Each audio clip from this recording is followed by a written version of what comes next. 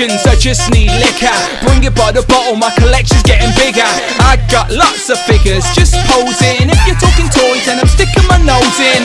Two groups, talking the new scoops. You could say we're army building, cause we're calling in the troops. If you join the members club, then join us on the show. What toys you're picking up? Look, we all wanna know. Don't care what you drink, it's only a gimmick. We're addicted to this, you should call up a clinic. Nostalgia driven, but it's a new tradition. We're talking toys for hours, but it's worth the listen, so listen up now. It's not that complicated. We like our figures articulated, community driven, so we're on to a winner. Let's start the show.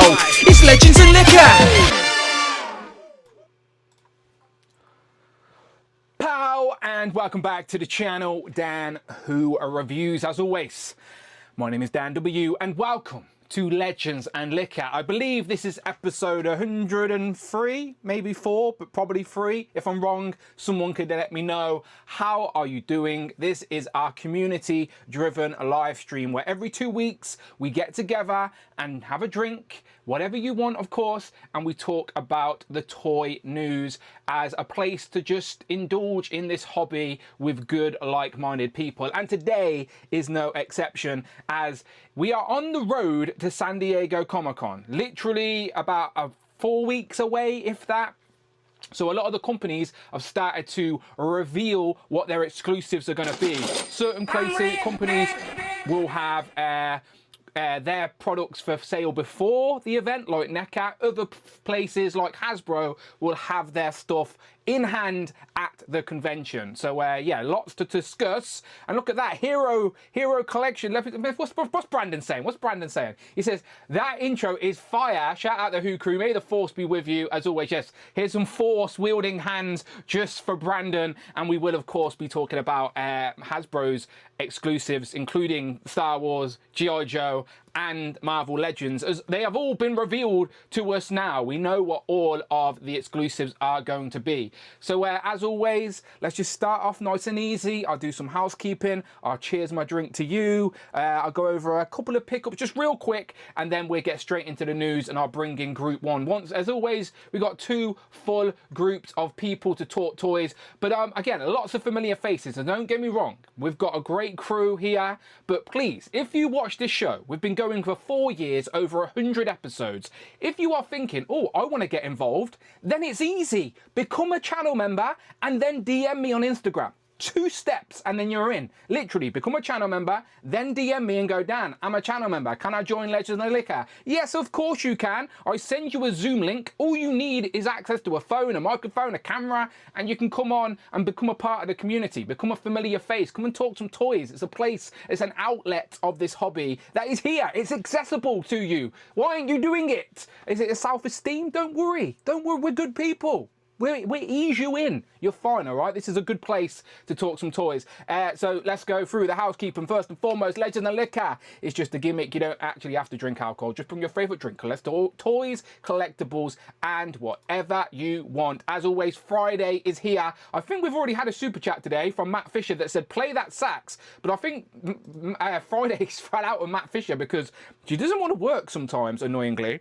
I apologise about that, Matt, but I see you and I appreciate you. But yes, Friday, if super chats and the Streamlab donation link. People don't know this, but YouTube literally take 30% of every single thing that goes through the channel, where the Streamlab donation link, it doesn't. So if you want to use that, the link is in the top of the description. It's all appreciated. It goes towards everything I do here. Hit that join button, like I was saying, become a channel member. Lots of different tiers to get involved with, whether you want to be on the bonus show every week or just here every other week. Members Club, of course. Please do get involved. And we will be racing some ducks a little bit later as well. Let me say hello to the chat, actually, first and foremost. I've got a poll right there. If you're watching on the replay, you can answer it after the fact in the comments below. The question is, who has the best San Diego Comic-Con 2025 exclusives so far? Okay, so a couple of companies, a couple of the big companies have now revealed what their exclusives are going to be. That's what we're going to discuss today. So I'm asking you, so far, which has the best for you? Of course, no right or wrong answer. This is personal opinion, each to their own and all of that. No answer is a wrong answer. 4 options: Hasbro, which include Marvel, Star Wars, G.I. Joe. You've got NECA, who revealed the turtle one, but there's also a few other things in there. Jada Toys, I know a lot of people were talking about them as well, revealing their sort of exclusives. We're going to be discussing them today as well. And then, of course, other, because there may be some others that I don't know about and you can educate on me on. So let me know what other exclusives have been revealed so far, and we can discuss them today on the stream. Educate me. I like discovering new things, and this is the great place to talk about it. So yeah, get involved on the poll right there, and if you're in the replay crew, let me know in the comments which of these companies are you most excited for their exclusives so far. 78% so far for Hasbro. That's Star Wars, Marvel, and G.I. Joe. And again, we'll be discussing that a little bit later. There's Matt Fisher's super chat. Again, don't know what's going on with Friday. I need someone test her again for me, please. We need to kick her into. Come on, Friday. Come on. Click. Work, love. And Brandon was in as well. Okay, cool. And also, I can see Justin in the chat. I dare Justin to rap his own theme song. I will send them a beat. I will ghostwrite for you, but let's get Justin recording his own theme song. We've got the community going on in there. Mark Tac is at the top with Damien second. Justin's in third. So we've got Tac, Damien, Space on the Shelf, Pete. We've got Kenny with the 3 lightning bolts, of course. Who else we got? Oh, I actually put a Superman in the thumbnail just for Kenny. That was a tribute to Kenny. I actually have no idea what that Superman was. I just seen it on Toy Ark, and I went, my good friend Kenny likes Superman. I'm going to add it to the thumbnail. So Kenny, that was for you, all right? That's a little deep cut for you. What else we got? Mark Tac become a channel member. He says, for me, it's classified Cold Sliver and Jada Street Fighter, but hats off to Brandon and the team for taking Black Series into the next level. Good. Yes, I told you Brandon being over there is only going to be a good thing to the community. Let him cook, all right? Let him cook. Things take time, don't they, all right? He's only been there a little bit, but let him cook. The man knows what he's doing. Who else we got? Let me shout some names. Jellyfigs. We've got Cloud. It started with the click Shelly. Ashaholic. We've got Pete in there as well. Space on the Shelf. Super Turk 5000. We've got Gregory. We've got Ben. We've got Phil Jones. Phil Jones, have you found that footage of Rich on that Welsh TV show? We need to find it to play it for the people. Matt's in there as well. How you doing, Matt? He says, can't wait for the stream. We are here. We have started. Who else we got? Eric's in there as well. He says, randomly, I was tempted to seek out the Hellfire Club Goon for my own Hellfire Hank today, but he is at least £40 a pop. I'll be passing. Eric, all I can do is apologise for inflating the aftermarket cost on the Hellfire Goon, because of course everybody needs a Hellfire Hank in their collection. It has nothing to do with the fact that the Hellfire Club is actually quite a popular team of villains within the X-Men community. That's nothing to do with it. It's Hellfire Hank which is raising those prices on the aftermarket. So all I can do is apologise. I have gave away multiple Hellfire Hanks on this channel on special occasions. Maybe I'll do Hellfire Hank. Maybe I'll give away the whole Who crew, all brand new mint and box, on when I hit 30,000 subscribers. I'm not that far away. I'm hoping I hit it during San Diego Comic-Con time. That gives me a month or so to gain 200 subs. Maybe for 3,000 subscribers, I will give away a Hellfire Hank to a channel member, of course, all right? Get involved. You've got to support the channel, and I'll support you right back, all right? So don't be shy, Eric. Don't be shy, all right? There's a join button somewhere on the screen. Who else we got? Gary's Grail says, Happy Father's Day. Yes, Happy Father's Day to all the fathers, and then Happy Sunday to everybody who's not a father, because I don't want to discriminate. I have no children that I know of. I have a dog though, but I don't think biologically we are related. But I have adopted him. He's my own. So there's actually 3 dogs in my house today because we're dog sitting. Maybe I'll show you my our friend's dog later. His name's Bear. He's tiny. He's tiny. But yes, Happy Father's Day to the fathers out there.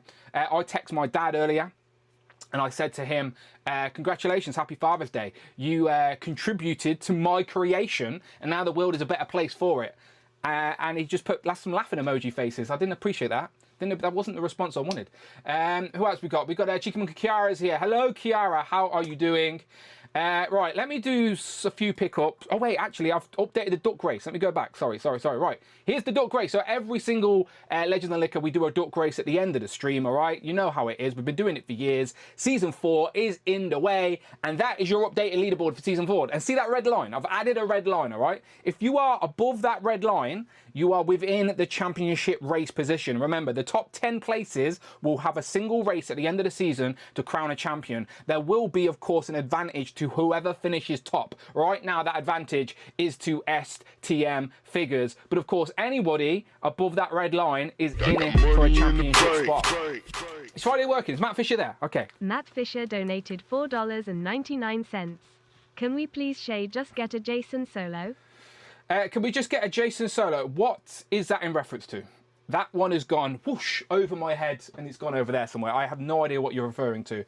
Can we please just get a Jason Solo? Is that a Star Wars character? I'm assuming so because of the Solo name. Maybe our friend Brandon is lurking in the background and he can catch that one that flew over my head, because yes, I'm unfamiliar with that character, but I'm assuming they are somehow related to Han Solo. That would be my best guess. But yeah, I'm unfamiliar. But anyway, thank you very much, Matt Fisher. Friday is working. I appreciate that. Thank you so much, as always. Good to know she's working early on in the stream. It just makes me feel better. Rowdy Rolls is there as well. Hello, Rowdy Rolls. Hello, how are you doing? Welcome here. Anyways, there's my duck race leaderboard. We'll be racing some ducks later on today, as we always do. Remember, in this toy community, the originator of the duck race is right here, right? Not Geek Dad Life. I know you, Jay, right? I don't get the credit I deserve for bringing this to the toy community. Duck races started right here. What am I doing? Right, a few pickups. Let me put these down a sec. Over on my YouTube channel right now, I posted a review yesterday, and in my review I tried to give a little bit of background and a little bit of a few details. Where is it? There it is. Spider-Man 77.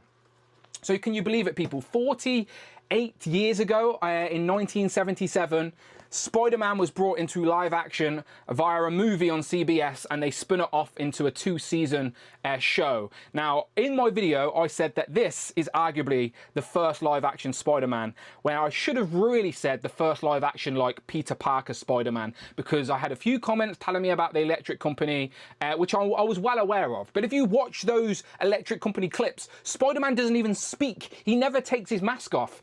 This Nicholas Hammond is your first pure representation of Peter Parker and Spider-Man on live action. Yes, I acknowledge those the Electric Company shorts. They're only 5 minutes, but he doesn't speak and he never takes his mask off. All right, so the Nicholas Hammond is our first portrayal of a live action Peter Parker, and now we have it in action figure form. It is a straight up repaint, by the way, of the Japanese Spider-Man, but again, they were both late 70s. Literally a year after this, it was the Japanese Spider-Man debuting over on the other side of the world. So yeah, it's nice to have this, what it represents, isn't it? Like for me, you know, my favourite Spider-Man is the 90s animated series. I was very happy to add that to my collection. So I'm sure there's people that are a little bit older than me where this is their first introduction to Spider-Man, whether it was from watching it on TV or a VHS tape, or they got introduced to it by family members and parents, brothers, whatever it is. So now you can add your Nicholas Hammond Spider-Man, and he comes with a piece of string. Again, I know there's, you know what one half of YouTube is like. One half of YouTube will see the glass half empty and be like, I can't believe they added a piece of string. How dare they? Where's the value? Look, watch the show. It makes sense, all right? It makes sense. It's just a little gimmick. Don't take it too serious, people, all right? It's a toy. It comes with a piece of string because in the show, he just literally threw string at people. He hardly web crawled, honestly. Rowdy Rice says, went to my first Toy Con yesterday. Got some gets. Yeah, Toy Cons are fun. I enjoy them the most because you are surrounded with like-minded people. There is like no judgment about collecting toys. It's like everybody is there, but unfortunately everyone's also an expert. So when you know the value of things, other people usually know the value of things as well, and it's sometimes actually harder to get a good deal at a toy show than it is at another place. But yeah, toy shows are very fun. They don't happen too often in the UK. There's like 4 good ones a year, and they're hit and miss. So I think our next one is in September. So yeah, we'll be going. Yeah. Anyway, yes, it comes with a piece of string, all right, people. So you can be a grumpy bastard about it if you want and moan, why are they giving us a piece of string, all right? If you know the context, it's a nice little packing. Like it is what it is. Honestly, people are so damn serious when it comes to Marvel Legends. But I've done a review and a little bit of the history as well. If you are curious to see some scenes from the show, I even give you the context of the effects and stuff like that. So go and check out my review on the channel. In regards to other pickups, Marvel Legends related, this has finally got here. Angel is not due for us in the UK until the 1st of July. So I'm still a couple of weeks away from adding Angel. UK distribution is terrible at the minute, really slow. We are literally like 6 to 8 weeks behind on every Marvel Legends release. So yeah, UK distribution a little bit shit. Don't listen to the rumors that I get everything first. Not always the case. So yeah, this has only just got here. Angel not due until the 1st of July. Of course, I already showed you Spider-Man 77. The only Spider-Man I brought from this Gamerverse wave. You know I don't really care for the Gamerverse stuff, but I'm putting this into a comic display. This Ghost Spider, or Spider Spirit, yeah, Spirit Spider, he looks exactly how he does in the comics. And I've always been saying our mystical section on the shelf, you know, like the Midnight Suns and the Doctor Strange sort of rogues gallery, that type of world. I know he's not a Doctor Strange rogue, but you know what I mean, like that darker side of the Marvel palette, that's where I'm going to put him. Works as a comic display, not a problem at all. And then of course Jada toys. Who doesn't love them? I love them. Tell you what else is great. Tony the Tiger, he is here. Frosties was genuinely, well, you call them Frosted Flakes, right? In the UK these were called Frosties, okay? So if you're a UK guy or girl, these are Frosties, but in the US they call them Frosted Flakes. Sometimes in America they need to literally explain what things are, but we just call them Frosties. So yes, Tony the Tiger is one of those mascots that Jada have made that I'm actually like super familiar with. So of course I picked him up, and he looks glorious. He looks great. So yes, there you go, Frosty. I love that it's in a cereal box as well.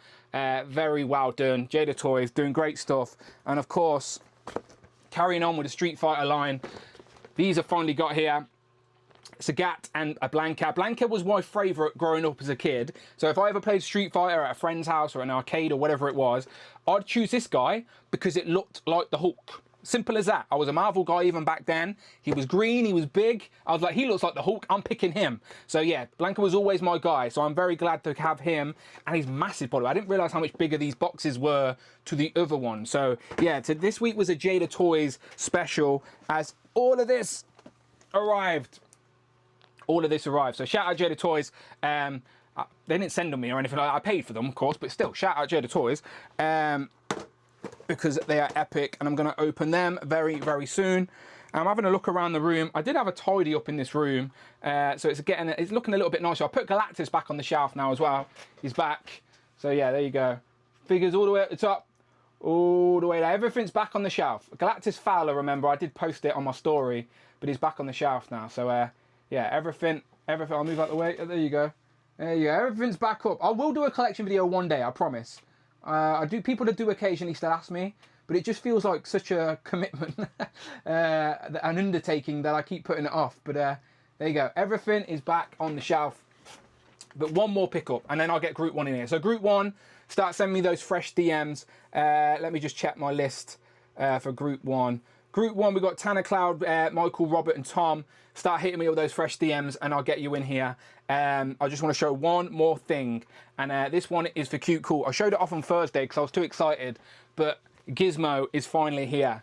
This is a 1-to-1 scale prop replica of Gizmo from Trick or Treat Studios, from the new batch, technically, Gremlins 2. They did all of the little Gremlins, the Mogwais from the second movie. I only went for Gizmo because I wanted to get it in hand first, but having this in hand does make me want to get the rest. He's articulated, like his ears move, like he looks shocked and surprised. He can articulate the head, like literally. Put those ears back down. His arms have articulation. He's all furry. His legs have articulation. You can get him sitting down. Honestly, he is so cute, and I loved Gremlins growing up. So I'm very happy to have this 1-to-1 scale actual Gizmo. Like, this is what Gizmo would have been like if I had found him in an old antique shop, right? So I need to follow the 3 rules. I don't feed him after midnight. I do not get him wet. And I don't put him near sunlight. Luckily for him, the blinds are always shut in this room. So yes, I think he should be safe. But shout out Cute Cool, who showed these off on a stream not long ago. And if you're even thinking about it, you will not be disappointed. Honestly, I was very, very impressed with Gizmo. So there you go. I do have a lot of the NECA Gremlin stuff as well. I just haven't got them on display yet. But Gizmo is absolutely going to find a place to stay in this room. Right now, he's just going to sit. He's just going to sit up there with the Pokemon. But there we go. All right. Cheeky Monkey says, "Oh, Gizmo, I thought they were cute, fluffy pets until Jade, me, and me watched the film. Yeah, as long as you follow the rules, Kiara, you should. They are cute little pets. Some of them are little bastards, but they come in all different personalities, of course. But Gizmo was one of the good guys, and he knew how to follow the rules. So I think if you had Gizmo and you just kept him away from those the water and just didn't feed him, and your clock didn't break, I think you'd be good. Even though the rules of Gremlins always like." They're it's confusing, isn't it? Because let's be honest, if you're on a plane and the clock's like the time zone changes, does that mean he can eat again? Do you know, like the time zone thing has always been like, well, if he got on a plane and come to the UK, then which time zone are the Gremlins locked to? Or does it change depending on where they are around the world? Did they ever? They never explained that, did they? So yeah, I'm always curious of the Gremlins lore. They need. I don't know why it's been so long without a third Gremlins movie. They tried to do an animated show, didn't they? But I think that got pulled as well. They just need to make a new Gremlins film and bring it back to like Gremlins 1 vibe. Do you know, like horror but fun? You know, like a little bit of comedy but still got horror vibes. Gremlins 2 was wacky, and I fondly remember it. But if they were going to bring it back, I don't need it to be that wacky, all right? We don't need it Love and Thunder wacky. You know what I mean? Like don't. No, thank you. Okay, let me go to the chat.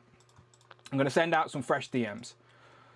Right, there we go. Let's go to my Instagram, all right? Again, this is how easy it is, by the way. If you become a channel member on this channel at the Members Club tier and you want to be on this show, literally all you have to do is have an Instagram account and DM me and I will send you the link, which is what I'm doing right now to Group 1. So we've got Tom. Oops. I'm going to just refresh the page. Cloud. Michael, Tanner, and Robert. 1, 2, 3, 4, 5. All right, beautiful, beautiful. Links have been sent out to Group 1. So let me just get my graphics up for today. I've only prepared a few things, but again, I don't mind giving them a little preview. So of course, the 3 companies that I have mentioned on the thumbnail and on the title of this video are Hasbro, NECA and Jada Toys, all right? So I've made 3 slides for each one of them. So we've got all the NECA exclusives that have been revealed. The Turtles, we've got the Bride of Frankenstein Glow in the Dark. We've got Chucky at the beach. For some reason, Chucky went to the beach with the Turtles. And then we've got the Tiki Trick-or-Treater Kid. We also have the Jada Toys exclusives to talk about. They've only officially revealed the 2 teasers, but then there has been leaks of how they are going to be released in those sort of deluxe packs with these like player 2/player 3 variants, but we will discuss later on. And then of course Hasbro, the 3 big ones. I guess you could argue Transformers is also a big one, but I'm not sure if they've announced what their exclusive is yet. If they have, you can let me know. But Marvel Legends, we've got the Savage Land Snap 3-pack. We've got the Cold Sliver box set from G.I. Joe. And we've got the Star Wars Black Series. There's no price just yet confirmed for the Black Series set of Cold Sliver. But we know the Star Wars set is going to be £109.99. And the Marvel Legends 3-pack is £89.99. So basically £110 for Star Wars and £90 for Marvel Legends. So I think the G.I. Joe one is going to be even more than both of them. I think G.I. Joe, you're probably going to be 130. I'm going to take a guess at 4 figures, accessories, and they're making a big deal about it as well at Con by having an actual Cold Sliver concert, ain't they? So yeah, what do you think the price is going to be for the G.I. Joe exclusive? Let me know some guesses in the comments and I'll read a couple out, but I'm going to guess around maybe 120, 125. Ashaholic straight away says Cold Sliver is going to be 200. Bloody hell, I hope not. I think I will tempted to get Cold Sliver at the right price. 200, I don't think I'd go for it. But yeah, my opinion on these is quite interesting. People are going to assume that I love those turtles and I can't wait to add those turtles. Even me, a Toon Turtle guy, looks at that set and goes, I don't really need that. Now, if only Michelangelo doesn't have a sculpted shirt, but he has the soft goods trousers. So if you take the soft goods shorts from Michelangelo, you've got the first fully pinless Toon Turtle, which is very appealing. However, the other 3 turtles all have sculpted shirts on with the soft goods shorts. So you could never have a fully pinless turtle with those three. So I don't know.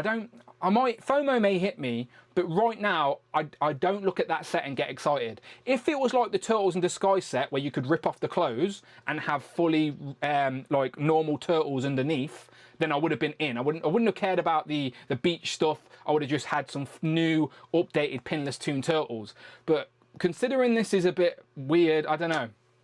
I also went through loads of footage from the show and I couldn't find them in these outfits, and I went through loads of beach. I went through beach references and everything. I tried to find some reference to these costumes and I couldn't do it. So if anyone else has, please send me some screenshots. I managed to find Leo at the beach, but that was about it. But anyway, let's get group one in here. Let me put these headphones on. Let's accept all these guys in.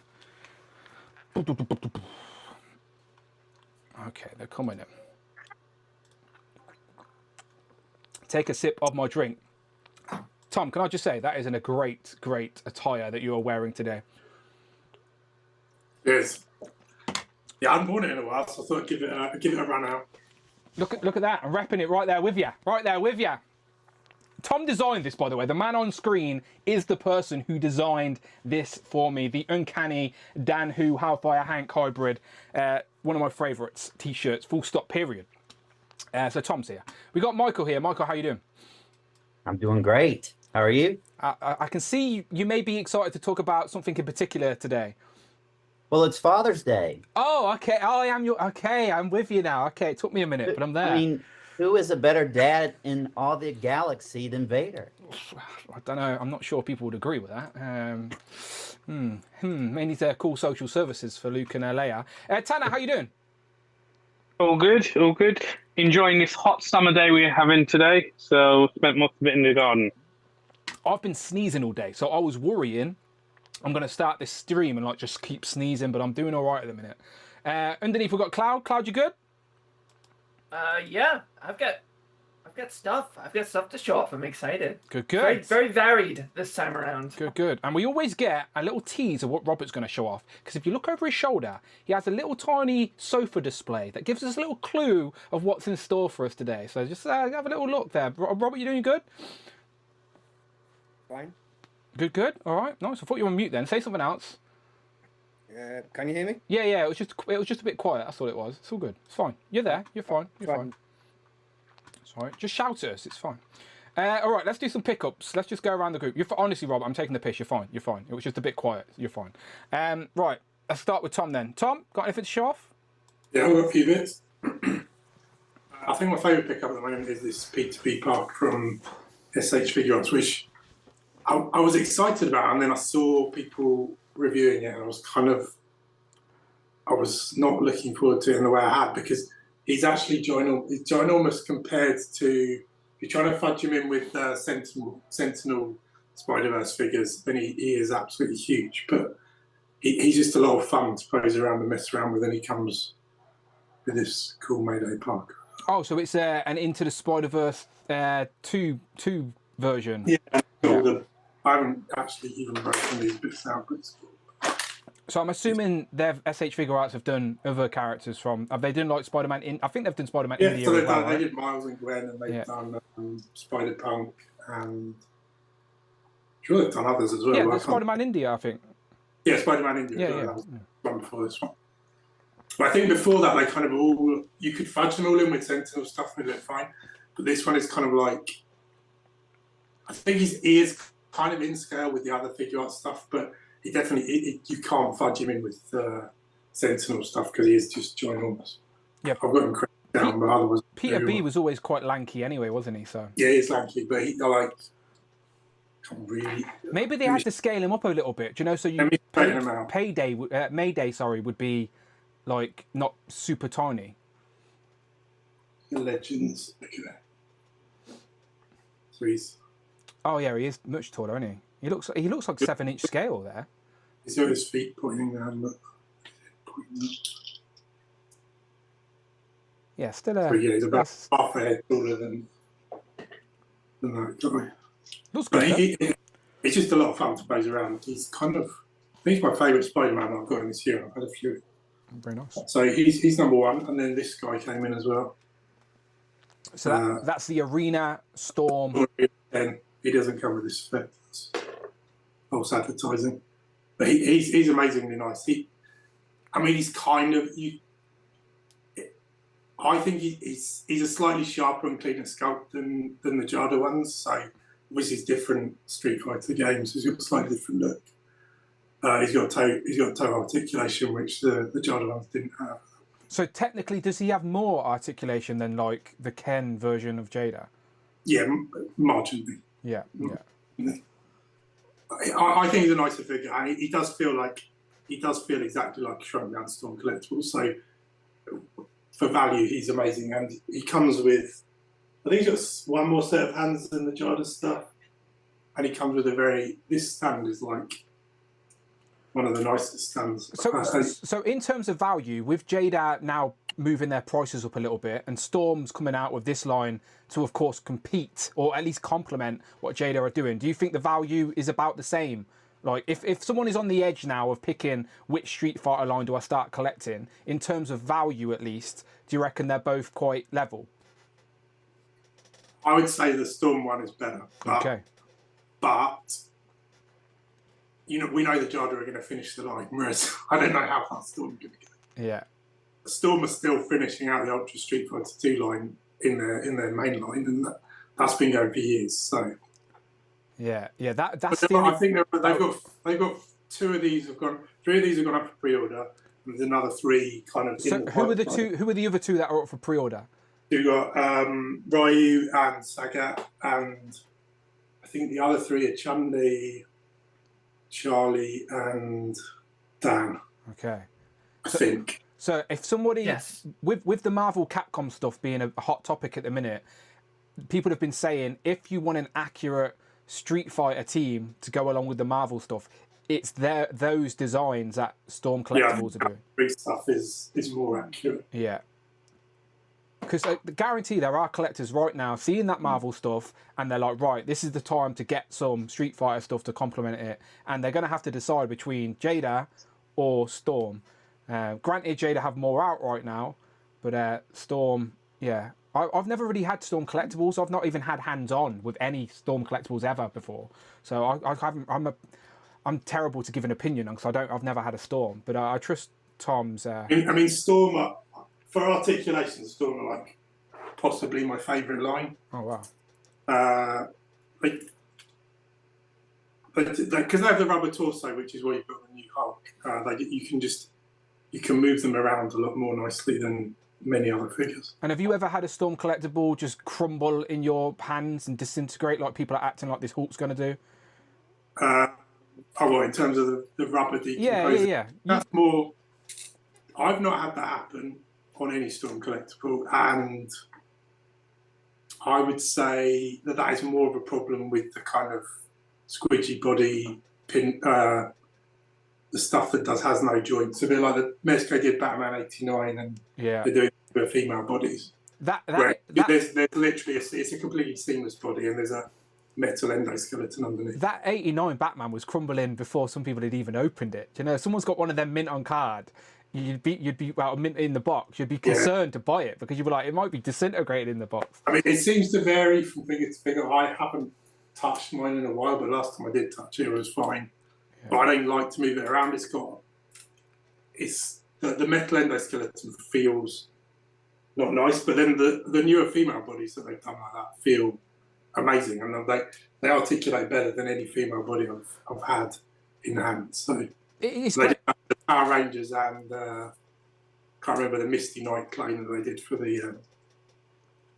I just think this is a win for the community anyway, with the Jada and the Storm and Mezco, whatever. Like as the man Beast Boy says in the chat, Jada versus Storm, we win.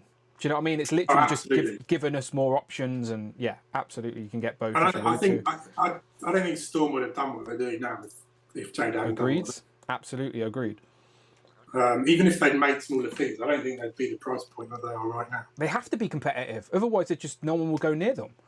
Exactly, and I think they're kind of like, what can we do to edge ourselves on Jada, where they've got the toe articulation, and then I think on the new Jadas that you've got in hand there, they've got top articulation now, so they're both pushing back against each other. And I think it's only win-win for all of us. Yeah, absolutely. This looks epic. I didn't realise how much bigger these were until you get them in hand. Like, but yeah, they look epic. So yeah, we all win. We all win. It's great for toy collectors in the gamerverse space right now for sure. Definitely. Any more? I've got these two, just quickly. Laura's great, and will pass. Okay. But as we said before, he already needs an upgrade. So yeah, it's disappointing. He still looks like it looked good on display, but yeah, he instantly needs the pinlessness.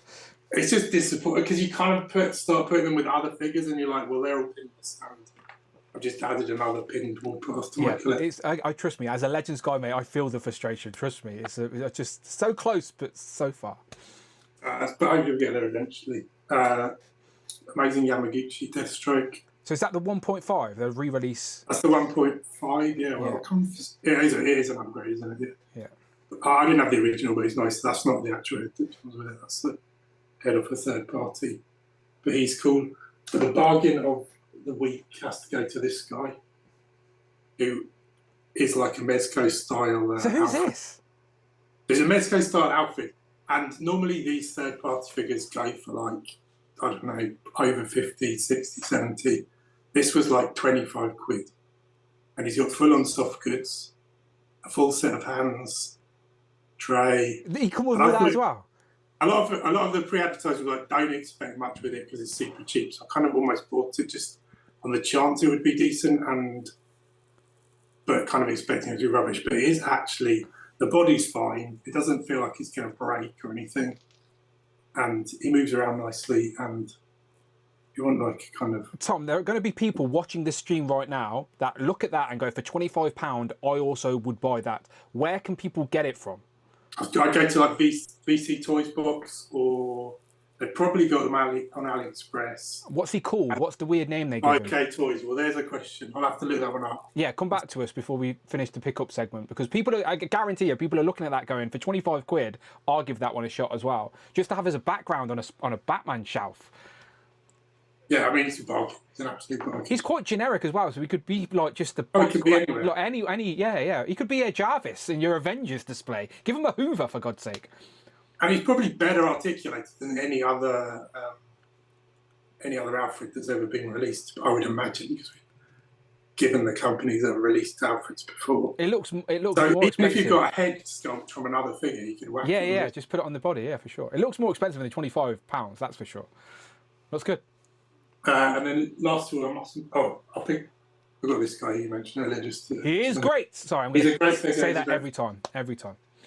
I forgot to do this last time. Just give him a shout out. My pal WhatsApp Danger, who if you know about Instagram, you'll know him because his work's amazing. He made me all this amazing cash here.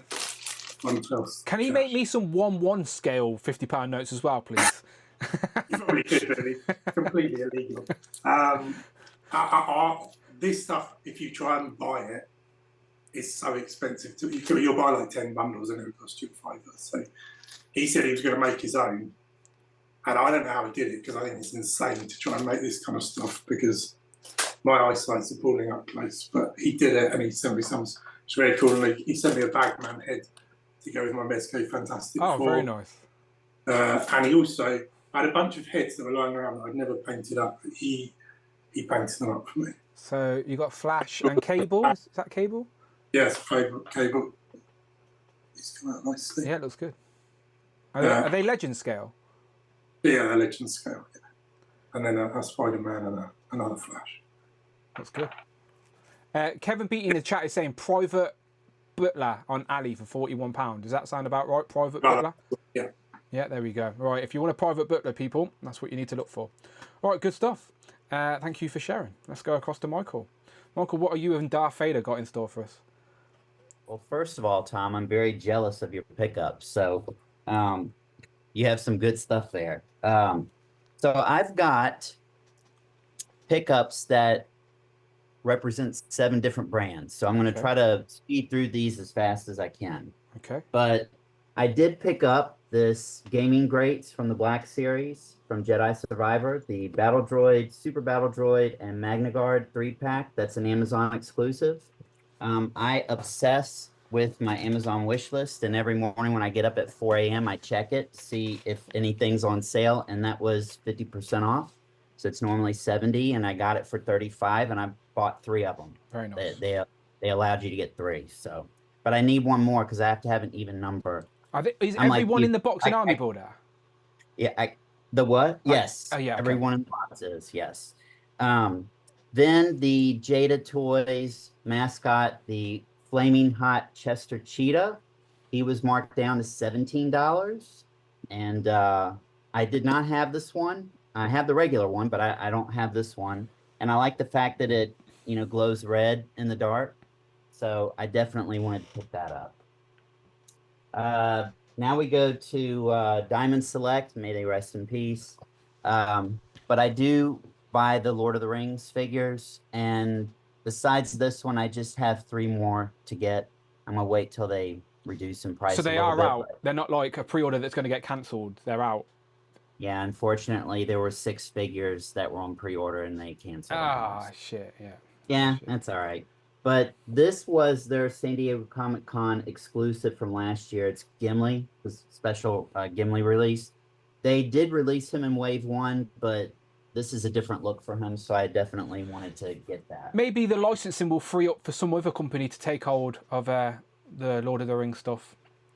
I hope so. I just hope that it's not Hasbro, because then I would really go broke. So, because if they did 6 inch of those, boy, would I be in trouble. It was Toy Biz that did the original ones, right? The what now? The original Lord of the Rings figures were Toy Biz. Toy Biz, that's correct. Yeah. And by the way, that set is normally $40, and they had it marked down to $30, and they did sell out. So I wanted to make sure I grabbed it. Then I got the Outriders 2-pack. These were marked down to $33, and I thought that was a really good deal, considering they are $50.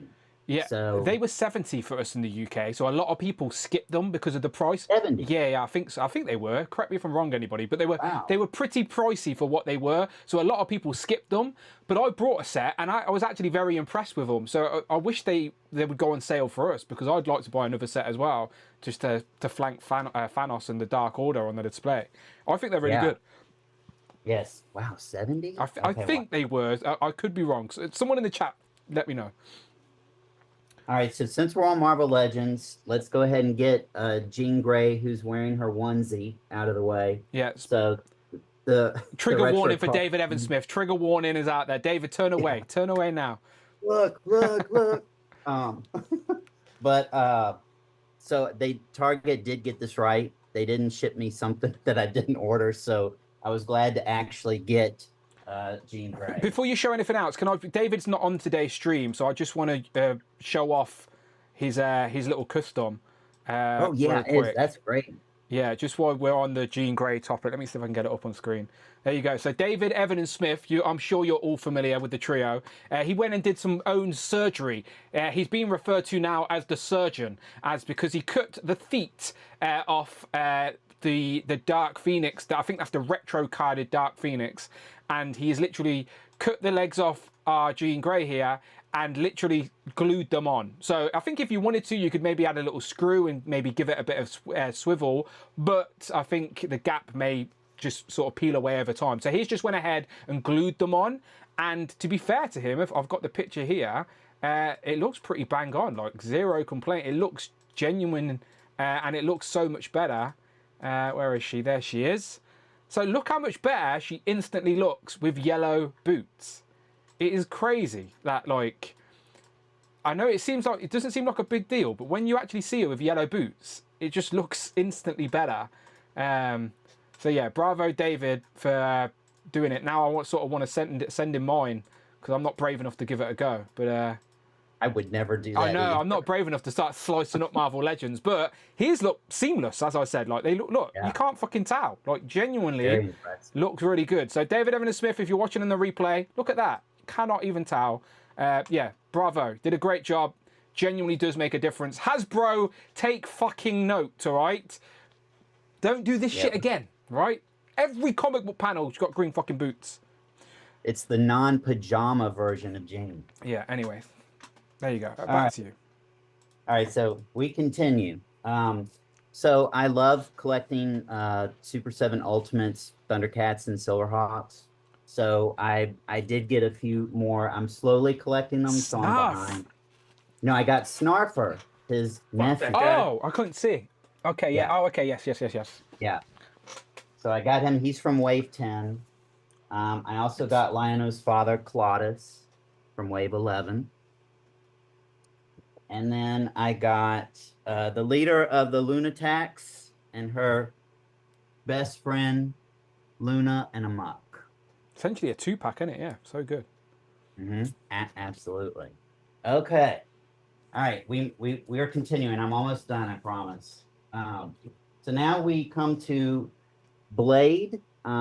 This is Blade from the original, or from the He-Man and the Masters of the Universe live-action film that's extremely corny, but this is from the Masterverse line. I got this from Big Bad Toy Store. The only Masterverse figure that I don't have is the Beast from the 1987 film. I don't know how I missed it, but that's the only one I'm missing, and he is extremely expensive. He's like $200 on eBay. Oh, like, I don't need him that bad. Is that just because distribution was like small quantity runs or something like that? Like, He went quick. Ah, okay. He went very, very quick.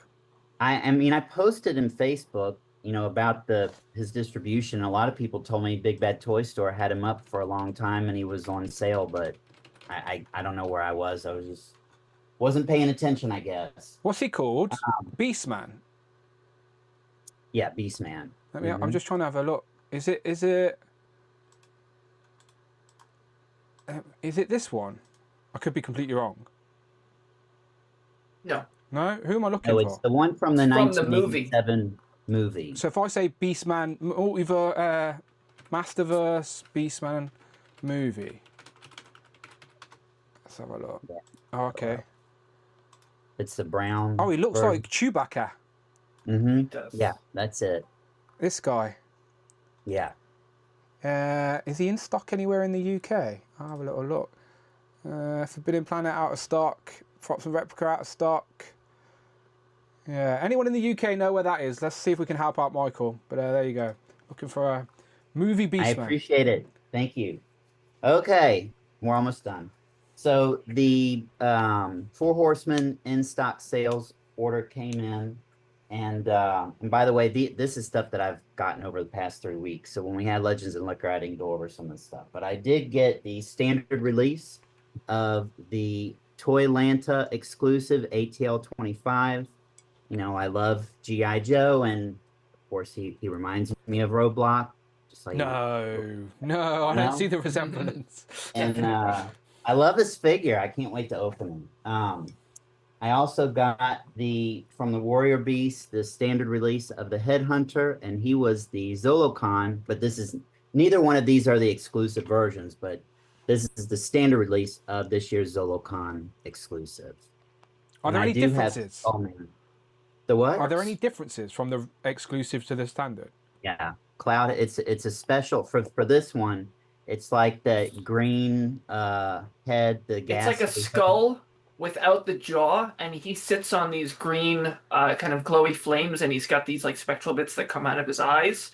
So that head was exclusive to the convention version, and then with the ATL, it was one of the armored heads, a riot shield, and then a stun baton were the exclusive parts. But other than that, and the packaging, the figures are identical. I don't mind that though for an exclusive, like just a few extra accessories, and it keeps that exclusive special then. Yeah, so yeah, I don't mind that. All right. And last but not least, my favorite that I got over the past 3 weeks, thanks to Cloud. So I'm wearing red in honor of this figure. It is Clavian. He's the first release that I have from the new All-Star 6 Wave. Cloud was very generous, shipped him to me, but I am going to name him Cinnabone because for cinnamon. And of course Cinnabon, that chain. but I can't wait to open him, and he will be with me as a guest on the next Legends and Liquor. So it's I'll like a have red him- red skeleton in armor. Yep. Yes. There we go. So thank you, Cloud. I was so excited to My get pleasure. him. I appreciate it. Sorry it took me so long to get off my ass and send him. That's it. It's no problem. And that concludes my pickups. Very nice. Good stuff. Good stuff all around. Tanner, over to you. Anything to show off? Yeah, I've got. I know last time I had literally nothing. This time I've got completely the opposite. So we've had the last two waves of the Turtles Masters of the Universe crossover. So I've got one of the waves here. One of the figures from the wave, Raphael. Rest of the wave is on there, so I got all of those.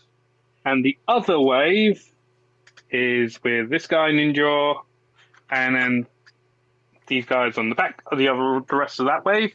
So now I think the line is officially over. I'm missing 2 figures from that particular whole line. And those are 2 deluxe figures, and that's the Snake Shredder and King His Foot Soldier. Okay. I've got both on pre-order through the whole shebang though, so I should have a complete line when they come in. Oh, very nice. Yeah, so next we're on the Transformers crossover. We got the Sonic the Hedgehog Oh, 2-pack. I So did that. so did I. They just turned up. So the transformation is a little bit awkward, but once you get them transformed, they look quite nice in their vehicle mode to go with So the I'm rest of the assuming that vehicles. I have. Sonic and it transforms to like a Sonic and Knuckles tribute or something. Red. Sonic and Tails. Oh, okay. I just So said, this is Tails is plain. I only said Knuckles because it's red rather than Orange. Yeah. Okay.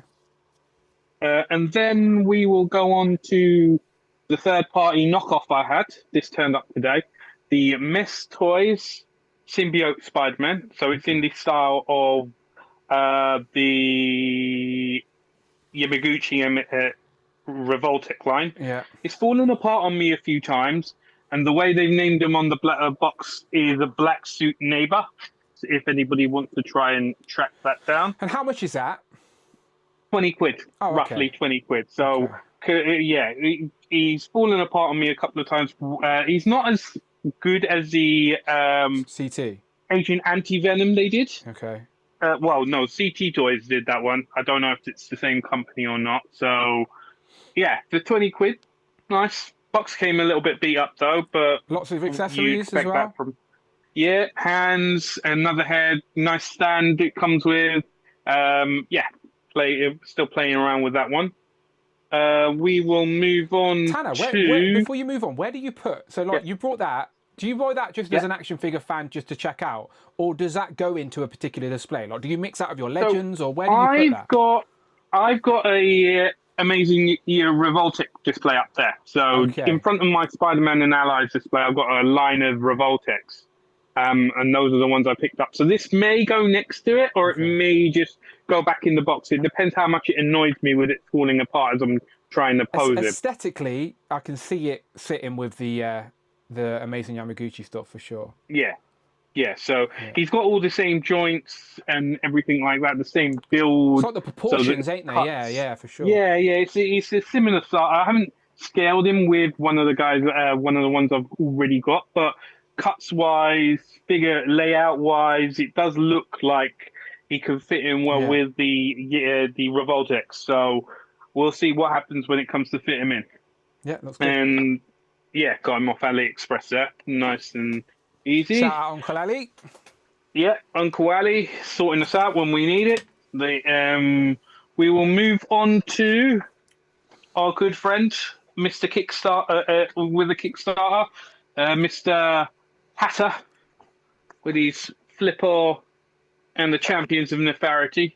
So I've actually got Flipper in there with his stuff. Did you end up messaging him about your ones? I don't want to be one of those annoying YouTubers that like messages him going, I'm missing pieces, but I am missing the flip hand. So I do I genuinely wanted to pose him with his middle finger up because that's the whole point is flip already. So I pre-ordered it with him in the window to get the extra hands, but they're not in the box anywhere. So, but they should be up here with a whole bunch of little baggies. I've got them. I've got the baggies. It's just got the flipping hands are not there.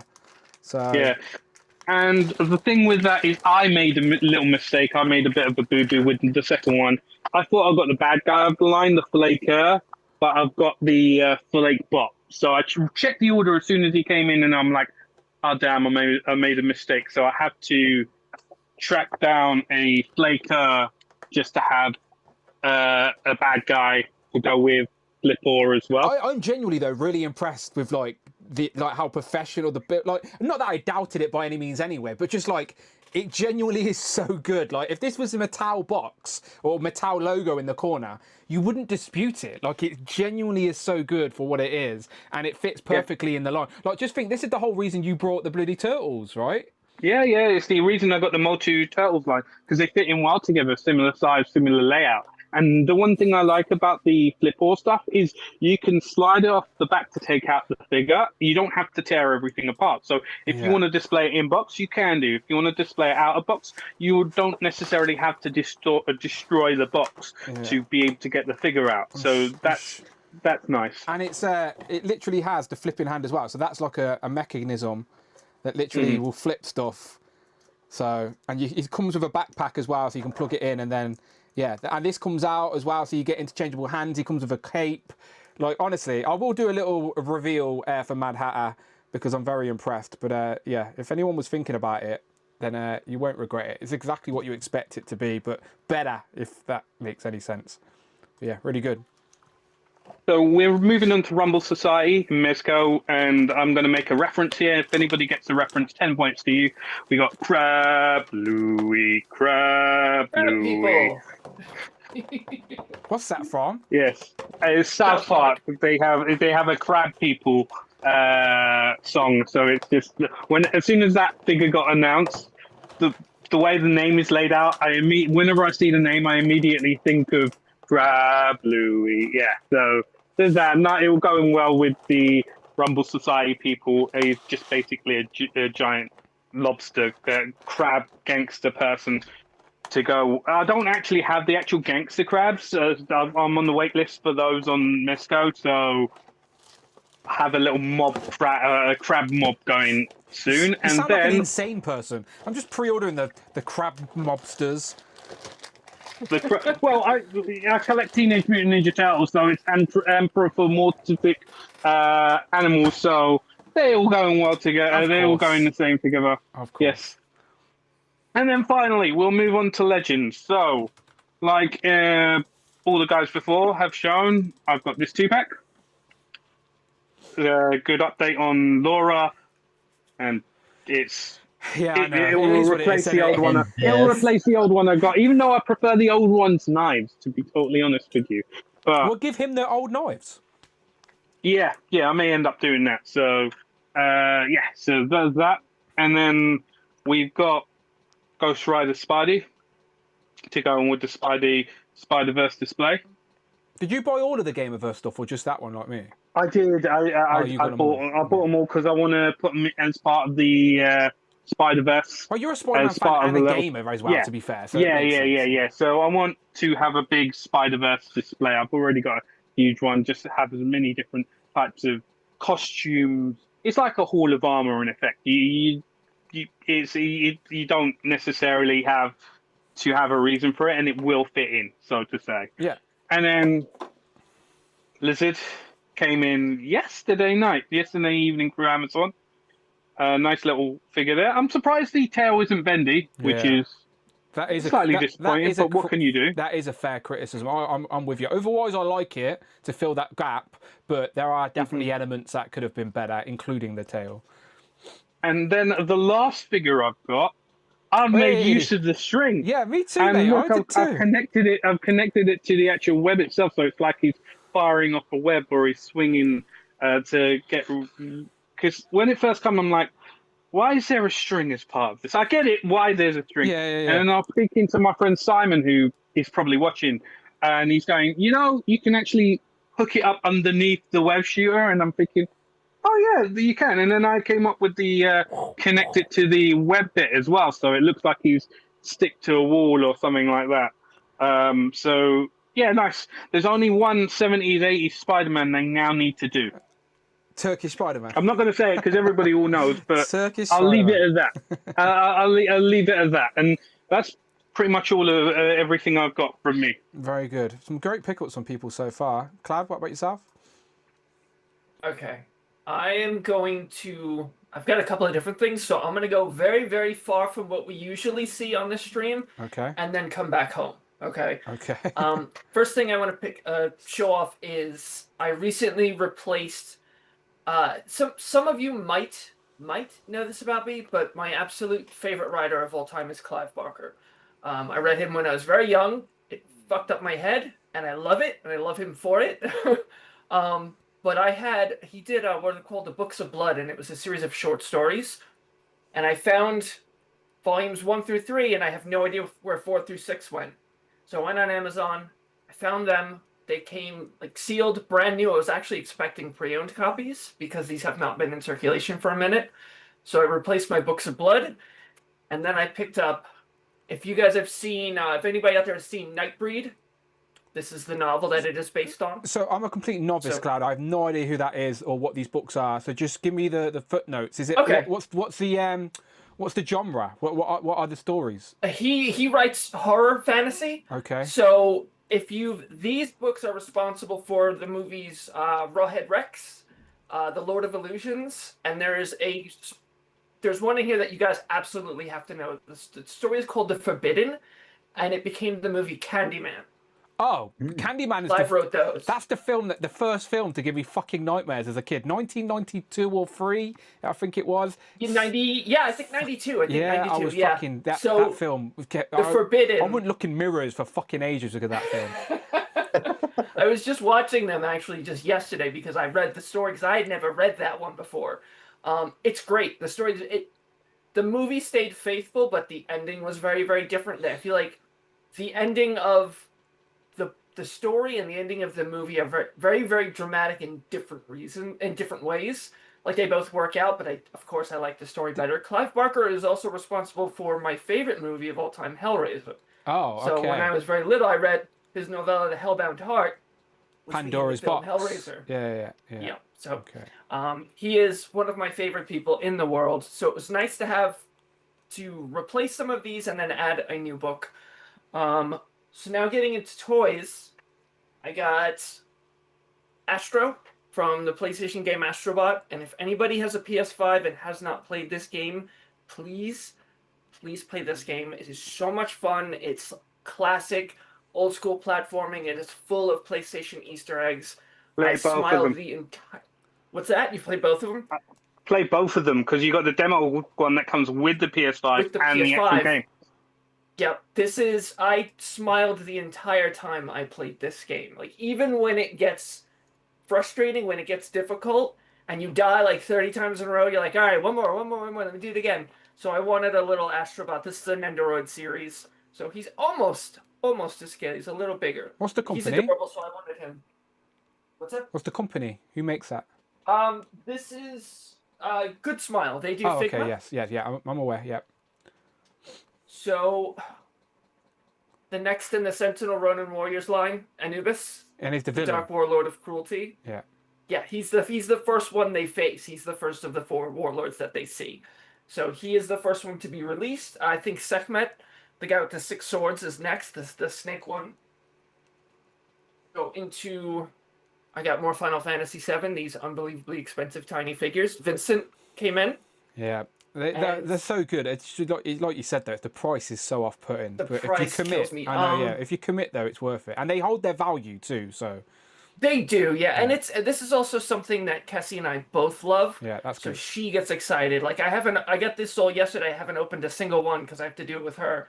We also got Kate Sith with his fat Moogle. There you go. And that's the box. That's massive. Gigantic. Yeah. I'm very excited to see how big he is. We will come back around to. I was just opening these. We got Blanca and Sagat, and he's been standing like this on my desk since I kind of stood him down. And then the last one again to bring it home, Daken came in. So I shipped my big bad toy store pile of loot because I'm not expecting anything until like mid to late July, and I had only until like the beginning of July before I had to ship Anubis. So I was like, screw it, I'll just ship everything. I was excited for the Final Fantasy figures. So it's been a week of fun deliveries between the books. I have coming Tuesday the box from Hellraiser, the one they did for the recent movie. Well, I think it was 2022. I have a replica of that coming. Did you watch the So I will be remake taking- of Candyman? The modern one? Yeah, it's not a remake. Ah. It's a sequel. So it's actually a direct sequel to the first one. In the first one, there was the little Oh baby shit! No, that you're goes right. No, missing. no, you're right. You're right. Because I've seen it and I just forgot. But yeah, no, you're right. You're right. Yeah, that's him all Because they grown up refer now, to the and he- old story and they go back to the blocks. Yep. Yeah. I'm with you. I'm with you. So I just watched it for the second time last night. That's something else I need to put on DVD. Have I've got NECA everything Clive Barker. Have NECA made a Candyman? I'm sure. I've like an ultimate Candyman. Oh, I know. Not one of not one of their 8-inch soft goods versions. Like a proper Ultimates Candyman. I don't know. I feel Somebody like would know I better than need. me because I feel like I need one. Do you know, like to just finally get over my childhood fear, and now as an get adult, over it, yeah. face it on the shelf and be like, I'm no longer scared of you, and then turn the lights off and run out my room. So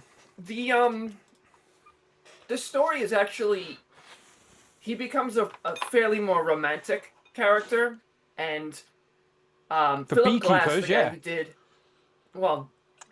Philip Glass, the guy that did the score, thought they were doing a very artistic rendition of the story, The Forbidden, and they kind of turned it into a slasher, and he wasn't very happy that his music was kind of misinterpreted because he wrote it to be this very deeply romantic kind of character that he is in the book. So I feel like if you could like get an audiobook or something, or have somebody just run through the story, Yeah. you'd feel a little less creeped out by him Okay. because he even says like, be my victim, and she's like, no, and he's like, okay, I won't force you.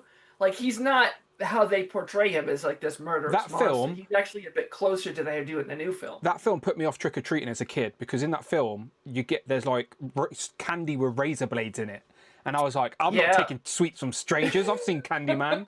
Fucking, I'm not choking on a razor blade. Fuck that. Before we move on, in the chat, Ashaholic, Street Fighter figures, I got mine through Big Bad Toy Store. They're both still showing pre-order status, so I guess they got a shipment of them and not the shipment. Greg, yes, I know about the new Ronin Warriors anime. I think it's a reboot. It's scheduled for January of next year. And Jamie says they have the 8-inch Candyman. Okay. Thank you for looking, Jamie. And in regards to your Marvel Legend pickup, that wave, that mini comics wave, is still not due in the UK until like the 8th of July. So we're still. I saw these Yeah, in a Target. My Yeah. Target never has anything. I almost picked up Banshee. They had everybody but Dakin and Warlock, which I had. But they had the rest of the wave. They had Rom. They had Banshee in there. I was tempted because I haven't picked up Still not I've here. gone to a store and found something and picked it up off the shelf in like a long time. Yeah, still not here. Robert, over to you, my friend. Excuse me. Right. I actually watched Candyman last night. Actually, Oh, there you go. That was good timing. Yeah. NECA. I don't know if NECA's done Candyman, but they're the company that NECA was before. Movie Maniacs. Yeah, they did the statue type vibe though. Yeah. I've actually got that one. It's got a good likeness to Tony Todd. Yeah. But anyway, on to me pickups. I picked up Spider-Man 77. Now, did you watch this when you were younger? Like, Yes, yes. I actually remember it being broadcast in, I think it was on Friday night on ITV. So it was on it because I wasn't sure. I didn't want to say it in my video because I knew people would correct me. But like, I never remember it being on TV, so I didn't know if it was or wasn't. It was, but I think ITV showed it, but I think they showed it after the 2 seasons, so it was like 1 season. Does that make Okay. sense? Yeah, they made like mini movie 2-parters turned into like VHS movies. I remember the Incredible Hulk. I remember the Lou Ferrigno Hulk on our TV. I don't ever remember seeing that Spider-Man. Yeah, the Spider-Man was definitely on TV, and the 2-part story episodes that were made into a film, they were put on BBC Two loads of times, like when I was growing A up. family member had a VHS of Spider-Man, and it must have been that when I was younger, but I didn't put 2 and 2 together.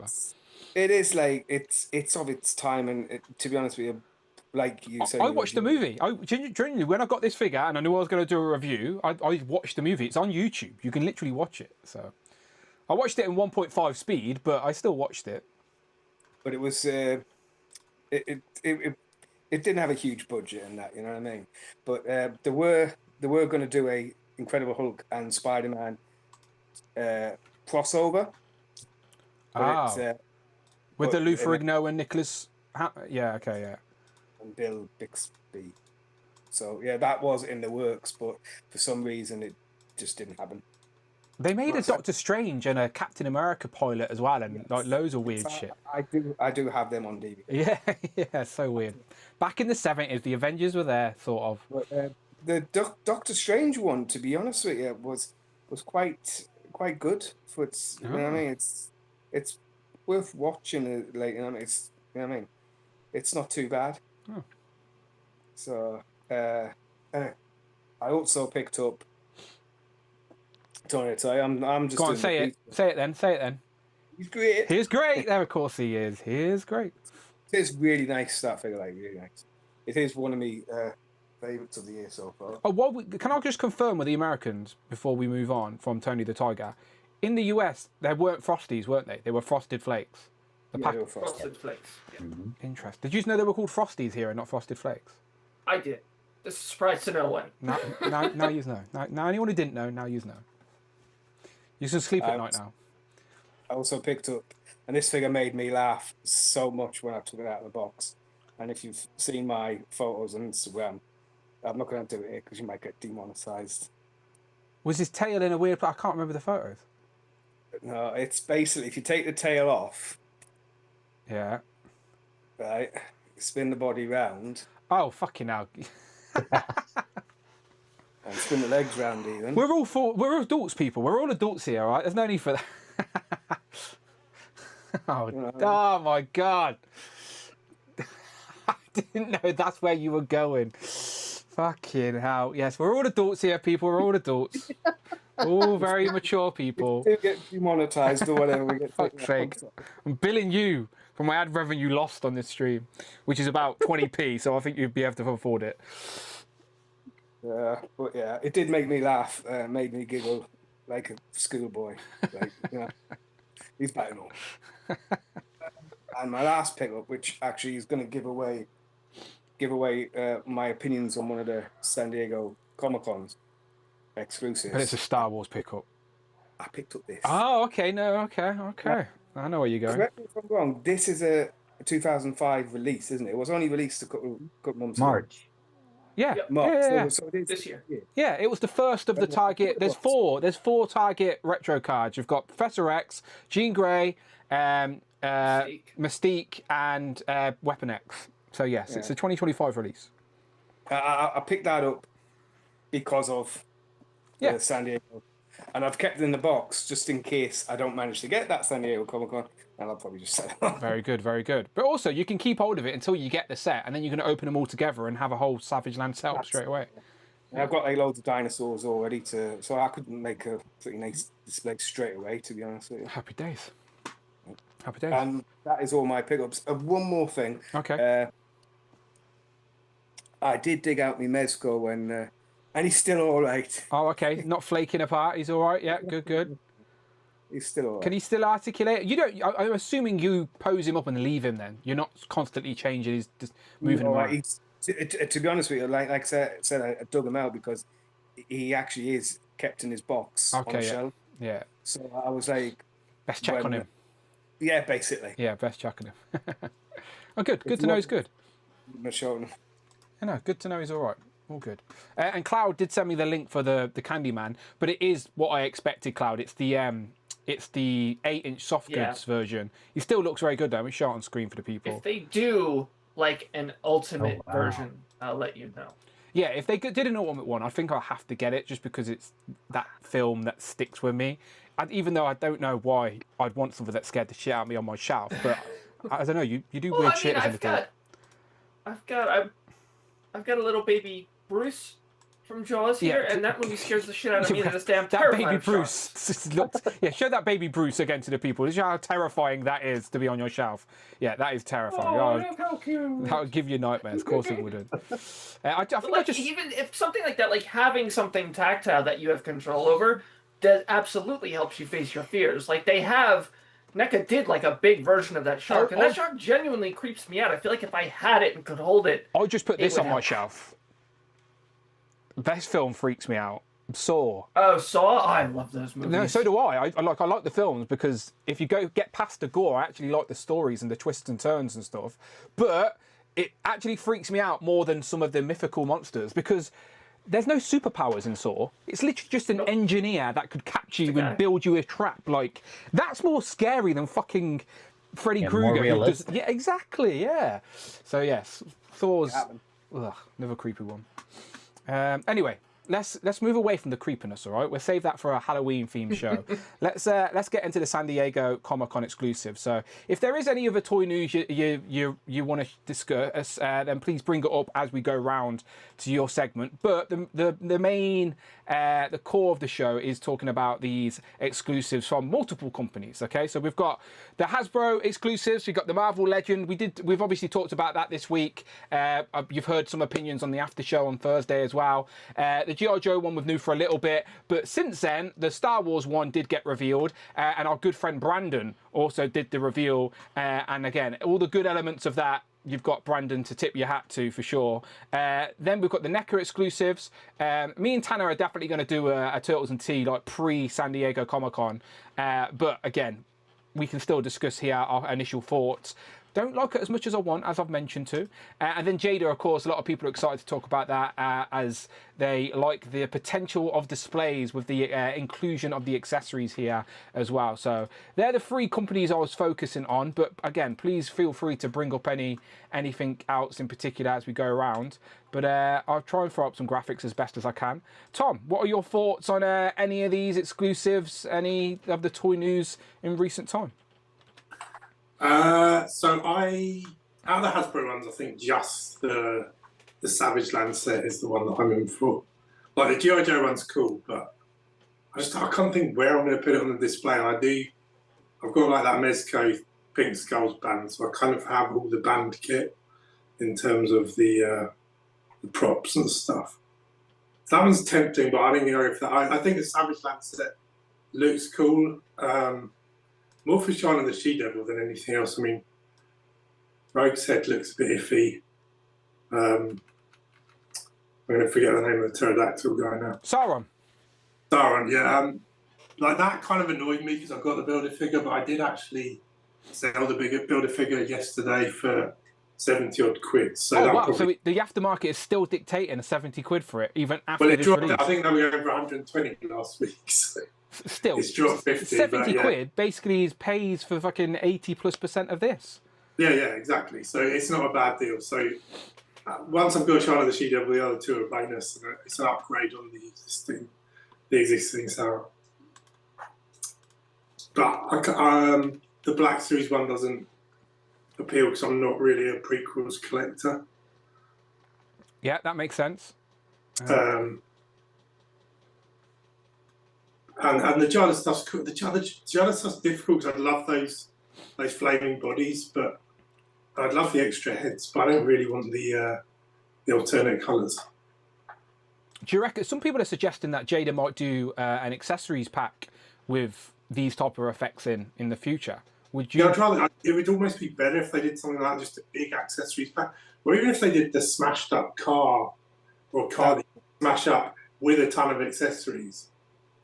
Jada, do you know how to make a car or two? They do indeed. Yeah. Oh, it's just, I suppose it's like how you do a 1/12 car at a decent price. And whether that would be wrapped up in the license fee for Street Fighter is then going to bump it up a bit. But that would be my idea with a few of these extras chucked in. Maybe they don't have to license it Street Fighter and they just release a Jada car that looks like... It would be a very specific make and a very specific... Yeah. It matches up. So I don't know if Capcom would be too happy about dodging that. So I don't know, it's just a generic car that breaks when you punch it. Yeah, no, it's interesting. Do you like any of the colorways I've chose? I think that's player 2 and that's player 3, but I could be wrong. I'm one of those people, if I'm playing Street Fighter or any fighting game, I just like the classic colours. Yeah. Because that is the kind of iconic look. So I've never Like if I play with my kids, it'll be like jazzing up all the colours all over the place, and I'm like, "What are you doing? Just play the classic colours." But that maybe that's just me. Yeah, I've never been a big fan of the secondary colours. Well, yeah, I think only people with older siblings will be nostalgic to the different colours, because they would have had to been the ones to play in the alternative colours. If someone else was always picking the same character in player one. So yeah, it'd be I'm interested to hear if anyone is has any attachment to these particular colorways, because we already know these figures are great, but I'm avoiding any of the alternate colours. I'm like you, I'm just sticking to the main line, main looks. But these still look great for what they are, and they're the only way you're going to be able to get these accurate accessories, and they both come with heads for the player one versions as well. So yeah, it's where we could. I mean, whether we could get those accessories and then sell the rest off for a reasonable price. Literally six. What is that? 6.5? Yeah, 6 heads. Crazy. Yeah, good stuff. Anything from the NECA world? Turtles. Like, we used to stress about the turtle exclusives. We had a little Instagram group just for the NECA reveals, just so we could be like, right, who's ready? Is everyone ready? Order it. I'm at work. Someone help me. But now we none of us seem to care. They're so easy to get in the end. Yeah. But yeah, I'm not really doing the Teen Turtles anymore, so yeah, that's not something that would appeal to me. And the rest is nothing I collect. So yeah, I'm good on the rest of NECA. And NECA haven't revealed anything yet, so I think otherwise there's nothing really else going on. When do Mezco start to reveal their exclusive stuff? I think they've got their own con coming up in the next couple of weeks, so I guess it'll be then. Okay, all right. Well, we shall see. Michael, what about yourself when it comes to the Comic-Con stuff? Well, if you wouldn't mind, I'll talk about each of the 3 Hasbro ones, and then a couple of the other reveals in regards to those 3 lines. Okay. So, and I'll go in order. So my third favorite of the set is the Savage Land. And I never had that original Savage Land set, just because I thought that the figures in that set were very square and boxy, and it just didn't appeal to me. For the record, never available in the UK. The independents weren't existing at the time. Just never got it in the UK. Not at all. So I'm the same. Never had. That's why I'm so excited to get the trio. And like Shana's the one I want the most out of this set. Yeah. I mean, when I saw that, and I'm sure everyone thought this, when they released Kazar and Zabu in that wave, I mean, it was almost a given we were going to get it. Of course. And I had a sneaky suspicion it would be some type of an exclusive, because I couldn't see them putting her in the wave individually unless she was in that wave with the other 2. Yeah. But I'm really happy with this set. I don't mind having another Sauron, because he's in my top 5 favorite Marvel Legend Build-A-Figures of all time. So to get another one, perfectly fine with me. I'm not going to complain. And I love, just to add, I'm really loving this Gamerverse Autumn program that they have. Again, I know we've talked about it before, but it definitely took me by surprise, and I didn't think I would like the sets as much as I do. So Marvel Legends, in my opinion, they're doing fantastic with this release and the Gamerverse line. I'm excited for the next pre-order on Wednesday. Gamerverses are taking over. That's right. Now let's go to Classified. So Classified is my favorite line I collect right now. It is G.I. Joe June as well. Yo, Joe. Oh, yeah. And I tell you, I pre-ordered everything from this past week, including the police officer. You've heard me talk about this company before, but Pop Market. So Alliance Entertainment owns Pop Market and Deep Discount, and they have the police officer up for pre-order. So I pre-ordered them. I got 2 of them. And I don't know where else that has them up for pre-order, but I guess they snuck by and put the pre-order up. I was about to say, I'm looking here, and there's no policeman pre-order yet. Yeah, he's part of the Legacy collection, along with the Firefighter that's due next month. There's 2 Legacy figures that they're going to start releasing per year. They started last year with the 60th anniversary line, with the 4 first. They commemorate the first Joes that they ever released. But the Cold Slither, I love this 4-pack. I love, when I was doing Bring Toys to Work, one of my favorite things to do was to have my action figures reenact famous 80s music videos. And I do have a drum set and guitars and keyboard and all that, but they're not exactly to scale. They would be more to scale if the figures were, I would say, maybe 7-inch. But I love the fact that we're going to get instruments. That's what I love about this set the most. And of course, that episode is one of the ones that always sticks out to me from the 3rd season of G.I. Joe, which was back in 1985. So I'm very happy with that set. And I don't know if there was supposed to be a live stream this past week, and there was supposed to be something this week. So hopefully they still do that. I don't see any pre-order information on a Wednesday except, for classified from Entertainment Earth's Drop Zone, but it could mean that what they offer this week are exclusives. Michael, question. Before we move on from G.I. Joe, will we get the HasLab reveal at the end of June, or are we waiting until San Diego? On the 25th. So we will get the HasLab reveal on the 25th of June. Okay, cool. Good stuff. Yep. What do you think it is, real quick? This is Snowcat. Okay, all right. We shall find out. And Star Wars? Okay, so this was my favorite San Diego Comic-Con exclusive. And I tell you, when the Black Series line first started, although I'm an OT, original trilogy guy, I felt like the prequels and Clone Wars vastly ignored. And I knew when Brandon, started working for Hasbro, one of the things that he was really adamant about was we need to release prequel and Clone Wars figures. And I tell you, the Black Series line 2 years ago, I do a ranking of everything I currently collect and was at the bottom of the list. Last year, it went up to number 5. I collect 7 lines. It went up to number 5, and this year, I can't believe I'm saying this, but it's number 3. It beat Marvel Legends for me. Okay. And I think this offering for the exclusive is exquisite. It represents the prequel so well. It's the culmination of everything that they build up to. And but by the way, I'm going to try and get 2 of all of these. I try to get doubles of all the San Diego Comic-Con exclusives and keep them one net in the box. But, in addition to this set, showing Bear Safi and the Jedi Temple Guard, I couldn't be happier about that. But I'm going to go ahead and say, because I'm sure no one's going to talk about the Halloween figures. I was so excited to see those because, I love the holiday figures, and I don't think many people do, but I don't care. I'm loud and proud about it. And I'm definitely I'll get one of the Witch, but I want to get 4 of the Mummy. Oh, shit, the Witch as well. Yeah. I think they were brilliant. I love them. I just love that stuff so much. So, that's all I have to say.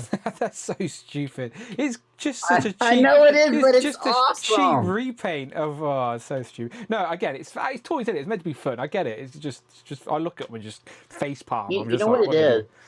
My mom loved decorating, and they remind me of something that she would have wanted to put up in the house. So I think that's probably why I love the Halloween and the holiday figures so much. They look like customs, Reminds don't me they? of her, Yeah, no, so, they look like Halloween. Like if someone took a box of Star Wars Black Series figures and customized them to be Halloween themed, that's what they look like. Like, yeah, I get the appeal. I do. For me, I'm just face palm. Well, no, most Who's people, this? I think, agree with you, but A I just turd? think That looks like a turd with 2 sweet corn With eyeballs. yeah, Trevor Short. Fuck yeah, it's a turd porg.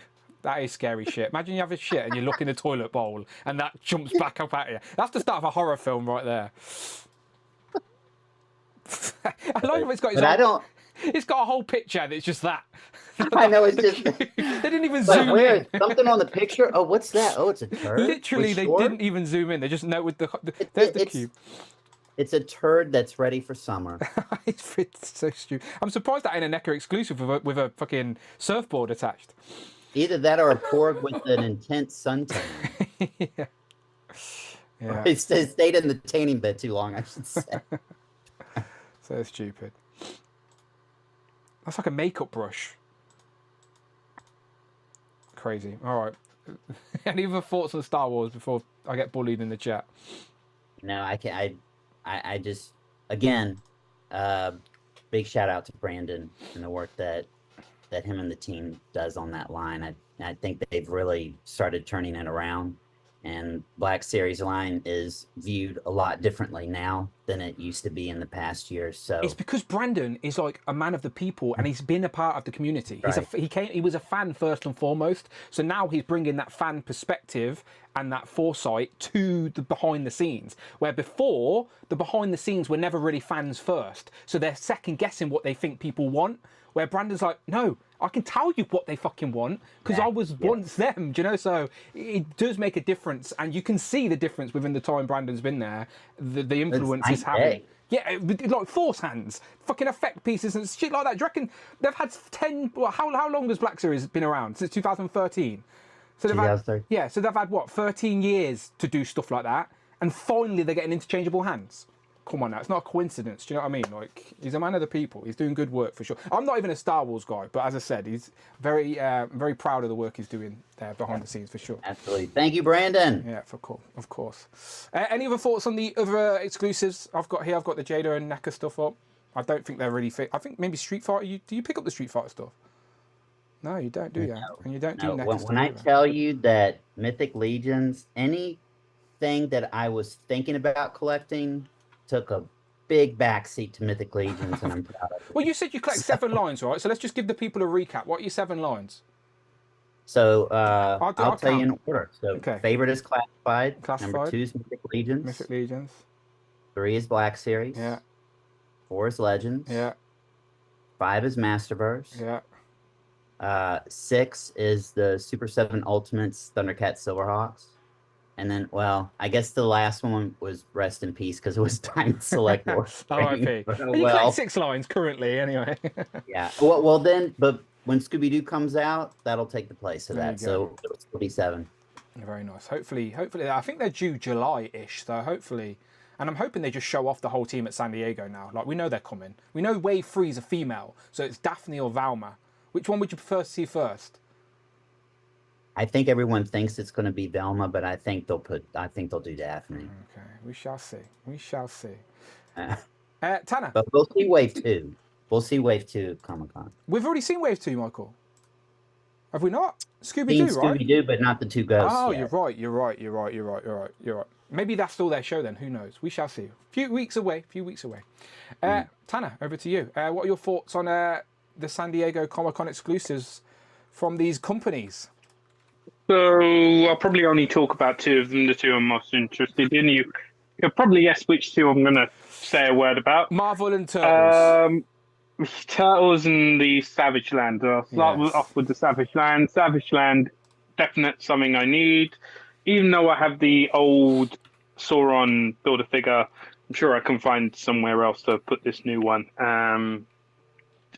In another displays, in another team or something. Shana needed, especially now with we've got Kazar and Zabu. You may as well complete the trio, and good way to do it. Kazar needs his wife. Exactly. And Rogue, everybody's been clamoring for a Savage Land Rogue. Even though there's been a bit of backlash about her face from what I've been seeing online, What are you on about? She's it's gorgeous. not that bad. You wouldn't kiss that face?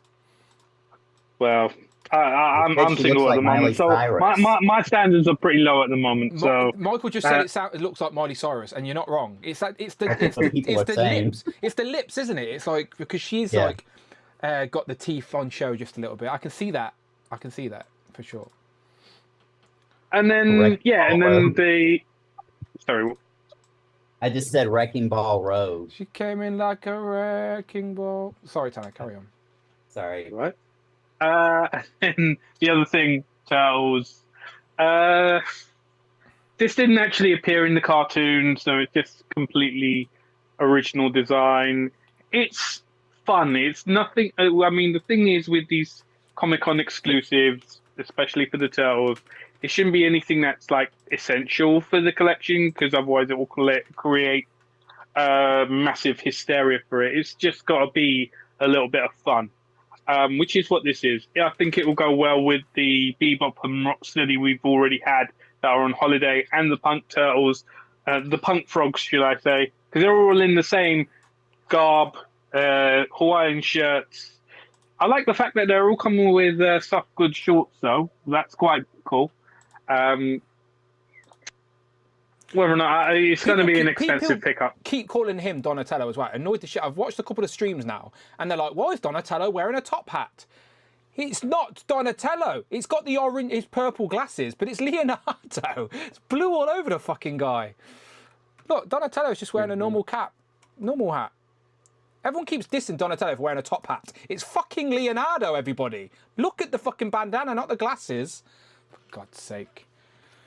Sorry, I've been. I like the dying to little say wave that. it comes with as well. I think that's a nice little display thing. They can all stand on the big surfboard together. How much, Tanner? What's going to put you off? Because I'm thinking, like, I may get this just for I think FOMO, it's going to be. I mean, I don't know. How much? I mean, the previous 4-packs have been 150. Previous 4-packs, including the the undesirables that came out this year, they were all 150. The fact that this comes with another box of stuff, I think it'll be around about the 175 mark. If it's above 200, that'll put me off, because that's just silly price then. However, with previous years, Turtles normally get 2 San Diego SDCC exclusive. So I have a sneaky feeling on Tuesday we may get another reveal for the, not necessarily a cartoon line, maybe a different line, but I have a sneaky feeling I think we're going to get another reveal. I think they've announced they're done. Because have they? Yeah, and that's why the dates went up and stuff. I think they've done with the reveals, because they numbered them. So there was the 4 reveals. So okay, I think I could be wrong then. Yeah. I'll still stick with what I'm saying, just in case, but I'll probably end up being wrong. Yeah, so for the record, anyone curious of the NECA exclusive, so that's all these 4 sets here. They are all going to be made available before San Diego Comic-Con this coming week. So literally from, Wednesday? Wednesday. Okay. And all of them move along an hour just to give people different times in case they've got work or they need to reschedule.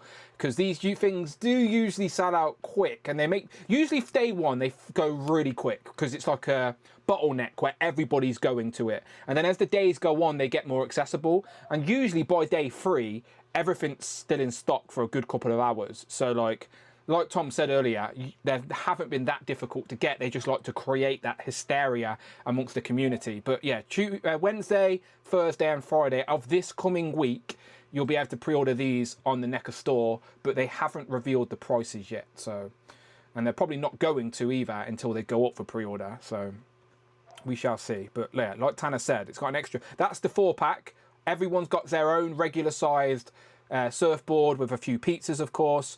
And then that's the thick box because it comes with these extra accessories. So I think like we may see these 4 in a separate pack down the line as a retail, but I'm more excited about the fact we could get pinless turtles. But I don't want double jointed as well. Yeah, double jointed pinless Toon Turtles. The face sculpts look great, but I don't want my mind's eye of my Toon Turtles are not wearing these Hawaiian shirts and stuff. So I want double jointed pinless Toon Turtles, but not in this attire. So hopefully that's a thing to come. If you can take those shorts off Michelangelo, he is going to be the only available completely pinless double jointed Toon Turtle representation. So yeah, again, you have Holiday Bebop and Rocksteady as well, don't you? Yeah, of course, yeah. But I remember the Punk Frog episodes very well because I had them on VHS, and those 2 are wearing those outfits in the Punk Frog episodes. So I have a familiarity with those. I have no familiarity with the turtles wearing top hats at the beach. I genuinely looked on the Toon Wikipedia, on the Toon Turtle Wikipedia. I was searching references for locations of episodes on the beach and summer and stuff like that, any summer themes, and I couldn't find any footage of these outfits. And I've not even seen pictures either. I don't think anyone can find them. So I'm not saying they don't look good, but I just don't feel like my collection would be missing anything if I didn't have them.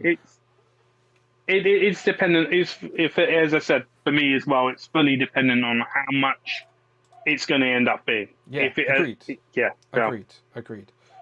Phil confirms Dan likes his turtles naked. I guess that's true.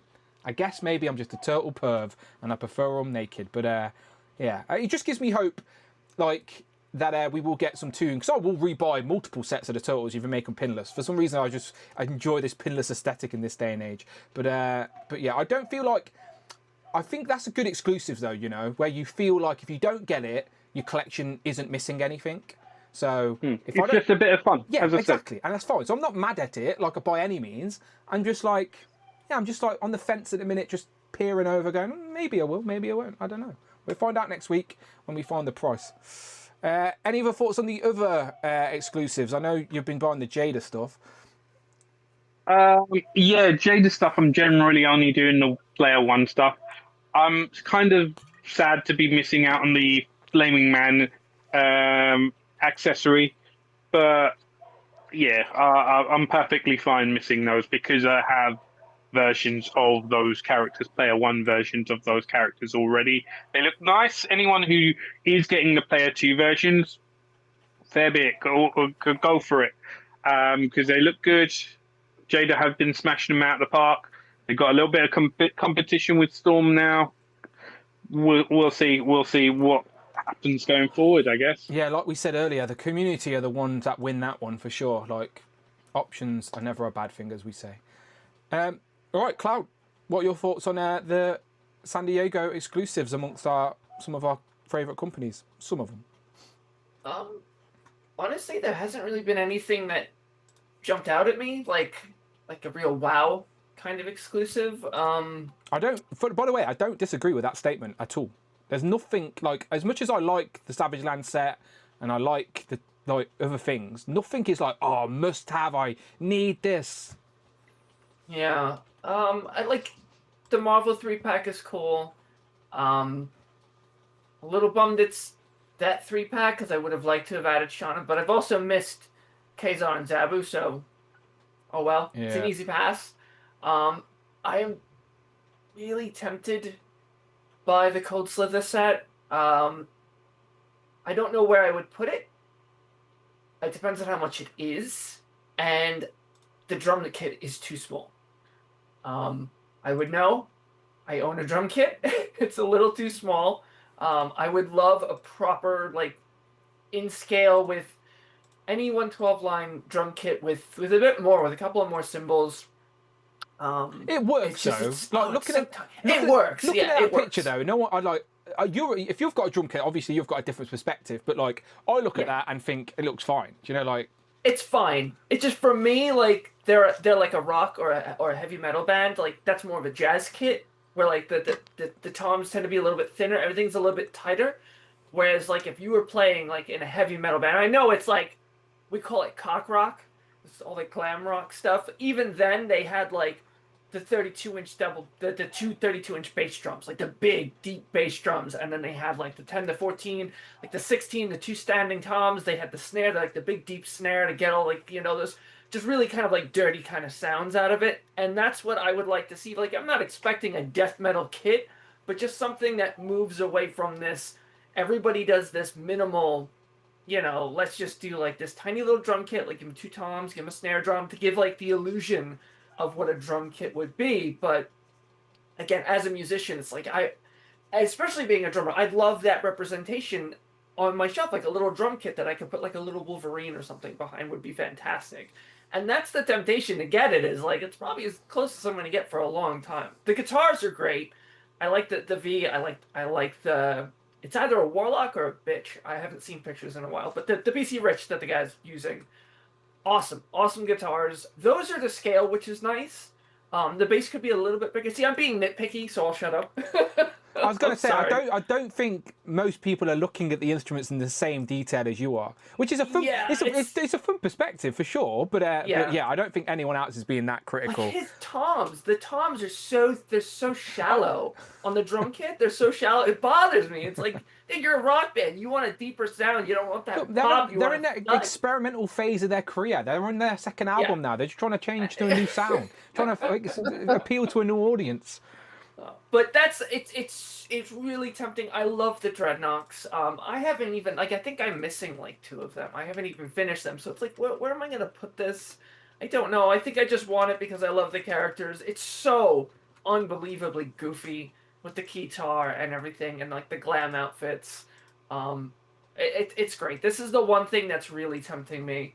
The only other thing that really caught my eye was the Jada Toys stuff.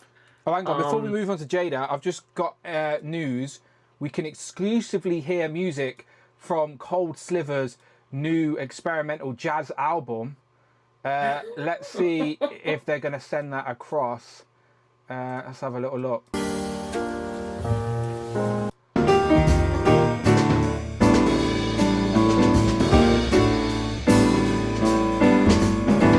I think that drum kit looks in perfect scale for this song. For this. In case that ain't copyright free. Don't want But Cold you see Sliver what coming I'm after me. saying? Like jazz has this like kind of lighter sound to it. It's like a rock band. You need that I get it. hit to it. I'm with you. You want to feel it here. Anyway, the Jada stuff. I know a lot of like these pictures are assumptions. Like it's this has not been confirmed. Oh, It's a okay. leak. Okay, so I know those have been. So these have been Yes. officially revealed. I'm well aware. Yes. But these up top, are these just someone's concept art that's been spread around the internet? These have not been confirmed. It's from a fairly reliable source. I first saw this on a Discord, on the Toy Migos Discord server. If anybody from the server is watching, hi. Toy Migos are thank you. mates with fucking Jada though, right? They get all the figures first. So that's why I'm like, all right, I think this is safe. It makes sense compared to like what their other exclusives have been. They tend to be like palette swaps. They tend to be very, very accessory heavy. Like the Evil Ryu, the Violent Ken, like they've got like Ken's got like the big oil drums that it can smash up. So it definitely is in line. So it's a safe bet. I'd like to see finished product, but the thing keeping me away from this is like a lot of people have said, player one, I've got my Dulcim, I've got my Bison, I've got my Sagat, my Ryu, and that's it. The thing that bugs me is including the standard heads, because they did this with Chun-Li as well. In the pink one, they gave the smiling head or whatever in the colors of like their first release. So you've got parts that you can kind of distribute to the other characters. I would love to see them, and somebody mentioned this earlier, to do like an accessory or a heads kit. Just like, all of those, like the extra, the Chun-Li, the Fei Long, the Dulcim, the Bison, like all these extra bits. If you want it, here's like just a giant bag o' head if you want to buy, if you want some extra head. And then, because some of them are cool, some of them I can live without, but like that Bison's got like a very sinister kind of like alternate head that I would love to put on my display one. It's not just his stoic or angry. Yeah, it's psychotic. options. And I always say options are a good thing. I always occasionally switch up the display and move things around. So I like it. I'm with you. I would like to have those options too. But it's. I want these for the accessories. I don't want them for the figures. Yeah. But it's honestly like you guys were just saying, it's a little bit of fun with a lot of these. It's not something you need for the collection, like with like the surfing turtles and stuff like that. Like, oh, this is kind of cool. This is how exclusives should be. It should not be Thanos and Psylocke. Fucking Target. Thank you, Michael. Do you know my what? God. I should bring this up while we're talking about bringing up Psylocke, So in the UK, this week, Amazon randomly put the Psylocke and Thanos pack up for half price on Amazon UK. Yeah, so it sold out quick, by the way. But literally, before it's even got in stock, it already went up for half price on Amazon UK. Because remember, we're in the UK, it's not an exclusive. So I sent you guys the link in the US chat thinking you could order off Amazon UK, like in the same way I order from Amazon US. But apparently you can't. So I was pretty disappointed for you.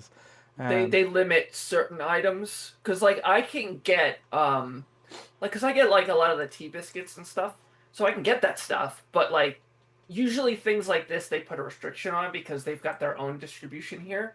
So yeah, something like that would they put a no on that. I have seen in hand pictures of that Psylocke. There's a review again. There's a review. The new she looks amazing. The new it's Australia is the new Canada. So last year Canada got all the figures first. This year, for whatever reason, Australia are getting all the figures first. So yeah, Australia is the go-to. But apparently, I'm still the market arm of Hasbro, and Hasbro are sending me shit for it. What the hell?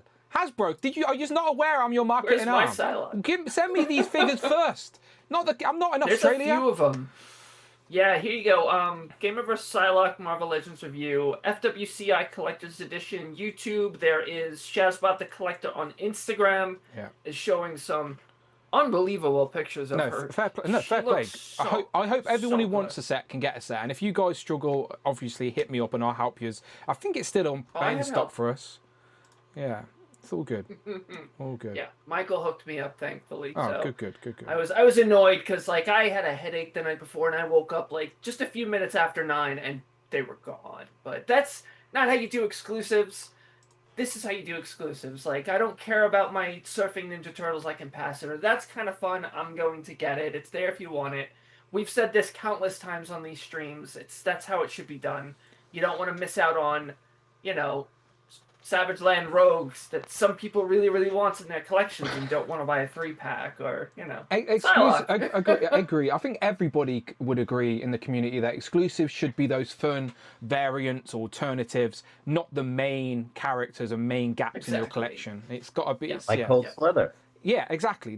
Exactly. An exclusive... the characters. Yeah, an exclusive shouldn't be essential purchasing for a collection because it's an exclusive. It's meant to be an option, an alternative for. Yeah. We're all on the same page for that. Robert, what does take your fancy out of all of these reveals? Well, obviously, I bought the Savage Land Professor X, so that like gives the game away there. I'm definitely in for the Snap Savage Land. Did you have Kazar and Zabu then as well? Yes. Yeah, I bought that full wave. So you would have been in for Shana. Anyway. Yeah, definitely. So are you happy with the packing that it's got? Yeah, because I don't have the Build-A-Figure Zoran and the Rogue. I think it's fine. You know what I mean? It's Rogue in a tattered Rogue costume that she's made into a bikini, which is the source material. So as soon as that was announced or the pictures, I was like, yeah, definitely in for that. And the price I think's fair as well, because it's 90 quid for 3 figures, and one of them's a bigger version, like a deluxe figure. So I think the price is fair. But as we said as well, the literally Sauron, the Build-A-Figure himself, was going for more than this whole pack cost on the aftermarket. So yeah, exactly. Yeah. So the Star Wars pack I like, but I think it might be just space and money. It's just I like it, but I'll probably give it a miss. The G.I. Joe, I think that's going to come out at least 150 quid, and that's an easy pass for me. The Jada stuff, I've always said I would only get the Player 1 outfits. Apart from Guile, I would have liked to have got Guile's Player 2 outfit. That was the only one I was going to make the exception for. But as of yet, I haven't seen that anywhere where I can purchase. Where was that an exclusive to in the US? It was some. I don't know if it was Comic-Con last year. No, it wasn't. It was like it was a about store. The blue Guile, yeah. Target. Was it? Oh, okay. Wasn't sure if it was a Ross exclusive because apparently those are things now. That's a McFarlane reference, but we're not giving McFarlane any attention on today's stream. So I would have liked that Guile Player 2 outfit, but the rest I'd probably give it a miss. Like, you know what I mean? So I'm only in for the Savage Land. Anything else not tempt you at all? Then you don't need If the price was different, is the price the only thing putting you off on the Star Wars set? Price and space. Oh, okay, fair enough. I mean, that looks like a big box, like the Savage Land pack. I'd be quite happy to open that and discard the box and get rid of it. But the Star Wars one, I think it's that nice. Like, even if you did open it, you'd probably keep the box to put it back in, if you know what I mean. Yeah, I like the display for it. It's a solid exclusive. It's almost a display in itself, to be honest with you. Mhm. Yeah, So solid. it's space and money basically. So I'll be just in for the Savage Land pack. I do like the Star Wars one. Yeah, I agree. No, I'm not even a big Star Wars guy, but even I look at that and go, "That's very impressive for what it represents." Do you know what I mean? It's like Michael said, it's the combination of the prequels led to this, and it's I just don't know where the birth where of Vader, isn't it? This battle essentially. I don't know where I would actually put it if I did buy that, because I've just like got rid of a load of boxes, like just 2 weeks ago. I've put all my Marvel, well, not all of them, but I've kept some of the boxes, some of the figures that's still in their boxes, but I have got rid of a load of boxes and put the figures into a tub, just to try and create some space. I've went to the skip twice this week already, trying to hammer away at my garage, because again, I didn't throw away a single box. I just throw them in the garage and be like, I'll deal with it later. Future problem for future Dan. The problem is I have become future Dan. Didn't realise that I was heading in that direction, and now I am faced with this problem of piles of boxes. Damn you, past Dan! You set me up for this. So I find it easier to get rid of the Marvel Legends boxes because I've bought so many figures unboxed to begin with off eBay. oh, Just okay, by cool. doing Yeah, that. yeah. So but then there's other lines like me Indiana Jones, which is I've bought all of them and they're all boxed. So like that would be a harder collection to actually get rid of. So this is the rule I'm trying to create myself, right? We're all collectors. We all create rules to break rules anyway. So I'm sure this will change. But I think everyone agrees when you've got an expensive figure like an import or something, you try and keep the box. So if I've got a figure that's like 70 plus, I'm going to keep the box. So all my S8 figure arts, Mayfexes, all the stuff like that, I'm going to keep the box. I'm going to tub them, pack them nicely, but I'm going to keep them. Everything under that, I am going to get rid of, like literally just recycle, back up and get rid of. But as I've mentioned in my little reel, I was saying that for me, as a toy collector, like the packaging is part of the toy experience. Like this is what I'm saying. So like I don't want to just get rid of everything. So in my mind, I'm gonna try and keep. I've got quite a few random mint on card things anyway. So I'm gonna like consciously just find one item from that particular packaging to be the representation that I keep mint on card. So like I'll keep a Marvel Legend in the old packaging as a representation of the whole fucking line, if you know what I mean. But can I ask you a question, Dan? Yes.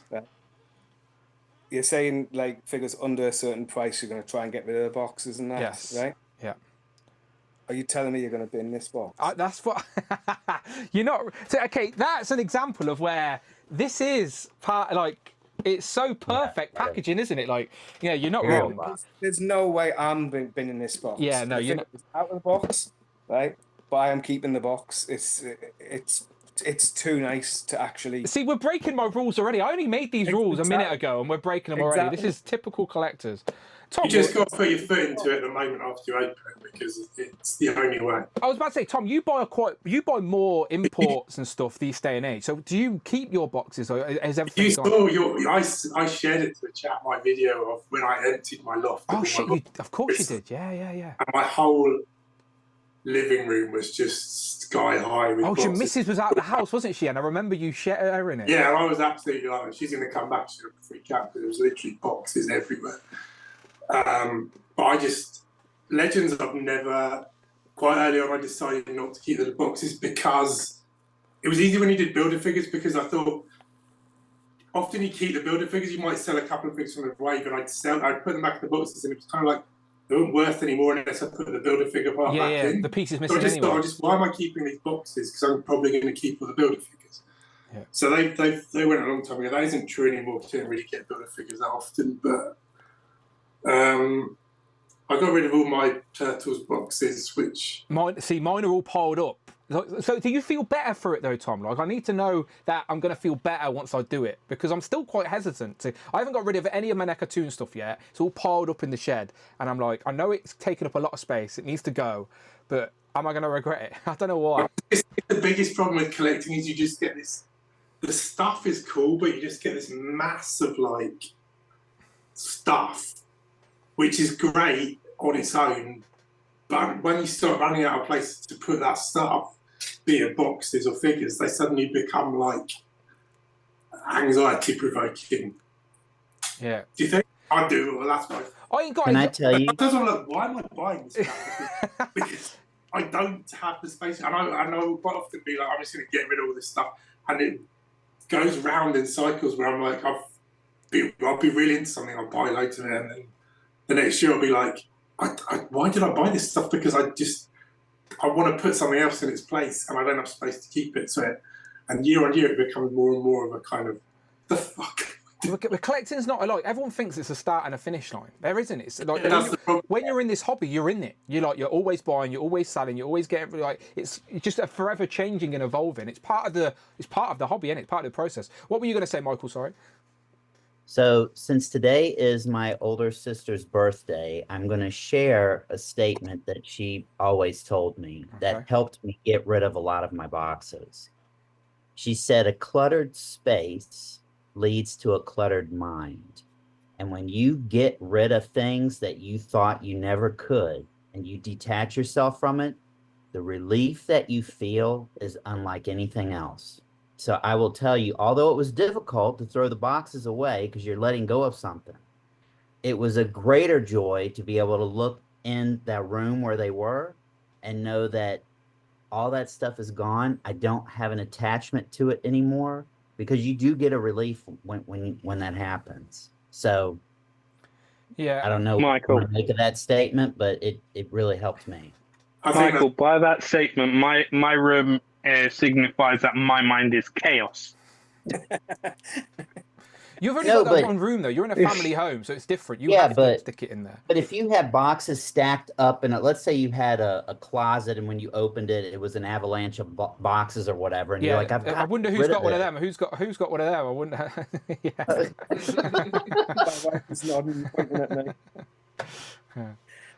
Yeah, no, it's I get it. It was a fun conversation that I had. I got more engagement off that post. I've still got I apologise to anyone who's messaged me on Instagram. Look at my my request section. Literally just piles of messages, like 50+ messages from people I don't really talk to much, all responding to that one post. Literally, it's still going. Wow. 50+. He's messages. lying. They're all join this dating website, and we'll set you up with 50,000 subscribers. They're all responses to the stories that I've been posting and the reel I made. So like every collector has that internal struggle where and there's both ends of the spectrum where some people are like, get rid of, easy, recycle, not a problem. And there's people along the spectrum, all the way to the like, I can't do any, it's a problem, I can't get rid of them. So it's just an interesting conversation amongst collectors, because it's only a conversation you can have with collectors. If you have this conversation with anybody else, they just say, what you're doing, get rid of it, you idiot. They don't have that same attachment that we do. Like Cloud was just showing off loads of boxes as we were chatting away. As collectors, we've always got piles of toys we haven't yet opened yet. We just save them for I don't like opening. Some people get stuff and open it, rip it open straight away, put it on the shelf and don't touch it. Like I get that's one portion of the hobby, but like I won't open something unless I've got time to actually sit and digest it and enjoy it. Otherwise, what's the fucking point? Do you know? So I've always got a little pile that I haven't quite got to yet, that I'll wait until I've got a quieter moment, podcast on, movie on, whatever it is, and I'll just sit and open and unbox and enjoy and spend some time with the stuff before it eventually sits on the shelf. It all needs to go. All of that stuff I was showing off has been sitting in like the classified number 00 Snake Eyes.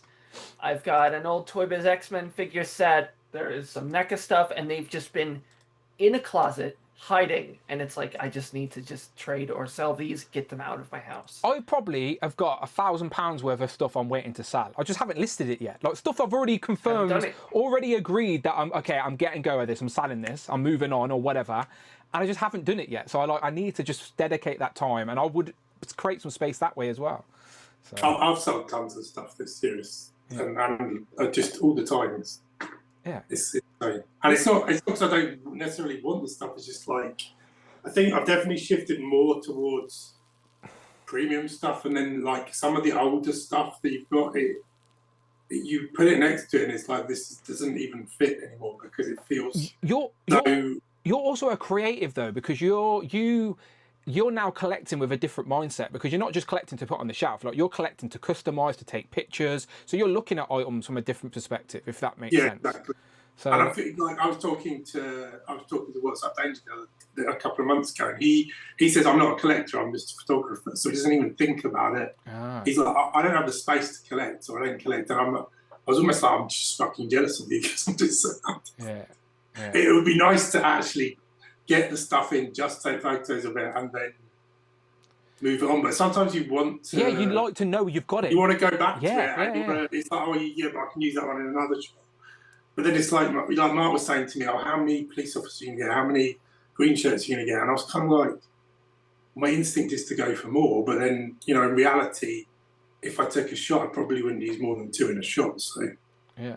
No, I get it. That's what I'm saying. Every collector, depending on their niche within the hobby, will look at things from a different perspective. I review Marvel Legends, so people expect me to get every Marvel Legend. But like, the reality is, some Marvel Legends I actually don't want, believe it or not. So like, is it worth me getting from a review? Trust me, reviews make pennies, people.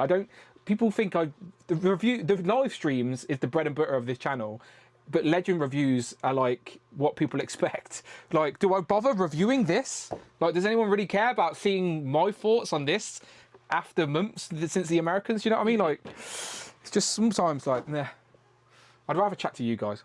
All right, I appreciate you saying that. I'm about to kick you out. Thank you very much, everybody. Thank you for joining me in Group 1. Group 2 are waiting in the wings, so I won't make them wait any longer. I already started late today. Because of Amanda, by the way. My dinner was late, that's what it is.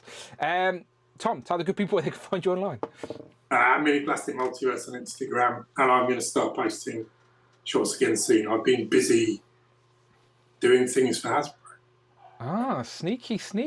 Okay, we won't pry. Michael, how about you? Bring toys to work on Instagram and Facebook. And again, happy Father's Day to all the fathers of real children and plastic children.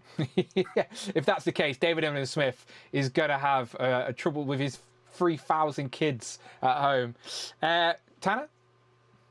Super Turk 5000, and and upcoming Turtles and Tea. Oh, absolutely. We're doing a pre-San Diego Comic-Con Turtles and Tea for sure, talking predictions, wants, etc. Absolutely. Cloud?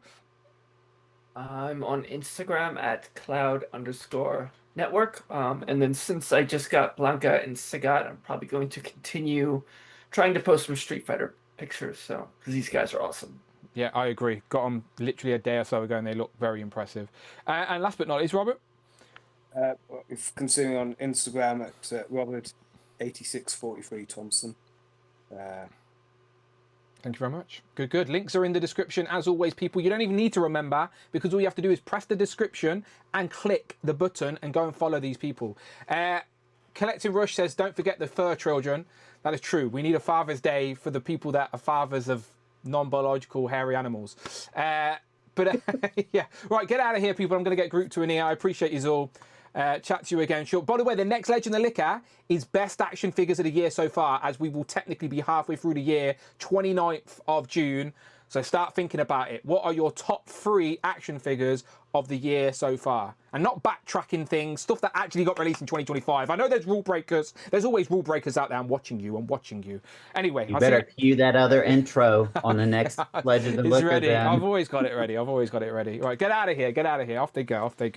Right, Group 2, if you are waiting in the wings, please send me a fresh DM and I will get you the link. The Group 2 is Jamie, Craig, Jay, Adrian, Cute Cool, Rush and Ben. Ben said earlier his internet was playing up, but I'm assuming if he saw... send you the link anyway, Ben. And if you can come in, you can come in. Not to stress if you can't. But yeah, Jamie, Craig, Jay, Cute Cult, Rush, and Ben, send me the fresh DMs. If you are still watching live, we appreciate you. Get involved with the poll on the chat. It quite simply says, who has the best San Diego Comic-Con 2025 exclusives so far? We've got Hasbro, NECA, Jada Toys, or other, because granted there are going to be other exclusives revealed on the run-up to San Diego, but right now they're the three companies that have revealed their offerings, and there's some good stuff, as you've heard us discuss amongst it. But I'm always curious about what you think. Every opinion is a valid one. There is no right or wrong answer. There's your Hasbro exclusives, or at least 3 of them. I'm sure there will be maybe a couple more amongst the other brands. We've also got the NECA exclusives with the 4. These go up for pre-order next week. So even if you don't go to San Diego, you can pre-order these before the event starts next week. Where are the details for that? There you go, right there. So if you want any of that NECA stuff, screenshot those dates. That's what's going to be happening. And then Jada haven't technically revealed and confirmed these top parts. All they've done is tease these bottom parts, but we can assume that these are pretty good guesses, if not official leaks, essentially. So yeah, there you go. There's the 3 big companies we're talking about today. But if I have missed any other exclusives that have been revealed, please let me know. I know McFarlane, I always joke about McFarlane, but I know they're revealing lots of stuff at the minute, and I swear I've seen on Toy Arc they revealed quite a lot of stuff actually. If I go back to Toy Arc, they did a whole stream revealing shitloads of stuff, but nothing really appeals to me, so it's not really something I'm going to talk about, but I'll throw it on the screen, and if there's anyone out there, like, look at all this stuff. Oh, it's not showing the picture. I'll be scroll for a second. There you go. Oh, that Wonder Woman. I'm actually still waiting for a pretty good. Like, I've got the old Wonder Woman, but it's not very good. That's more of a classic-y Wonder Woman, isn't it? That one. Scrolled all the way down. Is there a picture of everybody? I swear there is. That looks like one of the. That looks like one of the Wrecking Crew, doesn't it, from Marvel Legends? There you go, there's a picture. Like, there you go. If there's any McFarlane stuff, I know Jay's about to join us in Group 2, and he did a whole video on the McFarlane leaks, but I'm sure... Actually, he's out of the game, isn't he? I don't even remember anymore. Jay is in and out of DC Multiverse like a freaking yo-yo. But anyway, if there is other toy news I haven't discussed, please remind me and we will bring it up. But I appreciate everybody still watching, but I have run out. I've got no more. I'm going to go to the fridge and get myself another drink. I'll be back. I'm going to send the link to Group 2 before I leave, though, so they can be waiting by the time I get back. So I'm not going anywhere just yet. Let me check my DMs. Craig's getting it first. Let's see if he's last in. We'll find out in a minute. Rush has got it. Ben's got it. Jay's got it. Jamie's got it. And Adrian has got it. Right. Link has been sent out to Group 2. I'm just going to go and grab another drink. I will literally be a minute. You can count it. Don't go anywhere. Let's talk about some toys still. And race some ducks, of course. We're going to race some ducks as well.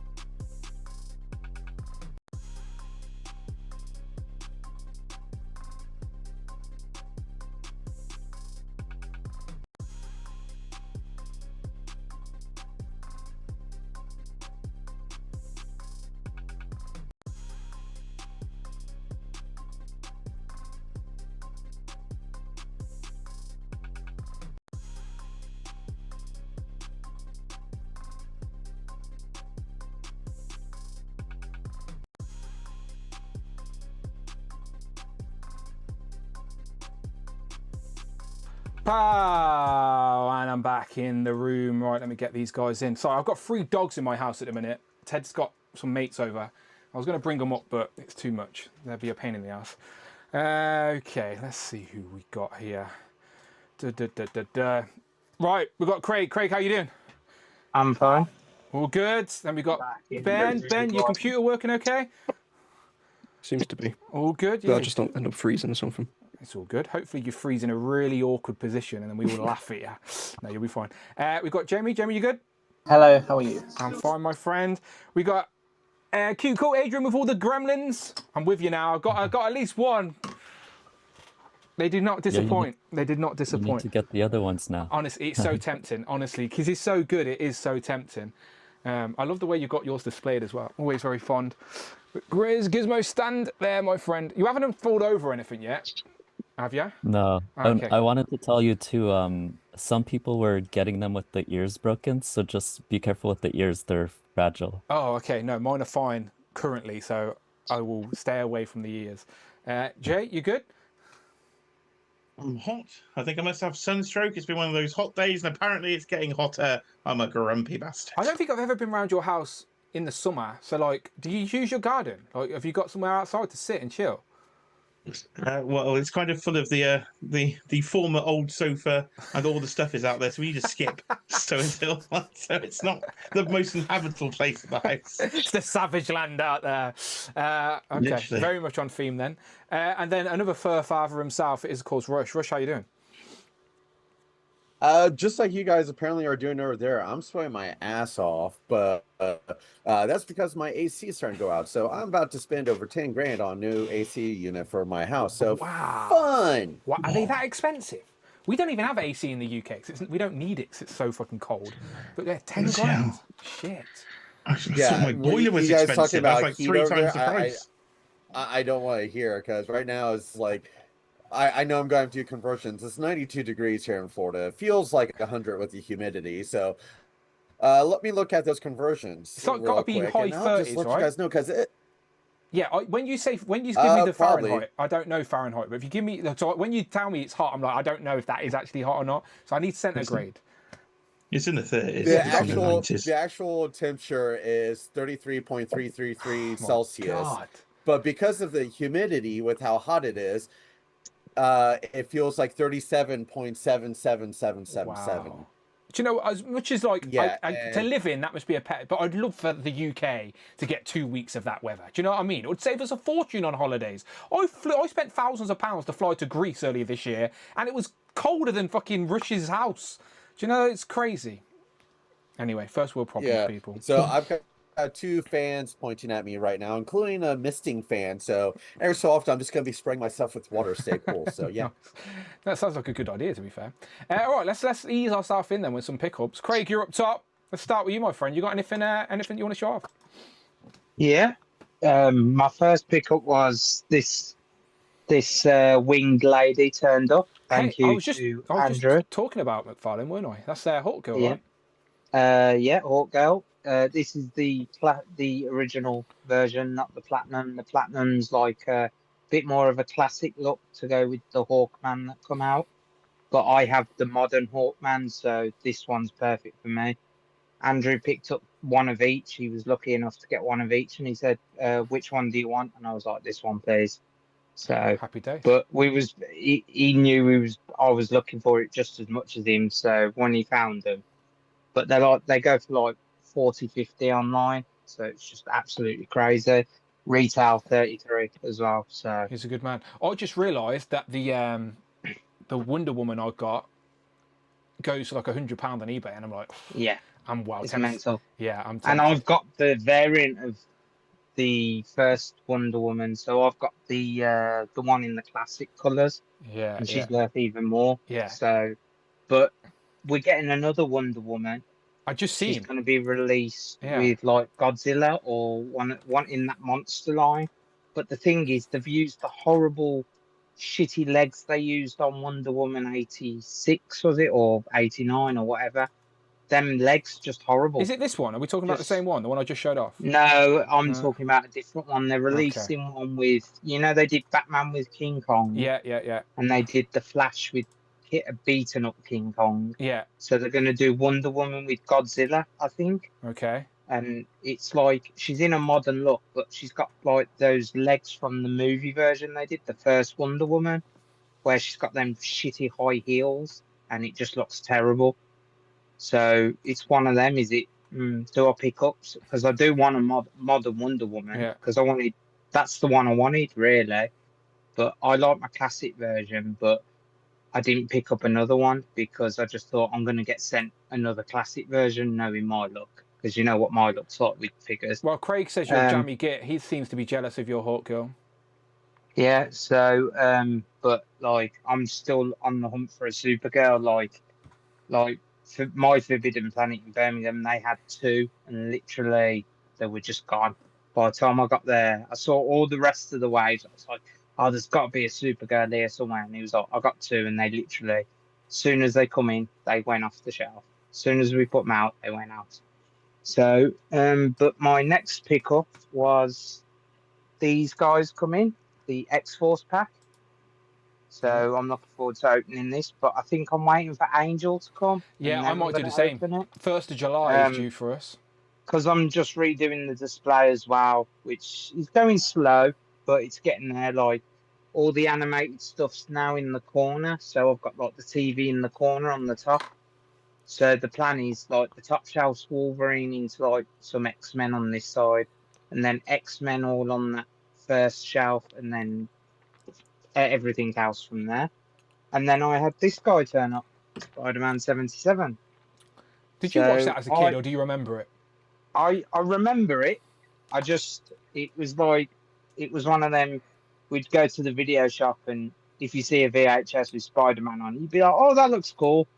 And you watch it, and then you think, oh, this is hilarious, but, you know, like, this isn't the Spider-Man I know, but, you know, it was, I just brought it because it's another one for the Spider-Man universe, I suppose. Yeah, the Spider-Verse. The one I didn't get was is it Japanese one or the Chinese one? The you Japanese, said? yeah, Japanese. Japanese, so I might backtrack and get the Japanese just to kind of fit in the display at the back. But I didn't know he come with a rope until you mentioned it. So. Yeah, literally just a piece of string. Some people, I've seen people mad about it online, but I'm like, come on, people. But it makes sense though, because in that show, he just used to go like that, and it used to be a rope, and then it used to cut to the person holding a rope round him.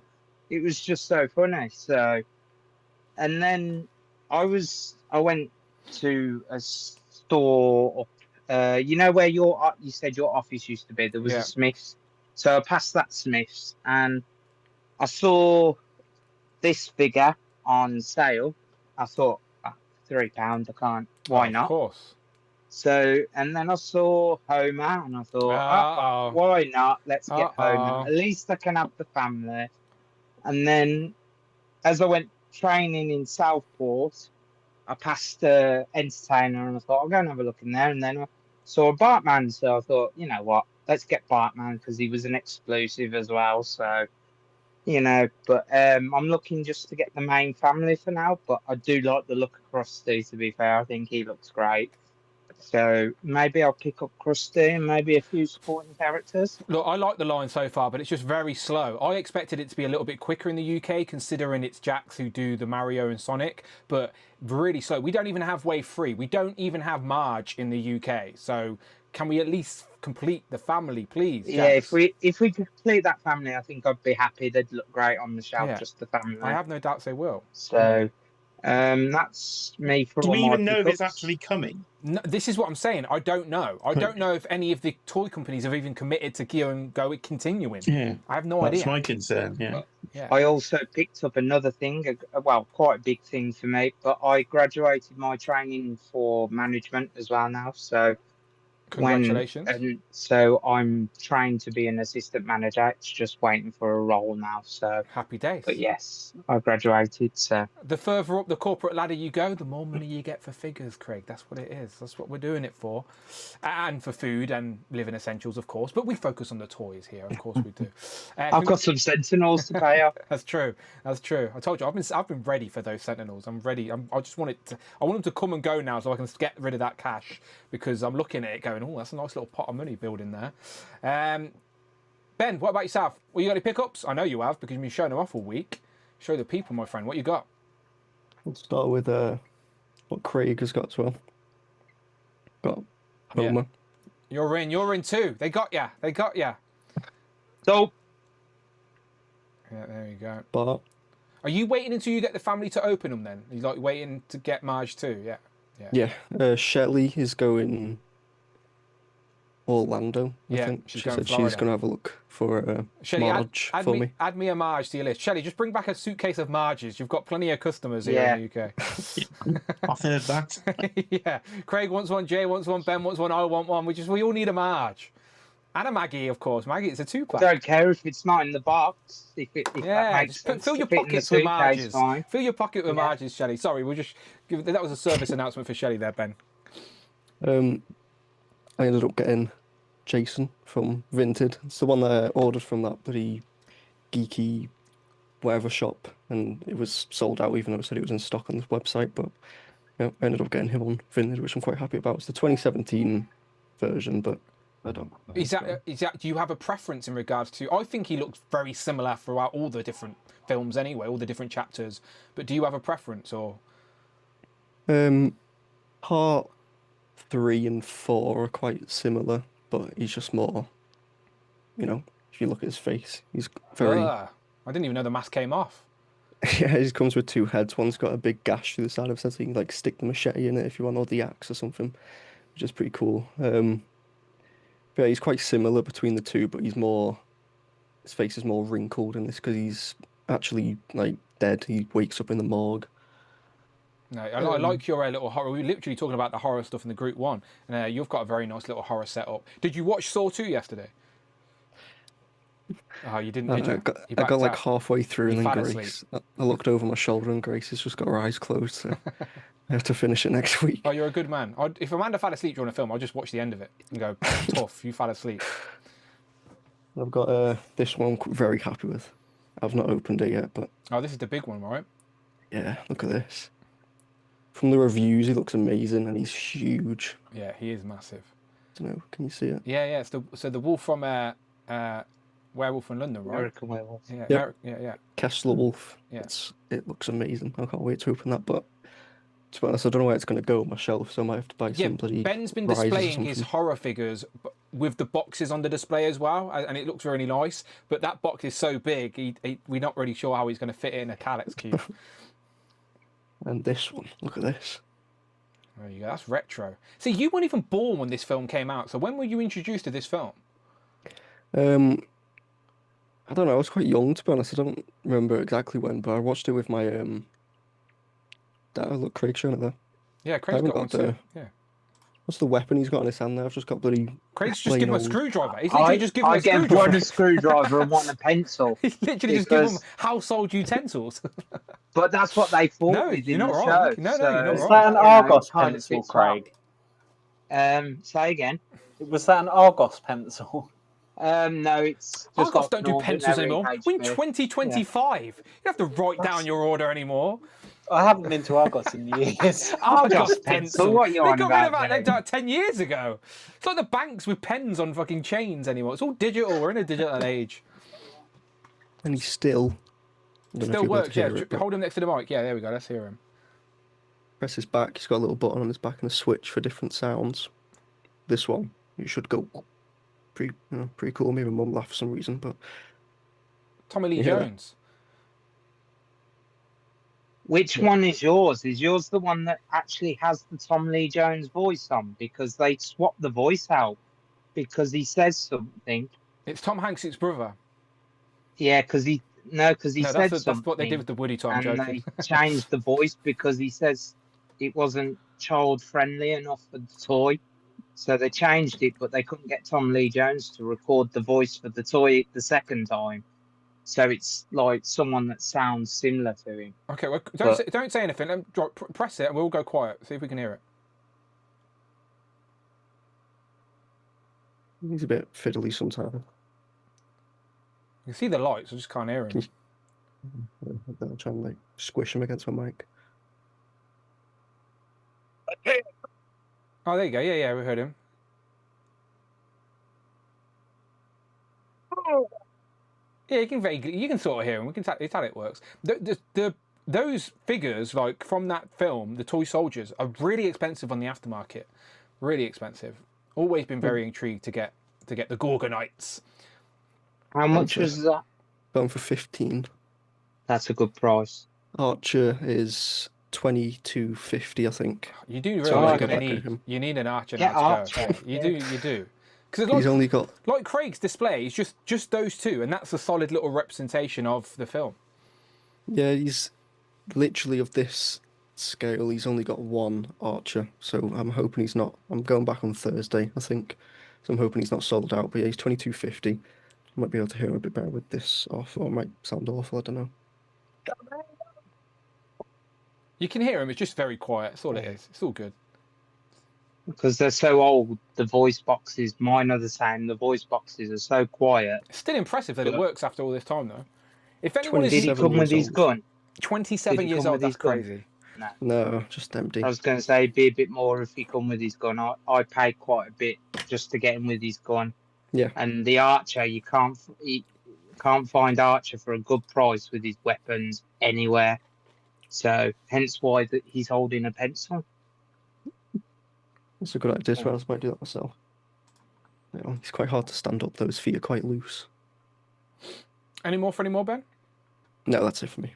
Very good. I like the little retro flavour there with the horror and retro. I've got a little retro shelf next to me as well. You gotta appreciate what came before. You need to go and watch the film. Yeah, if you haven't seen it, go and. If anyone hasn't seen Toy Soldiers, as a toy collector, it's like sort of Toy Story meets. I don't know, like a bit more of a reality Toy Story. I don't know. You'll have to watch it. It makes sense if you watch it. Jamie?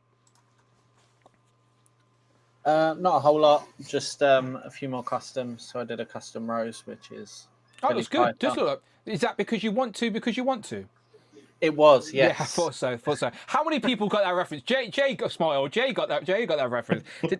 Having a little chuckle. Did anybody else get that reference in the chat? Billie Piper, when she was 16, she had a hit song that went to number one called "Because I Want to." Why did you play that song so loud? Because I want to.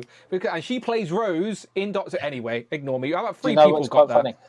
That song, when I was little, was the only thing that I would listen to, and that was the only reason I watched Doctor Who, was because I found out she was in it. Oh, there you go. And now you love Doctor Who. So you got that song to thank. There you go. Wow. So I did a Martha custom because the head that originally came on it was awful. I'm quite happy with the skin tone match. That was when you show these figures off, Jamie, they don't look like customs to me. They just look like the figures you've been buying.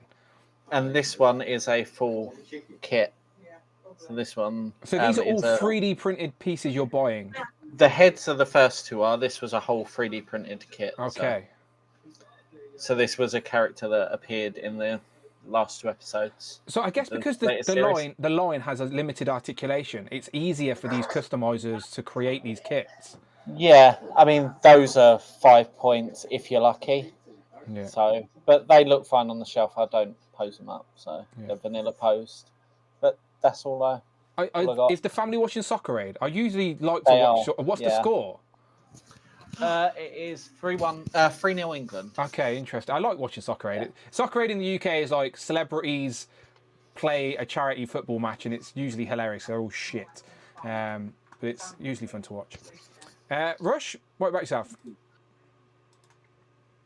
What figures are not mounted in your room right now? I haven't gotten really much.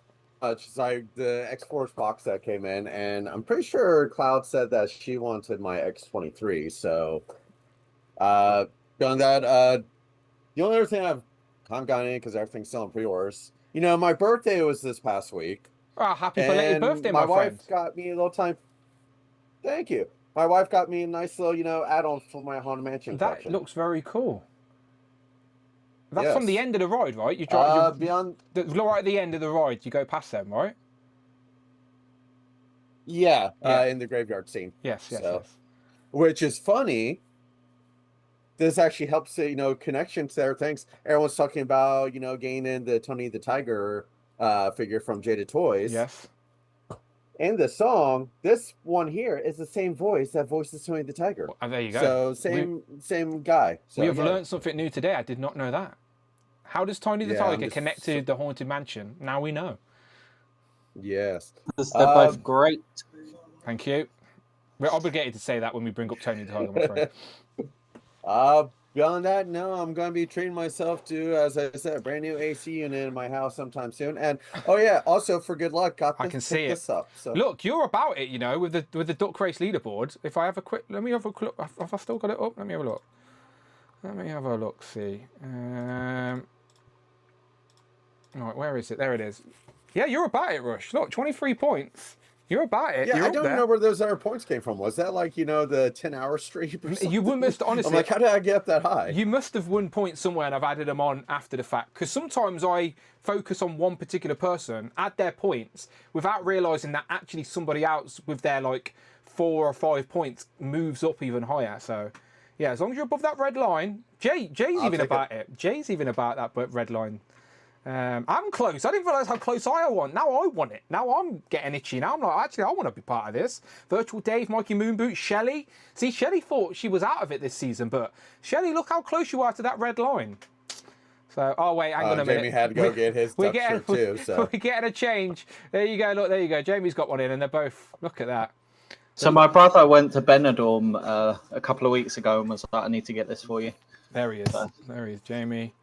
Look at that. The duck shirt. Yeah, so this shirt better bring me some luck today. I just wanted the evolution of Group 2 to just eventually everybody wearing duck shirts as the stream moves forward. I think we should do it. That would be brilliant. That's why I chose Group 2 today. All right, good stuff. Good stuff. Adrian, what about yourself? Any duck shirts to show off? No duck shirts. Ah, boo, boo. But I am the champion. I still got my Peter badge. To be fair, you are the champ. The champ is here. Hang on, where's my bloody thing? Where's my disclaimer? Look, there we go. No, that's not it. It's this one. There you go. Look at that. Cute, cool. Is still the champion. And forever present on Legend of the NECA, by the way, since you won the crown, which we appreciate. A true champion. Not like that fraud Greg Finstad, whoever you are. Still don't know who that man is. You're the true champion. At least for half a year, right? Yeah, no, for sure. At least another 6 months of being the champ. No, so you could end up being the first 2-time winner. You could. Oh, that's true. You could. Still time. Anything can happen. St. James, work on that. Oh, shit, yeah, it was him, wasn't it, you owe? Slip him another $5. All right, bear with me. I have, like, tons of hot toys to show. Oh, wow, okay. Star Wars. So the first is these Ewok bobbleheads. Okay. These were exclusive to Star Wars Celebration. So yeah, Hot Toys has when you said, for the record, before you carry on, when you said you were about to show off some Hot Toys, that's not what I expected to see. Well, it's not where I thought we were going either. They're called babies, isn't it? Yeah, I'm living up to my name, the cute cult. Oh, of course. So, yeah, absolutely. Hot Toys, I guess they're like Funko Pops is called Cos Babies. So yeah, these Ewoks Cos Babies. These ones are little bobbleheads. This is a Princess Nisa. They do look cute. You're not wrong. Cute cult is Aren't they? Building his cult for sure. And then are they expensive, by the way? Just out of curiosity. Yeah, I had to get them imported. From there's actually a company in California called US Shopping SOS. But it was like a giant markup, and I didn't have to pay tariffs, but I'm sure that's like factored into the price. To make yourself feel better, when I have to do shit like that to get stuff, to make myself feel better, I always look at the prices of plane tickets and hotel rooms in the locations where these things are, and it always works out cheaper to just pay the extra price to import them in. So yeah, if you're ever feeling bad about the price, just look at plane tickets to that location. Yeah, I didn't have to fly to Star Wars Celebration, although that would have been cool, right? To be fair, that would have been funny. Yeah. So the other ones are these bag clips. Okay. Ewoks. Yeah. Are they plush or are they similar? Yeah, I got one here. Oh, there you go. Yeah, plush. So again, my favorite Ewok, Princess Nisa. Very They're sweet. bigger than I thought they would be as well. Yeah, they're like a medium size. Do you know what they sort of look like? Do you know that new craze at the minute going around China? What's the La Boo Boo. Yeah, you knew exactly La what I was Boo talking. It Boo. Yeah. has that type of vibe to it because of the face, like the round face. Yeah, totally. And actually, there's a lot more companies sort of making stuff like this just to cash in on that craze. I literally like little cute. Look, here's my cute Donatello. I found it on Amazon. It was only £2. I was like, I'm having him. I'm adding him to my little plush shelf. I like That is cute pretty things. cute. And then the last hot toy is this other sized There's definitely Cosby there's a theme emerging here with this character selection Princess for sure. Nisa. Yeah. It's like there's like a handful of characters that if they make something made nicely, like if it's there, I have to get it. Princess Nisa's one of those. Will you open that though, or keep it unboxed? I'll open it. Let it breathe. Jessica Rabbit's another one. I have to like get anything they make of her. I remember you showing us like the really rare. It's done well. Yeah, the rare stuff. And then I don't think I've seen these anywhere, but I just got these in, and that's Wave 6 of Silverhawks So from that's Super 7. So that you must have ordered direct from Super 7 to get that extra head pack, right? Yeah. Yeah, that's the only reason I order from them. Otherwise, it'd be a BBTS all the way. And these are like the Kenner colors. Yes. Yeah. So we got Molecular. And it's funny how just like very similar this is to the regular release. They are all just redos, right? Just redecos. Yeah. Yeah. And this one's basically even just the same color. It's got new parts that match the Kenner toy. Which do you prefer? Do you prefer the aesthetic? Like, which are you more nostalgic about, the cartoon or the toys? Actually, both. I think okay. the cartoon more, but I did have the Kenner toys as a kid. So you're not you're not mad at this re-release then? You're happy to add them to the shelf? Yeah, I'm happy. And I actually had this guy when I was a kid. The weird like orb head. Yeah, the one that's on like him. That's exclusive. Like that's how the original figure used to function. Windhammer. He's just got crazier colors. Yeah, it's brighter, like, more vibrant. Right. Yeah. Yeah. And then Steel Will, shiny vac metal version. Very nice. Does look very shiny instantly as well. And it's kind of strange how they did the twins, because in the Kenner line they were like dark blue, and I think pretty much in the cartoon they're dark blue, but Super 7 for Steelheart went with like a purplish It's color. got a little tint to it for sure, yeah. Yeah, and then this guy, rather than dark blue, it's like a silver blue, which is, I think it's kind of weird. Like, why not just go with like how the toys were? And then Bluegrass. Like his cowboy hat. Pretty awesome. Yeah, another metallic blue. Michael in the chat says he's waiting on the vac metal Bluegrass and Steel Wheel pre-order due the beginning of next month. So he must have pre-ordered somewhere else rather than Super 7. Yeah, pretty awesome. Very nice. That's it. I'm always very jealous of just the Thundercat looming over you as well behind you. So it looks so good on display. So good. Very nice. Let's go to Jay. Jay, what you got in your very pink room? It's very pink. I was reading some of the other comments the other day. It looks like the red light district I was reading in here. Well, you ain't got women in those cubes luring people in, so if you did, I'd come and visit more often. I'm not going to lie. Well, it is a colour change. I can switch it right in now. there, though. Yeah. It's controlled, voice activated by Alexa, so you could change it if you could hear you. Alexa, change my lights to blue. Ah, damn. Yeah, you're in. I haven't got one in here. He's got the headphones on as well, hasn't he? Yeah, he's got headphones on. So, right, what we got? A random little selection this week, actually. So, got a couple in from the Masters of the Universe cartoon collection. So we got Orko, and Grislaw, and I think Fangman as well. So the latest wave came in on stock for In-Demand Toys, which seems to be doing 24-hour Royal Mail track now. So these literally were ordered Friday lunchtime and turned up Saturday lunchtime. So very fast. Yeah, no, In-Demand do just include, if you spend over a certain amount, it's always 24 now. Yeah, so that was a surprise. So this is another line, a bit like The Simpsons, where the UK distribution has just gone to pot again. So Smiths were stocking these, but they all got reduced down to less than £10. So I think they've given up the ghost again on Masters of the Universe. And by that point, some of them were sold out. So I had to go to Big Bad Toy Store for some, Common Cocktails for the other. So now it's back to full retail price after the joys of trying to get some of those cheaply.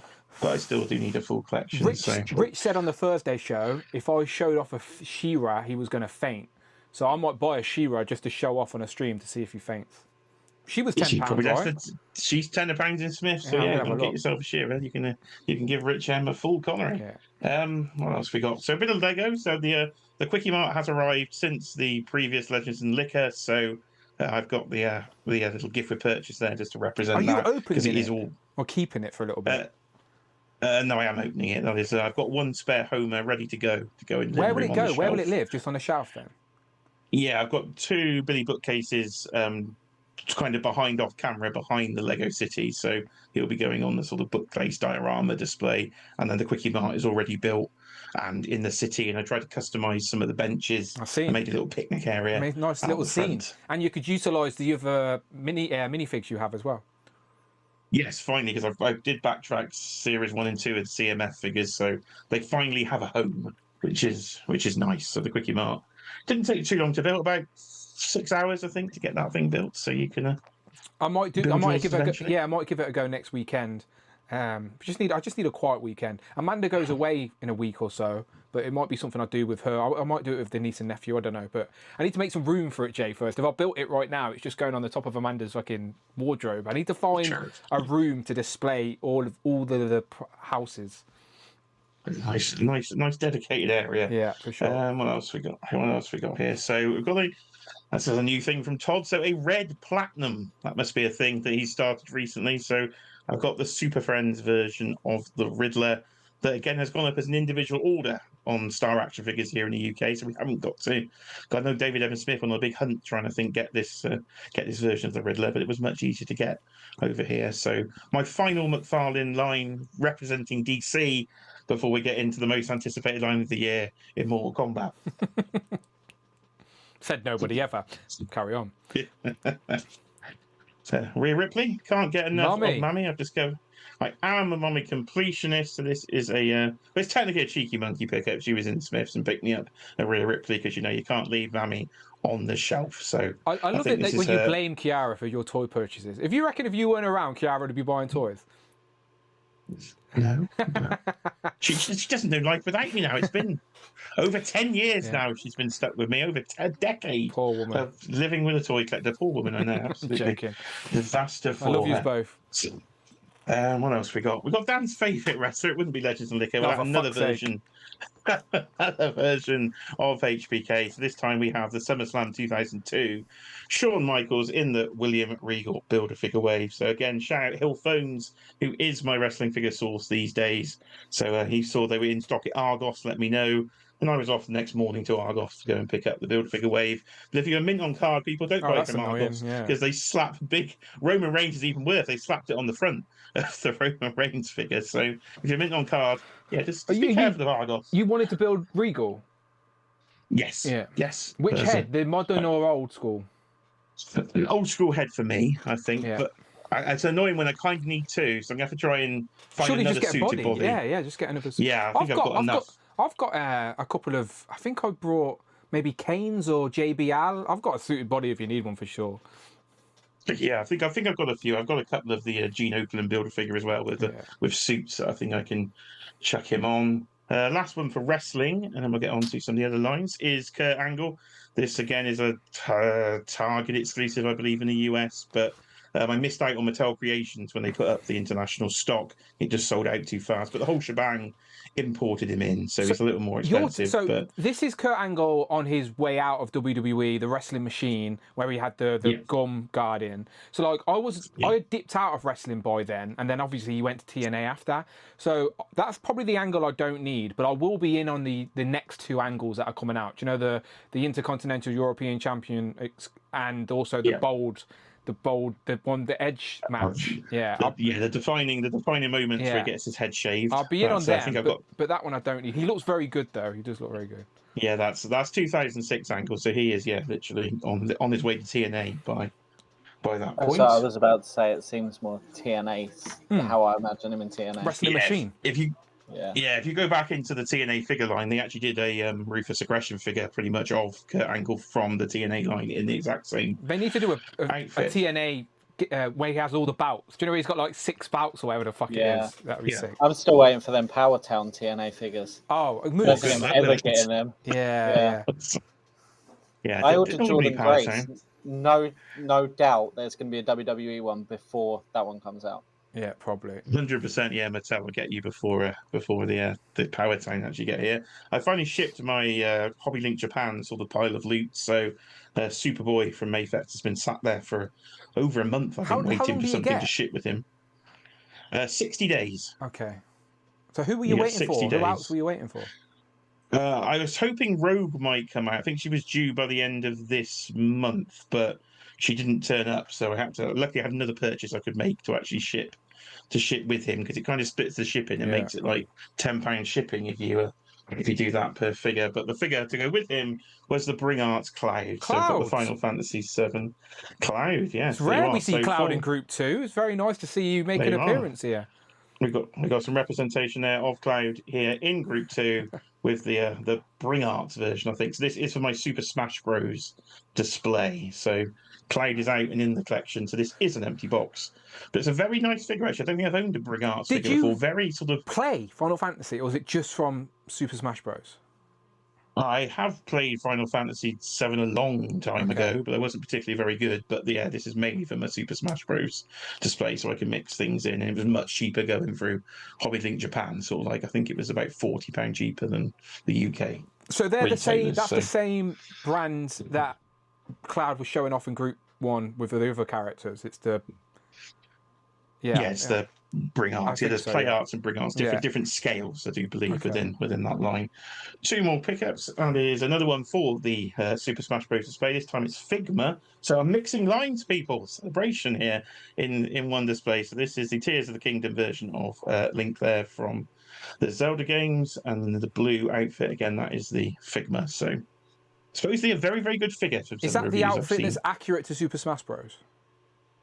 Yes, I do believe so. Yeah, in the modern versions, you can get the green version as See, when I think of Zelda, I don't even play Nintendo, but I just assume Zelda wears green. So yeah, in the older game, Link wears green, and then you can sort of mix them up. Lego are also doing a set to go with that, so that's going to be a very dangerous rabbit hole. I'm talking rabbit holes. There's another cartoon has arrived. So I've got the first wave of the 2003 Super 7 Teenage Mutant Ninja Turtles. So I've just brought Donnie here for some representation. I've opened Leo, and I scratched his face when I got him out of the packaging. So how did you do that? Happy with myself. Yeah, the plastic clamshell is so hard, his face wouldn't come out. So as I really pushed it, it scraped my fingernail, and that's scraped a big dirty mark on his chin that won't come off. So a little irritated with that. Come to the second head, though, right? Luckily it was the second head that I actually did it on, so the first head is fine. But otherwise, they're pretty cool looking figures. So looking forward to getting the rest of the line. But you can tell they're kind of Super 7, so there's definitely not quite NECA, I'd say, in terms of the quality of those, but they do look like what they're supposed to look like. So I'm looking forward to I sent Tanner a message. They went into stock on Kapow and on on Comic and Cocktails. And like, I've got no nostalgic. I never watched that season. Like that's that generation of the show. But I just I'm thinking, do I need them in a display? I don't know. I'm tempted. They're all on YouTube. I've started watching it. Yeah, I ain't got time to watch stuff these days. You need a Donnie of every single line. That's what I'm saying. That's what I'm saying. Like, do I get? But then I'm like, you can't leave a brother alone. Like, if I get Donnie, I'm gonna need the other 3. It's like it's difficult. Yeah, but didn't you make a rule for yourself that you wanted one version of Donatello in every iteration? Yeah. So but I have the Playmates 03 version of Donnie. That's so like in my mind, I have a representation of that era already. So if I got this, it would just be because, I suppose. I don't know. I'll think about it. Where did you get them? It's an easy cube, though. That's Kapow. I got those. Oh, yeah, Andrew's asking in the chat. Where did you get them? Your previous working discount code when I pre-ordered that, so I did get a saving on that wave as well. You're welcome. Many moons ago. You were very welcome. So there you are. But yeah, wave 1 and 2 will make a nice little cube, though. 8 characters. You're gonna have the Shredder in wave 2, and that might be all you get as well. Yeah, even though they did tease so more, didn't they? At the last San Diego, they had the Slash accessories in the background. Yeah, we'll have to see what they get this year. Was that NECA or Super 7? No, I could be getting that confused. No, I think I'm getting that confused with NECA showing off the 212. Yeah, you're right. Ignore me. And that is your lot for the pickup segment. So a bit of everything, really. This week. Yeah. We've had some great pickups today from across the board. And again, that's why I love Legends of Liquor, because not any one person is buying the exact same things. We've all got our own little niches and rabbit holes that we go down. So it's fun to just see the accumulation of a section of our community talking toys. So let's continue talking toys and talk about all the exclusives that have been revealed. So I know we've got the exclusives to talk about. I know Adrian sent me some pictures of some stuff he wants to talk about as well. So we'll just go around and discuss any of the recent exclusive reveals that you're curious of getting, any thoughts you may have, etc. So the pictures you've seen I've already been showing are from Hasbro, NECA and Jada. But if there are any other pieces of toy news you want to mention as we go around to you, please bring it up. Send me a link if you've got something. I know Adrian's already emailed me some pictures, which is great. But otherwise, I'll do my best to pair up.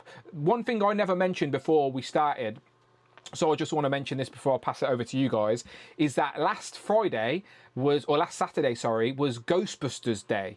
And they did actually reveal the 4-pack of the 4 Plasma Series Ghostbusters from the first film again. Now, I just want to show these mainly because I was a little bit disappointed. We've knew for a while that we were going to get a re-release of the Plasma Series Ghostbusters. And I actually like the Plasma Series Ghostbusters, for the record. I've got them on my display. I've actually moved them very recently into a better position. I need to make some room because eventually we are, of course, going to get the van. I might have them like racing the turtle van and make my own very wacky races. Who knows? But anyway, these are the Plasma Series figures. So I was hoping for a re-release of these, but with the updated pinless joints, etc.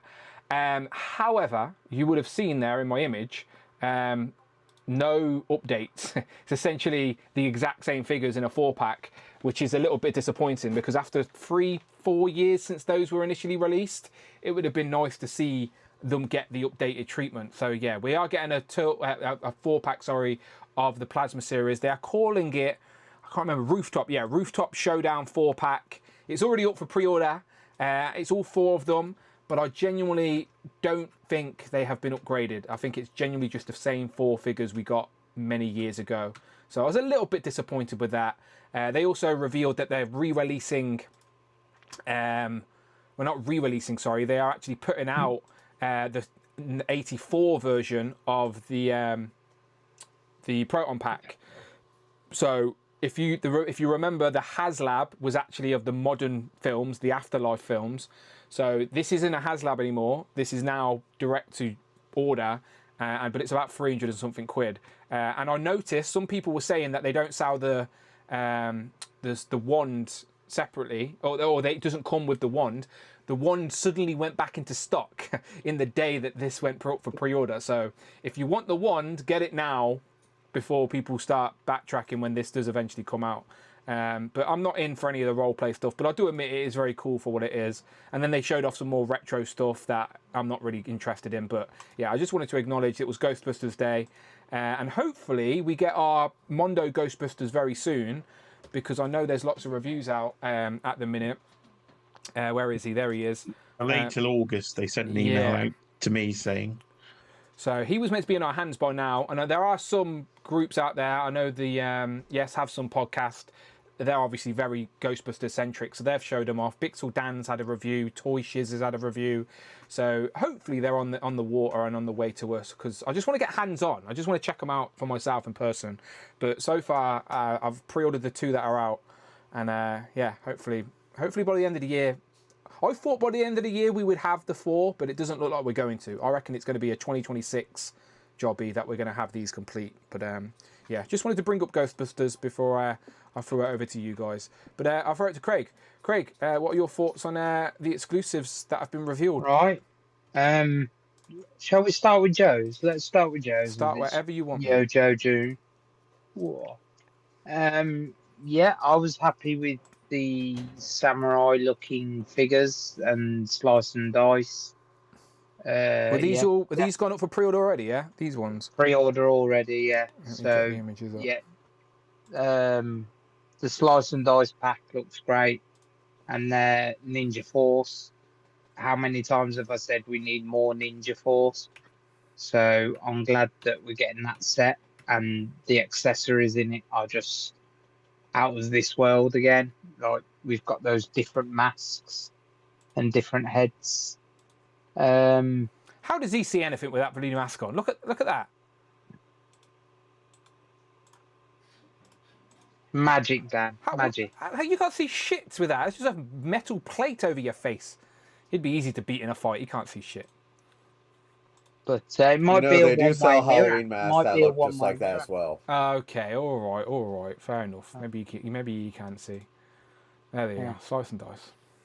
But yeah, that'd look great on the shelf. So yeah, one of my Joe's shelves that was under construction is just going to be like Ninja Force and Snake Eyes and Storm Shadow. So they're going great. I also like the other guy that was revealed in his samurai look. I can't remember what his name was. I know this was one of Christopher Allen's favourite reveals. Yeah, the one where he's got 2 choices. You can change out his samurai look to make him look more military look. So I think that's great.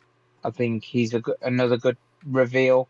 Fact that he's a deluxe figure as well is quite good, because like you say, you get the options of the looks as well, which is pretty cool.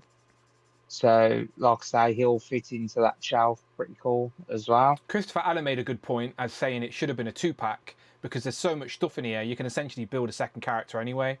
So yeah, if it was a 2-pack, you could have just had both versions. Yeah. So, but you can see where they've gone for like the swappable pieces. So, like I say, accessories as well. They've blown it out of the park, haven't they? Really, the 2 head sculpts as well, hair down and hair up. I think looks great. Not 100% familiar with the character, but it's a cool looking toy. It's a cool looking toy. You're Yeah, allowed to like things because they look good. Joe's on kind of picking and choosing with Joe's, because there's just so much now. Like, it's just one of them pick and choose. Everyone is at that stage, I think. Yeah, for sure. So for Hawk and the Rockets, I'm not one for it, because I've got my Hawk on the shelf. This is a young Hawk though, right? Yeah, this is the younger Hawk, the younger version. So, but on one, like I say, I'm picking and choosing, especially when I'm kind of running out of space on the Joe display. So I'd rather just have the one looking Hawk that looks in that shelf, because I build like different separate teams, and like the different teams on each shelf, which looks all right. And the Rockets, I don't think I'd have anywhere to put them. Like I say, space-wise, there's so many vehicles now. They take up more space than what the figures do. Yeah, because this can go attached to the back of the vamp or the sky. It'd just be like I've got you've seen my shelf. It's the vamp, and I've got the hiss going at each other. But I've also got like a few things. I've got trouble bubbles in that display and that, and I just putting this behind the vamp, I just don't think it would go.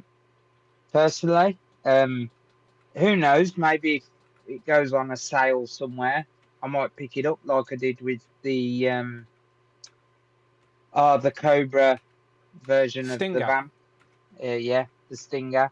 So I'm definitely in on this vehicle that you're showing now. All striker. Definitely, yeah, the All Striker. Definitely in on that. Just think it looks great, and this is one that I'll have. I've already got the robot on order, so this is like I want this in that display. So I'm gonna have like the robot attacking it and stuff, and I've got ideas for it. So, but yeah, I do like this vehicle because it's out there, isn't it? Really, without like with the cage, the roll cage and stuff on it. So yeah, definitely in on that one. Ash is asking, do we know if there's a stream this week? I think Joe's were meant to, but they haven't announced It anything was meant yet. to, but it got delayed, didn't it? Because of all the. So Michael's in the Yeah. chat. Michael, Bring Toys to Work's a good person to ask Ashaholic. Yeah. He's usually up to date with that stuff. Michael, let Ash know if there is a stream coming up this week. I don't think they've officially announced there is, but there should be, maybe. Yeah. I can't remember what was released after this. To be fair, there was so many. Yeah, there's loads of Joes, ain't there? Yeah. There's loads, you get the There's green loads of pros shirts and stuff. They're always, like I say, Joes are always smashing it out the park at the minute. So they're getting better and better. And I do. This is why it's harder to pick. I will say I choose. do wish the green shirts were more deluxe. Like I always appreciate a good retro card, but the green shirts are an army builder. And in my I reckon mind, they could have done a pack. They could have done a male and a female. Well, and just they could looking have- at this is just two different people for me. Like I wanted Yeah. the green shirts to be an actual army builder, Yeah. but it's for me. I look at this and it's just going to be two guys. Like I'd rather more options. That's all. I'm glad they exist, but yeah, I don't know. Maybe at least another head in there or something. Like I say, like I'm for all the different unique characters. So these, I don't think I would get them personally. I'm not Tac Tac. I don't build armies. So What does Tac Tac anymore? He's retired. He's put his crown down. yeah. So maybe I might get one just to on the retro card because I do have most of the retro cards. So Sergeant Slaughter. I'm not getting another Sergeant Slaughter. I've got my Sergeant Slaughter in the display. I like the look that I've got for him.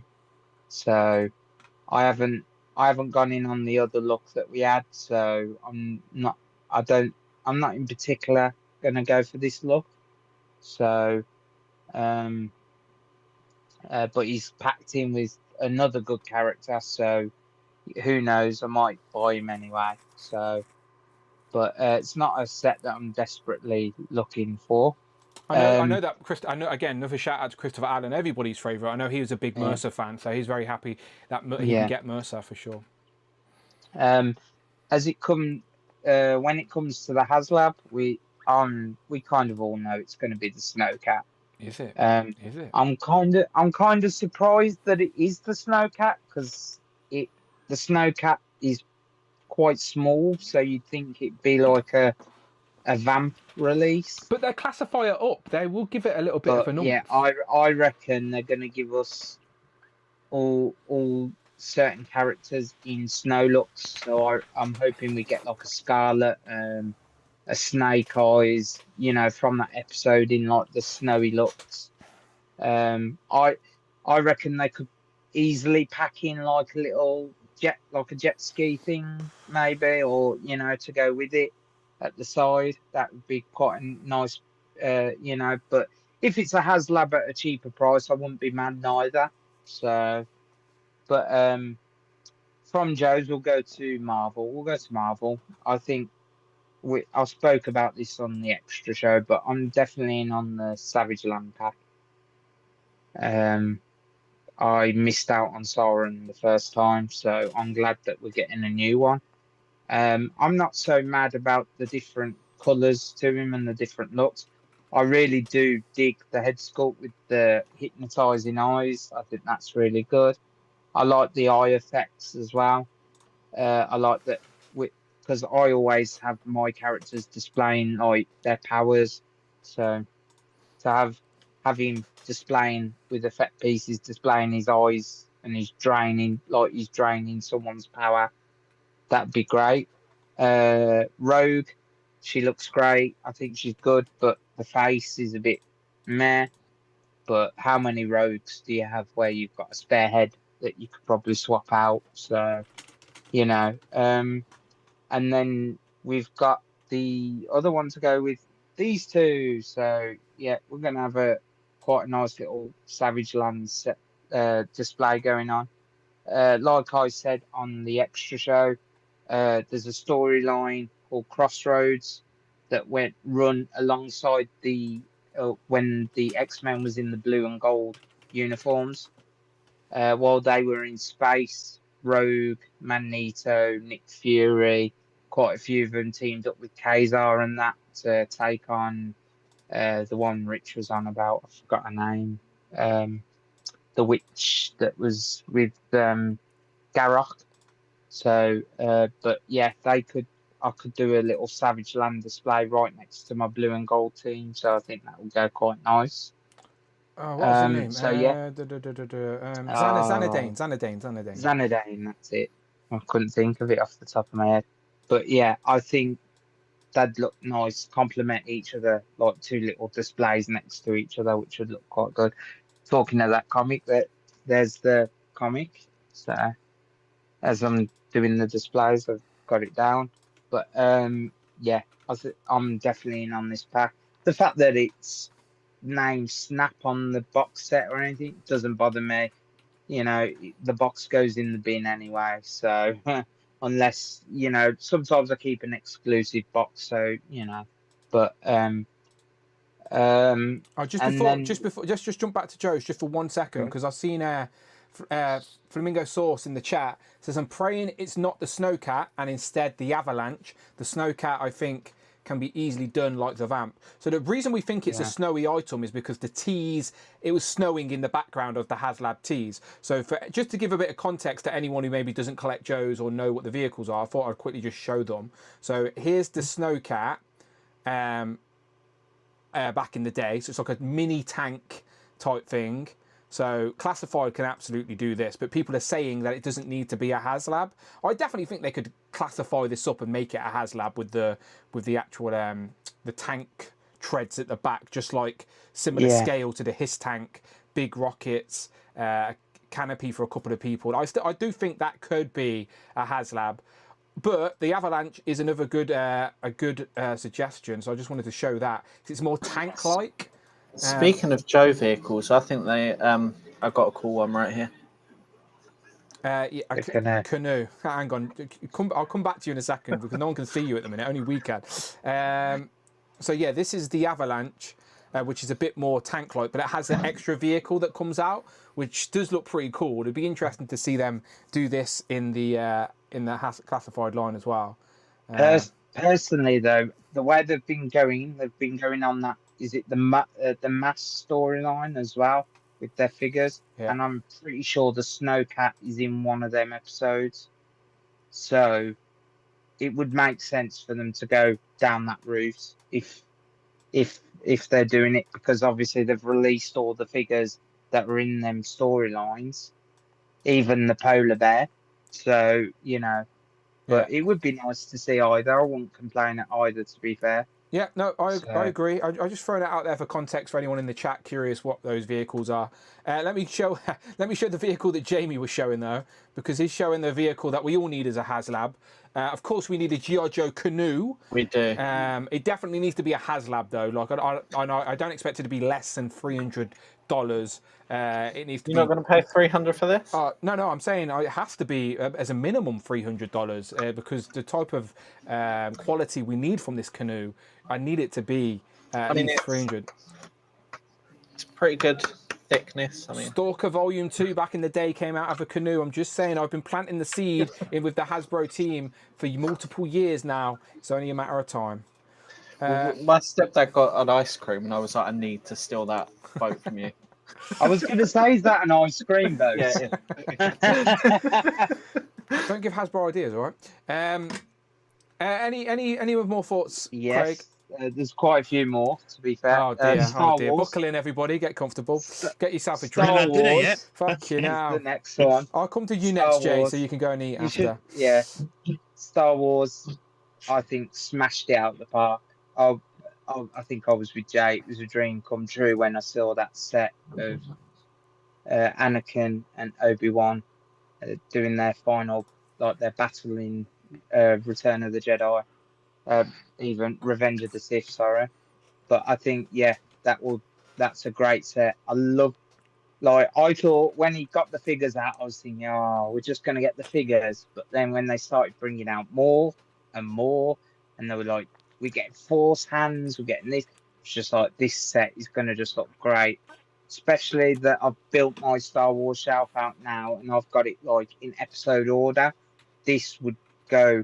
I don't have any episode 3 stuff as such, so and I was gonna backtrack, but I'm glad now that I don't have to backtrack. This set will be my representation of episode 3. I've got Darth Sidious, and I'm looking to get a Yoda, so I will have them two battling, and then I'll have these two battling, and I just think, I just like they've blown it out the water. The diorama piece that we've got as well, like when they revealed was getting the base, it was like yes, and then they went, oh, but he jumps off a robot, and then they gave us the robot, and I was just like, it's getting even better. So that was all intentional. Brandon knows what he's doing. Yeah, he was drip feeding people. Yeah, and I think he's done a great job, like pushing this as well. Like I don't think we would have got this if Brandon wasn't there pushing the buttons, but this is definitely a great piece. California Red Devils disappointed that Kenobi doesn't have the high ground in these images. It's very true. Very true. He's you can make that high ground. I guess that's the high ground scene there, isn't it? Kenobi. Yeah. But I have the high ground, Anakin. Unfortunate. There you go. But yeah, definitely a great piece. And the fact that we're getting like 3 waving effects as well, small, medium, and large. But yeah, it was just great because look at how many Jedis have blue lightsabers anyway in your display. You can reuse that. Hopefully, you can reuse them pieces with other Jedis and stuff as well. The fact that we're getting some Jedi guards as well, that was great. I don't even know what you're on about anymore. Who are they? I think they're the ones with the yellow lightsabers, Dan. Yeah, yellow lightsabers. I'm looking. Oh, these guys. They were like, that's what, it. What are they? Yeah. What film are these in? They were in Clone Wars. Yeah, mostly in the Clone Wars. Okay. Rebels, was they in Rebels as well? I'm pretty sure they were in Rebels. That's why I do not recognise them then. Yeah. So these haven't been in live action? No, I don't think so. Okay. No. I mean, they might have been in the background, but they're never. Maybe, yeah. But they're like they used to protect the council and stuff, and they've got all the keys around them, like they're like Question, they look great. So. Has this guy been in any of the live action movies? One second. If you're looking for your turn, there he is. no. Has he ever been? No. Okay. The next trilogy should be focused on him. He is Paul Skywalker, and I want a trilogy on this guy. Yeah.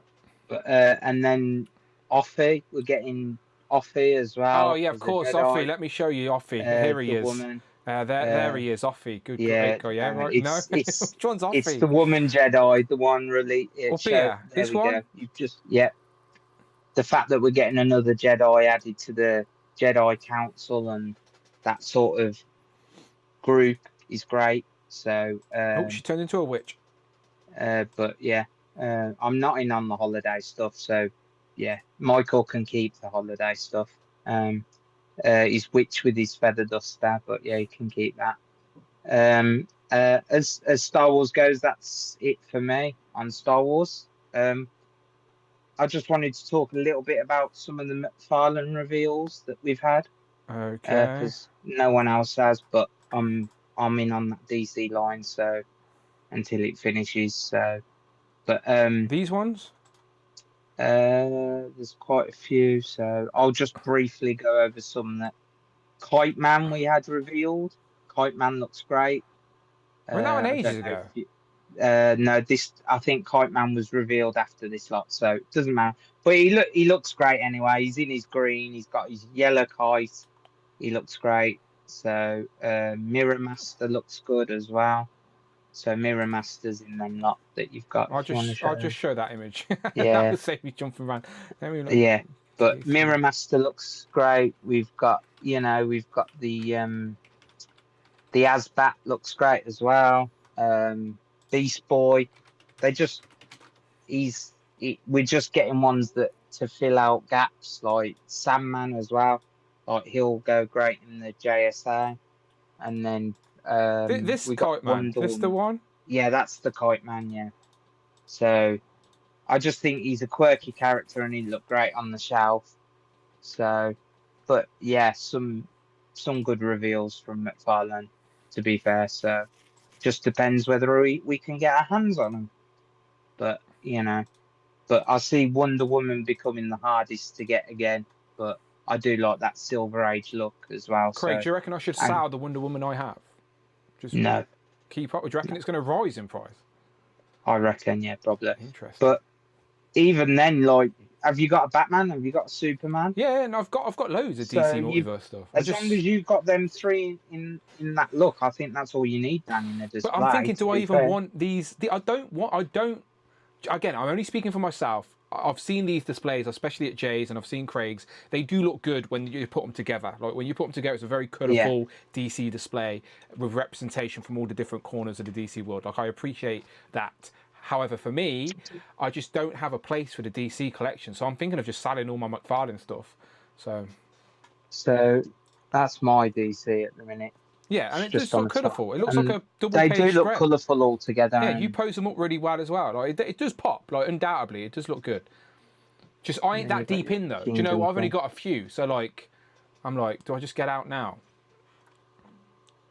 Yeah. He also revealed a Kingdom Come Superman in the red look from that comic book cover where he's in the flames. I think he looks pretty cool, to be fair. But I've never been one for the variants. But I know Adam Batman Moran's definitely going to get that one, I think, because he loves that character.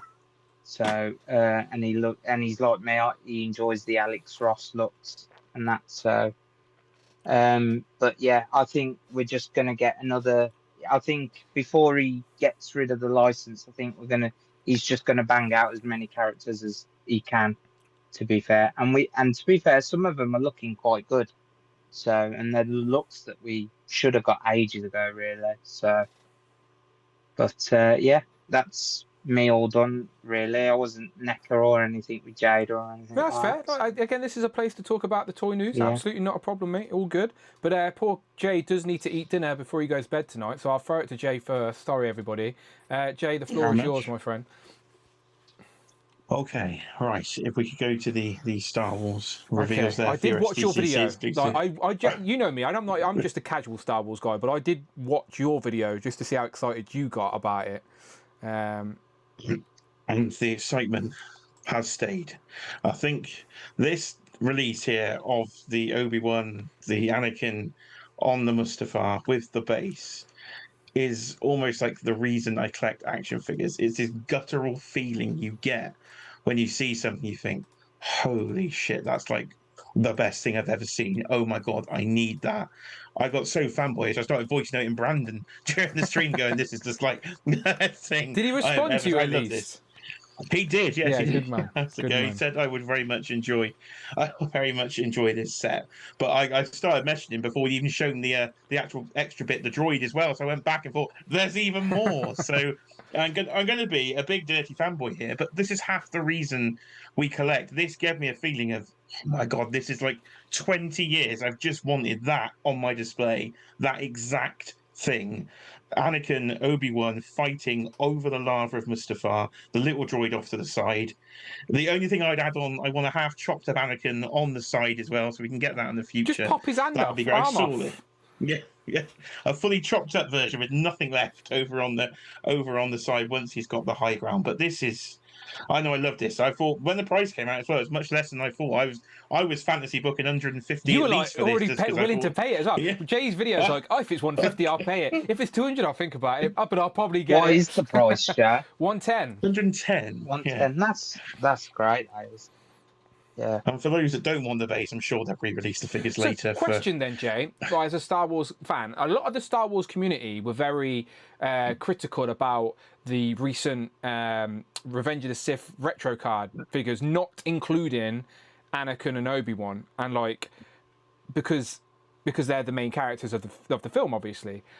So would you have preferred these? So let's just say they did put the newly tooled versions in that retro card. Or do you actually prefer the fact that they now come with the base and these accessories to create the scene? So what was more important to you, the scene creation here with this exclusive, or would you have been happy to just have the figures on the retro card for a little bit cheaper?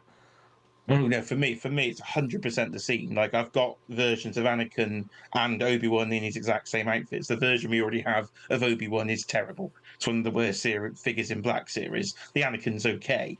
So, and the fact that I'm not the greatest poser in action figures. They just stand neutral on the shelf. I could take or leave upgrades to the figures. This is about almost what you would say, world building. This is about the diorama base. This is adding something different to really set the scene. You usually get this in statue form. I've seen statues of this in some of my friends' houses, but I don't really collect statues. I've just wanted this in action figure form. So, as you said, they will release the figures. They may even be on the retro. They're probably in a regular rave, to be honest. But to me, it's not about sticking a figure on the wall in its plastic prison. It's about having that diorama, and this just gave me that pure instinct, guttural feeling of action figure collecting, and I just absolutely love this. Yeah, like sometimes you look at the shelf, you see the characters, and it reminds you just of that franchise or that film. But when you look at this, it takes you to that exact moment within the movie, rather than just generic. You know, it's not just a. When you look at your Star Wars shelf, depending on who you're looking at, you think of you attach it to a particular film. When you look at this, it doesn't just take you to a particular film; it takes you to that exact moment within the film, which is obviously such a big deal for the canon of Star Wars. So I get it. No, I get it for sure. And hopefully future releases around similar.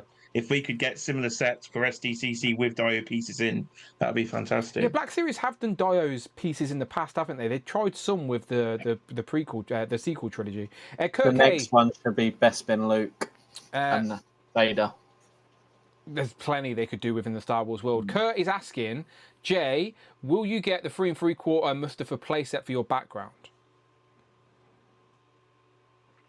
This is going to be so big to fit in. I probably won't. This is going to looking at the shelf is literally beside me. All you have to do fit this on is get some of those like third-party flame effects that you can get on AliExpress and just put them around. You know, just to give it more flames, and it could be a centerpiece of a prequel trilogy sort of display. Plus, the inside of the box has the box art anyway of Mustafa, so you could use that base as well as lava, and because Jay does that with his boxes and stuff anyway. So Bring Toys to Work is saying, Jamie, they will both be re-releasing, but in the main line and not retro card.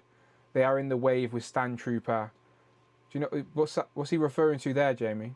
Oh, I put into the chat that we'll 100% see these be re-released. Oh, of course you will. Of course you will.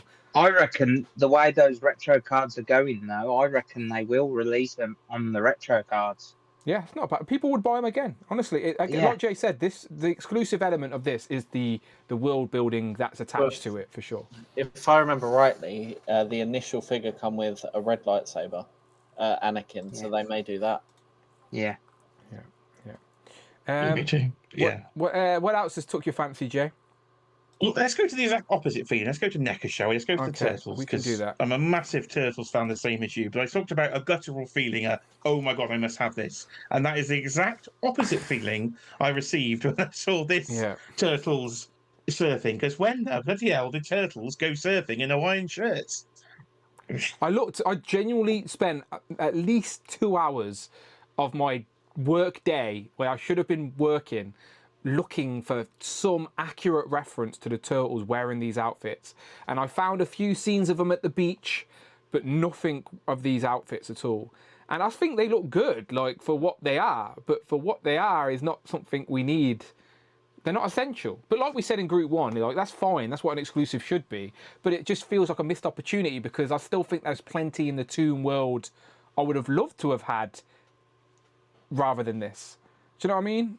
So Yeah, I do. I was waiting for your research to see because I thought I don't remember these. And if Dan remembers them, at least they'll give me some inkling. I love the wave effect they do. Like I really do like the big wave effect that comes with the big board. So I think that's a fun accessory. But for what I'm assuming the price point will be on these, at least you're going to be talking 200 probably with I this, to think be it honest. will. Plus NECA's shipping. That I don't. I think for once I'm going to actually say no, I will pass on something because I don't think I actually. I need. They're fun to have, but they're not going to be cheap. And with so much that I do want, I think I'm going to have to go. No, I will pass on these. The only thing I really like is there's a Technodrome tease on that box. So if you give me like a £800 huge Technodrome to scale, then I'll get that guttural feeling again when I've saw the Star Wars set. But not really for me. I don't think this one, which is unusual for me in Turtles, but I don't think it's essential, as you say. Yeah, if we use our 90s internet technology to enhance, then the two obvious vehicles on the box art are the Technodrome and the blimp. Now, that box art didn't need the Technodrome and blimp, and they are quite obviously there as well. Is it a tease, or are we thinking too much into it? I don't know, but I would love to see NECA's attempt at those two vehicles. As expensive as they would be, that's a problem for future Dan. But yeah, because we've got Adrian here. We've got Cute Cole with that Cat's Lair. Oh, the Cat's Lair is amazing, which looks fantastic. So if we could get a similar sized product in the Turtles line, it means more to me than the Thundercats line. Then I would love. I'd love a Technodrome, even if it's only like the front half or something that I could put flush against a wall to take up less space. Yeah, like a half Technodrome for what it. I think they can do the blimp quite. Like I think the blimp's doable as well, like. Because it's like a vinyl blimp that you'd literally blow up, and then you attach the thing underneath. So I reckon it's doable. So yeah, again, hopefully we can see something revealed at San Diego. But saying that, they revealed a giant Krang 2 years ago, and that's still not gone up for pre-order. So God knows. God knows. If they show something, we probably won't get it until 2028. But if you want these, you can be able to pre-order these next week. And with you, Jay, right now, I don't know. I think we're going to see the price and think, don't want them that much, do you know? So, yeah. Yeah, I think with their shipping, it's going to, be a bit Pretty too sure much, you I'd said say. that about the sewer dio as well, Dan. Yeah, no, I'd never brought that sewer dio. That was Yeah. NECA mistakenly sent it to me. You know, NECA, the crappy customer service. Yeah, they just randomly sent me one. Cheers, NECA. Yeah, no, we'll see. If I buy it, I will put my hands up and say FOMO's real thing, people, but I think I'd rather buy an extra set of the Pizza Turtles and, do you know, dress them up in at least two accurate outfits that I can remember than these sculpted on. Yeah, it's the sculpting. If they weren't sculpted, they were all just soft goods we can just remove, and you've got a full set of Pizza Turtles under there. Different story, but this is for me. This is a missed opportunity to give us a new opportunity. Give us the pinless, double jointed Toon Turtles, and look, because I would have brought a set and 100% just stripped them naked, which I'm aware sounds weird, but you know what I mean. Yeah. Yes, I agree. Any more exclusives catch your eye apart from you? I know you're in on Savage Land. You're in on Star Wars. Are you in on the Joes? I'm going to be a full Hasbro shield. It's a full house for Hasbro for me. Shield. I think they've done. I know. I've come over to the dark side here because in for the Sauron. Definitely need that Savage Land Rogue, and I think Sauron's a better upgrade. As I said, I need Shana. Star Wars is probably the best thing I've ever seen, and yes, I like 80s. I like 80s metal. So a bit of the Cold Sliver box set is definitely one for me as well. And are you in on the HasLab if it is the Snowcat or the... No, I don't know. This is the first time I'm considering if it is a Snowcat, do I need that? I'm now starting to think that because I don't have a lot of G.I. Joe snow figures. I've got, 3 figures that are in the snow, and there's probably going to be a polar bear. So you're going to have to give me some more figures to display this. Every G.I. Joe HasLab has come with at least 4 figures. Okay, so... You could get Arctic versions of some of the bigger characters as well. There's already I'm an not sold on it yet.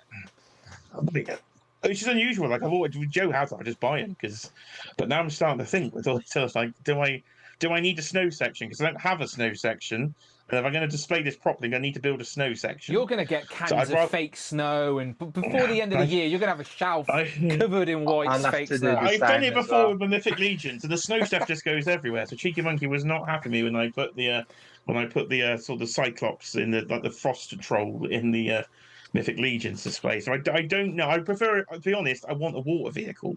I want the whale. I wanted the whale. Is what I told you. I said this. I will say this. I wanted the whale to make bath times more fun, and it's a missed opportunity, to be honest. Yeah, so they're going to have to sell me on this. They're going to have to sell me. I'll see what it is, and then I'll make a decision. But at the moment, if it is the Snowcat, I'm not convinced. I just want to show people what the whale is in case they don't know as well. The whale is huge. It's a hovercraft essentially. So it's got a mini boat inside it as well. It's fun. That shoots out the front. That is a HasLab all day long, where it could actually float in your bathtub.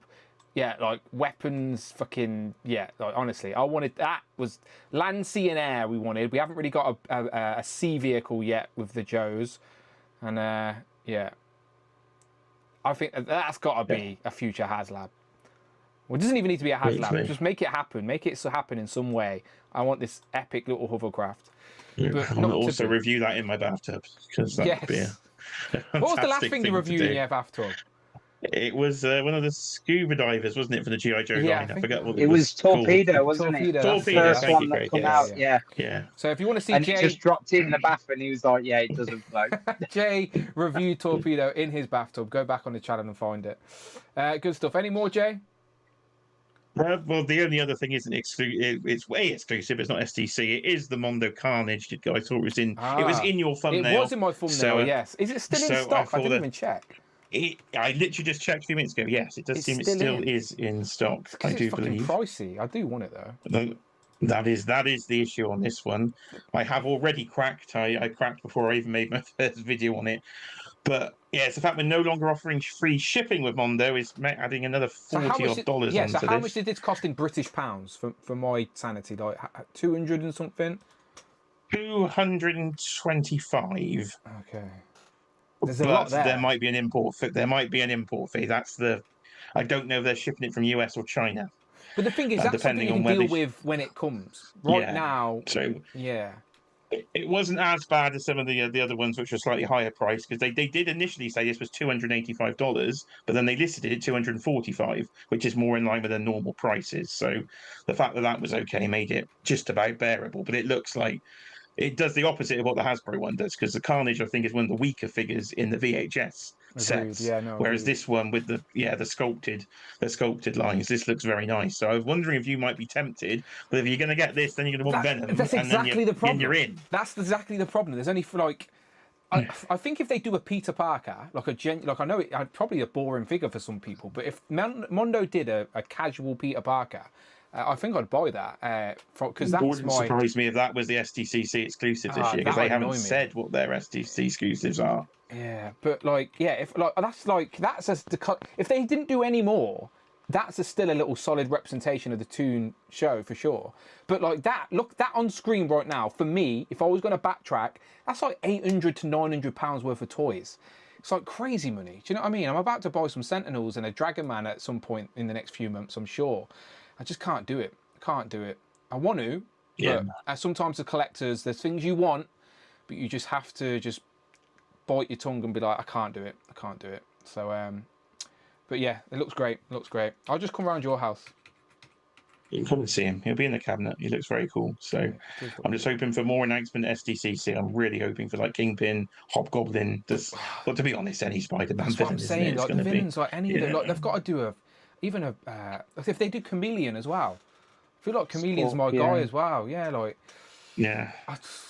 it's just I want to do the X-Men as well though, but that's even so expensive. You could probably do the Spider-Man and then pick a villain, but it's can you control yourself? No, because if I know the others exist, then I can't help but want them. That is the collector problem. I want Beast. I just need to see him. I want to see what he looks like. Toon Beast. He's my most anticipated Mondo. Full stop. Period. I want that. As soon as that is showed, I don't even care what accessories it comes with. I'm ordering it. I'm in. Mondo Beast. Been waiting patiently. That's probably going to be the thing that sets me off more than Spider-Man is Mondo Beast, just because the X-Men's virtually complete now. Anyway, Jay, if you need to go for dinner, my friend, then you feel free to disappear. I know. That's much appreciated. Thank you very much. All good. Let's jump up there. Unless anyone's in a desperate rush to go. No pun intended. Rushes here. Thank you. He was playing the drums. Ben, we'll jump up to you. Any of the exclusive now? Again, you've joined us recently on these streams, so you're a new collector. You're building displays. You've brought a couple of cadexes. You're going into a bit of a retro. You're getting some of the horror stuff. You're still getting your legends. So you're still a young collector. What are these exclusives have stood out to you? Is there anything that actually takes your fancy? If I'm being honest, completely nothing. Interesting. At all. I don't know who Shana, the she devil. Yeah, Shana the she devil. Yeah. I don't know who that is, to be honest. Well, to be fair, that's like, I think that's fair. I think a lot of people pretend they know what things are because they think that's the cool thing to do, or they just a bit embarrassed that they don't have the knowledge like everyone else. But you only know what you know. Do you know what I mean? Like, and if you're young, you never grew up the animated show like we did, and if you never read the comics with these characters in, why would you know them? Especially someone like Shana, who's never been in any of a cartoon. Was she in the cartoon? Was she in the cartoon? Yes. Yes, she was part of the Savage Land when Mr. Sinister took the other X-Men hostage. She was also taken hostage. That's why Kazar was trying to fight. Yeah, see, I vaguely remember in the cartoon, but she's not been in any live action or anything like that, has she? So I can understand. Like, and I'm sure you know that's Rogue as well, but you don't know why Rogue's got her clothes all tattered or whatnot. So, so if you don't know the Savage Land, then that's fair. I think that's a fair assumption. You're too young for Joe's as well. There's no way you know Cold Sliver. That's a deep cut anyway from the cartoon. Star Wars. What is your Star Wars fandom actually? I've never asked. I've only ever watched the first 2 original movies, and then after that, I said I don't know anything. Did you like them? Not enough to at least finish the original trilogy, at least. So probably not, because it is a full trilogy. You need to see them all. So okay, that's fair. Okay, and then into the NECA stuff. I think the NECA offering this year is pretty weak anyway. Like, even us that collect all this shit are not even interested. So you're definitely too young for what these are. That's like a tribute to old school stuff from the 80s. Chucky, you interested in Chucky? A surfing Chucky? Not surfing, no. Yeah, that's one of the things that I got. I went to Manic Minus 4, but I ended up getting Salt and Chip Hazard for a Chucky, but he literally sold the day before I went. So he said he's going to order some more so I can buy one. Yeah, you'll have an opportunity to get Chucky. They're making loads. Yeah. Obviously, that's a throwback to the horror days, Glow in the Dark. So I can understand how there's nothing. You've been slowly watching the Turtles show. Can you remember? Like, you've recently watched the Toon cartoon, right? But I've not. Yeah, but how many episodes did you say you'd watched? Would you say you've watched 20, 30 episodes, 40 episodes? Yeah, I think I'm on episode 6, season 2. No, Okay. not 2. Is it 2? No, if you've only so there's only 6 episodes in the first season, so you would have only watched 12 episodes. Is that about right? Yeah, sounds it. We can keep talking about. Well, my point was, have you seen the Turtles on the beach yet? Is all I was going to say. No. Exactly. That's the point I was trying to make. Yeah. So these exclusives probably mean nothing to you, and then Jada stuff. You're not really into the Street Fighter things either, are you? Right? Yeah. Exactly. So again, that's fair. That's fair. I always say this. Not everything is for everybody, and that's okay. And that's the magic about collecting. There's always something for somebody, and on this occasion, from these exclusives, nothing for me. Which is great for your wallet, to be completely honest. Imagine if you liked all this shit. Very expensive. Is there go on. I think the last episode that I watched of the Turtles was when. I think her name's Irma. Irma got like huge, like giant. Giant Irma. Would I buy that in 1/4 scale to go? I think that was absolutely would. Of course I would. Imagine Mike Myers on a surfboard. Yeah, Kevin Beatty makes a good point. If NECA had done Mike Myers at the beach, would you have been tempted? Sounds stupid, to be honest. So fucking Chucky at the beach. Just literally, I don't know. They were doing a very a tiki theme, weren't they? Because obviously it's all very themed with the beach, but I reckon it's a reach. Much of a reach. Is there any toy news that's happened in the last couple of weeks that has took your fancy? I don't know how long ago it was, but I DM'd you about it, the Terrifier, NECA Terrifier figure, Yeah, so like the Christmas one and normal. yeah, so at Toy Fair, NECA showed off that they got the Terrifier license, and none of them have released as such yet. Beforehand, I think Trick or Treat Studios released some figures, but yeah, NECA are doing an Ultimates line, and they will do the Christmas Terrifier outfit, and they'll make the others as well, I'm sure. Apparently, the fourth movie, the script gives you the origins of the Terrifier, which I'm actually interested in. Like, I want to know where the fuck did this guy come from. What are the origins of the Terrifier? If you've not seen the Terrifier, watch it. If you're a horror fan, Not seeing it, Dan. you need to watch it. It's just as a horror, just out of a horror intrigue.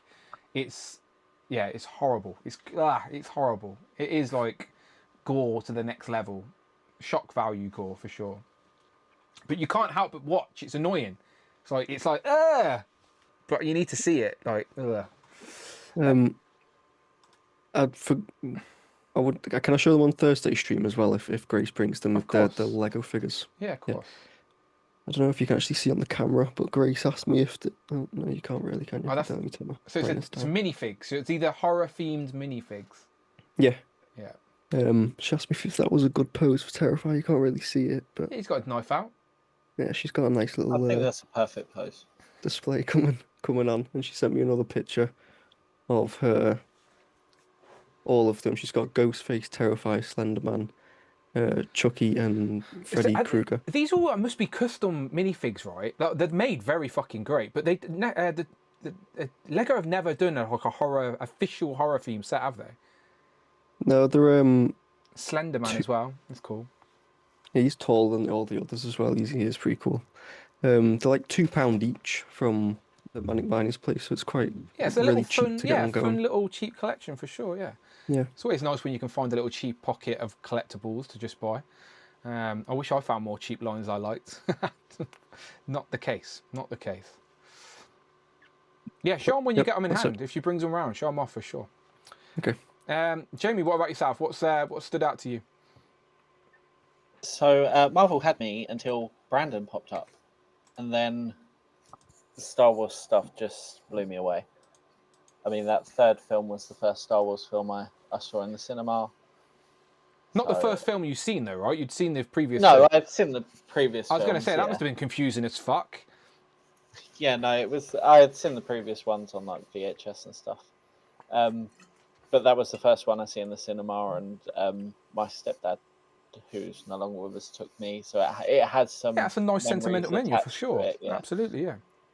So that set is a definite must-have for me.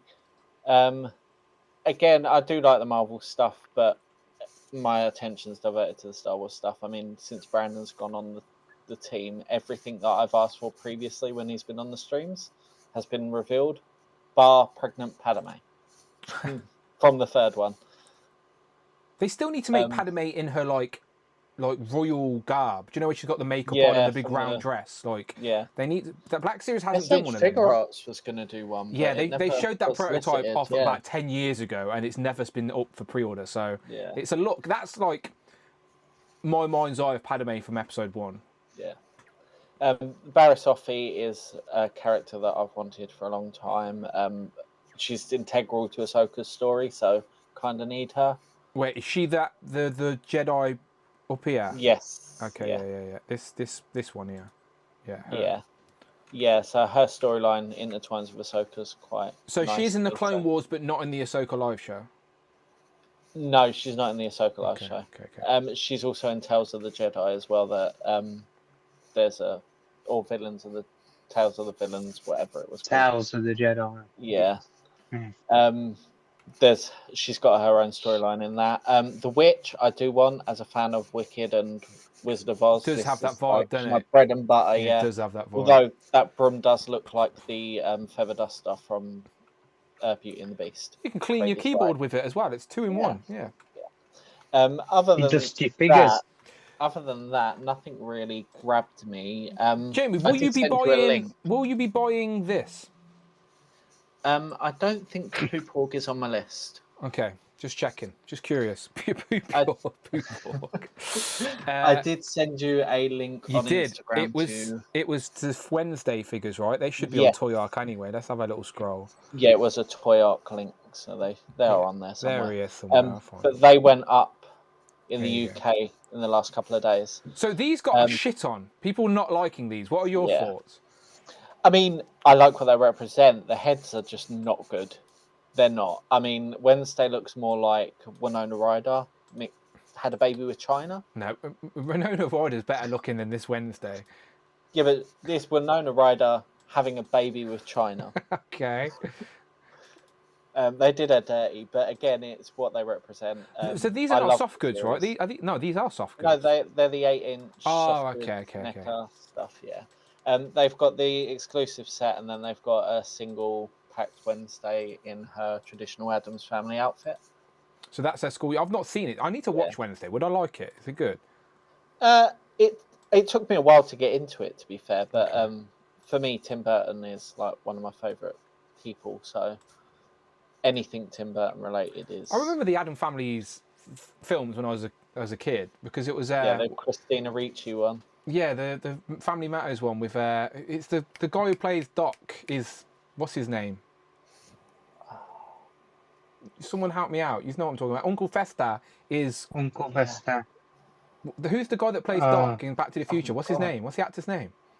Christopher Lloyd. Thank you very much. I needed help. Yeah, he's Uncle Fester, isn't he? I remember those films anyway when I was younger. So I like Addams Family, but I never watched Friday. I never watched Wednesday. Well, that's who this is. This is Friday. Okay, clearly, yeah. It certainly isn't Wednesday. Yeah. I have pre-ordered the single packed one. I'll probably get the other set as well for Enid. Will you not hold out until the Ultimate, or do you not think they're doing Ultimate? I'm just happy to get representation on the shelf. So Okay, that's fair. I've got the Toonie Terrors ones as well. Is she a werewolf? Is that her power? Well, she's supposed to be a werewolf. Okay. That's Okay. Yeah. That's fine. That's all I know. So yeah, that's fine. Does she actually wear both outfits in the show as well, or is that just Yes, like a she concept? does, yeah. Oh, okay, cool. Yeah. So, and it's perfect timing. I mean, the second series comes out in August, so. My niece is obsessed with it. Like, I brought her a doll of Wednesday. Yeah, the Monster High ones. Yeah, and she always does the dance for the Lady Gaga. Apparently, Lady Gaga's in season 2, ain't she? So. Yeah. So's Billy Piper. Do you know why she's in that? Because she wants to. Of course she is. I like that. Only there's over 3 people in the audience laughing at that, but I appreciate The oldest 3. It's not even the oldest 3. It's just such a deep cut British pop reference that honestly Rich would appreciate it's it. a great song. It's a great song. Yeah. She did Tide is High as well. She did. She was around for a little bit for sure. Any other exclusive stuff take your fancy? I just think NECA had a beach day. They did. And they really loved it, so they thought figures. They love it too. One of the NECA researchers just wanted to go to the beach and wanted a crappy, like, I needed to find a reason to do some beach research. It's like, let's do a beach theme and I'll go to the beach and, do some research. He just wanted a day at the beach. That's all he wanted. So, yeah. I mean, I have some Toon Turtles, but that is just not. You guys do realize this is a San Diego Comic-Con exclusive, and San Diego is a beach town. Now the pieces are putting together. Yeah. Now, See, why this didn't is what anyone I need you explain to this to us? If you watch a lot of interviews that they do, a lot of interviews are done outside along the beachfront, so that it's kind of the theming for San Diego. I get that San Diego is like a beach town, but why is it? Why are NECA just suddenly doing it now? Do you know that's it's the randomness of it. Like NECA have been at San Diego for like 10+ years, and now they're like out of everything else. And now they're we're doing a beach theme. Idiot. You can kind of understand the Turtles though. They surf, they skate. That makes sense. When the fuck did Chucky ever suggest he wanted to go in the sea? Apparently, Kevin Beatty, I think it was Kevin Beatty, said that it was from concept. There was a concept story or something vague. Trust me, it's a deep cut. It's so vague. even the people that created Chucky don't even know what they're talking about. But apparently So there does is that some mean reason. we're getting Freddy Krueger in space and all But of those? that actually happened in a film, Yeah. though. To be fair, at least that actually happened in a movie. Don't watch it, people. Was it? Is that Jason Well, X? not Freddy. No, Jason. that's Jason Jason X. X. Oh, yeah, one. my bad. Yeah. Anyway, yeah, just all the horror villains at the beach, having a beach there. That's all it is. All it needs to be. I've seen NECA post someone doing an unboxing of a 1/1 scale Megan. Was that a true thing they made, or is that just a gimmick? They are making it. Yeah, I don't yeah. think it's The real. actress that actually voices Megan got one. Oh, was She's that making her? Instagrams about it. Yeah. Yeah, I wondered why I've she still got not it. seen that film. Someone else, I watched a video of someone else unboxing it in a store as well. So It's not they a did do terrible. one. It's like a modern Chucky-ish. Do you know what I mean? I sort of, there are Chucky comparisons. It's not terrible. It's not a terrible film. It's one of those horror films that is going to have a cult following for sure. There's going to be a few of them. They're doing the second one, and there will be a third. I guarantee it. It's gonna build a little cult following as the years go on, I'm sure. But yeah, it's one of those. Sometimes shitty horror films can build that hype. Not that it was shit. That's harsh. Chucky's not great. Loads of old horror films built, like even the Terrifier started off as a short that got turned into a movie, and yeah, it's the cult following, isn't it? But yeah, okay, Rush, over to you, my friend. Out of all the toy news we're talking about and all these exclusives, let me have a guess what Rush is into. Right, let me have a little look. Let me have a skim through these images. Right. I don't think Rush cares about anything apart from maybe some of the Savage Land figures. Rush, tell me, speak to me. What are any of these exclusives interesting to you? The Savage Land is what I'll be looking to pick up. What's funny is everyone talks about, Savage Land Rogue and everything, and X-Men 275. It's like the second comic in my life when I was younger I ever picked up was X-Men #1, which was after that time. And my first introduction to, Savage Land Rogue, I actually sent you a picture on Instagram. If Okay, I'll check. Yes, I'll come. Is in the first year of the new X-Men series, like they released the X-Men annual, and there's a pin up at the back by Jim Lee of that. That was my first introduction to, Savage Land Rogue. So it's like, anytime someone talks about Savage Land Rogue, I don't think about what the figures. That's your mind's eye. Like, Yeah, for sure. Yeah. So I'm like, every time people are like, oh, I want them to release a, figure of Savage Land Rogue. It's like, I don't think they would ever release a, oh, the actual comic line, she was actually wearing more clothes. So never mind. Yeah. So, but yeah, I'll be trying to pick up the Savage Land set. Hopefully it's available. That will be part of, display. I'm going to do like half Savage Land, half Wakanda. And I actually, with all the checklists I've been doing, I have like logos of everything saved. So I have a Savage Land logo from like the old 90s figure. So I made that up to, put onto it. I sent that to DBL Makes, and he's going to be making, he actually posted in the group that he's Damien. Yeah, for sure. I've seen it. Yeah, so that's for me. So I'm like, you'd probably going to be needing this now. So I'm picking one of those up from him to just make up shelf. So yeah, everything else, Turtles. But hang on, before you move on, did you already have Sauron? Oh yeah, so I have all of them. So do you mind that you're getting a second one, or are you going to get rid of the one you've got? Because I know you're very like once you've got a representation of a character you're happy with, you don't feel like you need to upgrade as much as other people. So I'm just curious, like how do you feel about it being packed together? Would you prefer them to be separate, or? Well, I feel this way. It's like the old one, the Build-A-Figure I have in my X-Men Villains display. Yeah. And since I'm creating a Savage Land display, I can just throw this one in because the Hypnotic Eye accessory, that's cool. So it's like I'll be using that in display. It's like he won't be flying. It's like he'll just be, walking out from like behind a bush or something that I'll set up, doing that. So it's cool. I think it's a cool throwback to the original, San Diego Comic-Con Savage Land box set from I think like 2010. So No, even longer, 2008. So it was like 17, 18 years ago. It's crazy. Let me throw a picture up for the people that don't know what we're talking about. So one of the very first, it wasn't the first, but one of the very first Marvel Legend San Diego Comic-Con exclusives was this set. It was a Savage Land set with Kazar, Zabu, and Shana. And it's literally been 18 years. And now we can finally get upgrades of these characters. And these are upgrades worthy of getting. These old figures are very blocky and the sculpt ain't great compared to what we get now for sure. But again, dated. They're very old figures. Yeah. Yeah, so glad I held back. I never actually picked them up. I had chances to, but I'm like, I just wanted, better It was expensive, figures. weren't it? Even for a good, even for a few, a couple of years ago, it was still a really expensive set. Yeah, I think like 8 years ago, I could have gotten one off of Facebook for like $100, but I passed up on it. So, but glad I held off. So yeah, I'll be picking that again, trying. It's an exclusive, so I'm going to try to pick it up. So, Dwight Still's beyond got one that, for you. Dwight Still said that's yours. He's pointing at. He's like, which one's Russia's? He's like that one there. That's this one. If Dwight wants to, deliver it right to me, he can check out everything else. So There you go. Go and visit him, Dwight. yeah. Beyond that, nothing. Cold Slither's cool, and I caught that back in January.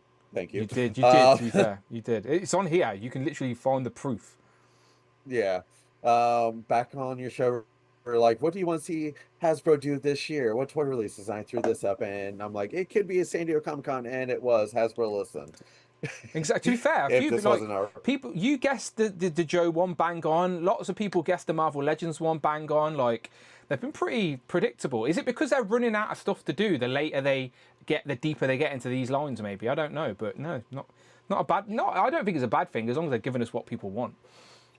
Well, with exclusives, they always have to do, oddball things. So, Cold Slither, that probably would not sell mainline, so why not make an exclusive? The Savage Land, both Shana and Rogue, it's similar to the San Diego Comic-Con white or the Hellfire boxes. You can't really, do the scantily clad women mainline, so making it exclusive makes it more possible to actually do these figures. So yeah, for sure. And they're going to re-release the two Star Wars figures separately anyway, so...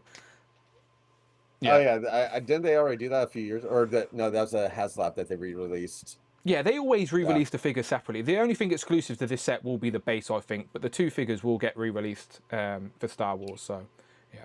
Except for Marvel, we're still waiting for Mephisto. Mephisto, honestly, I want it to be one of those...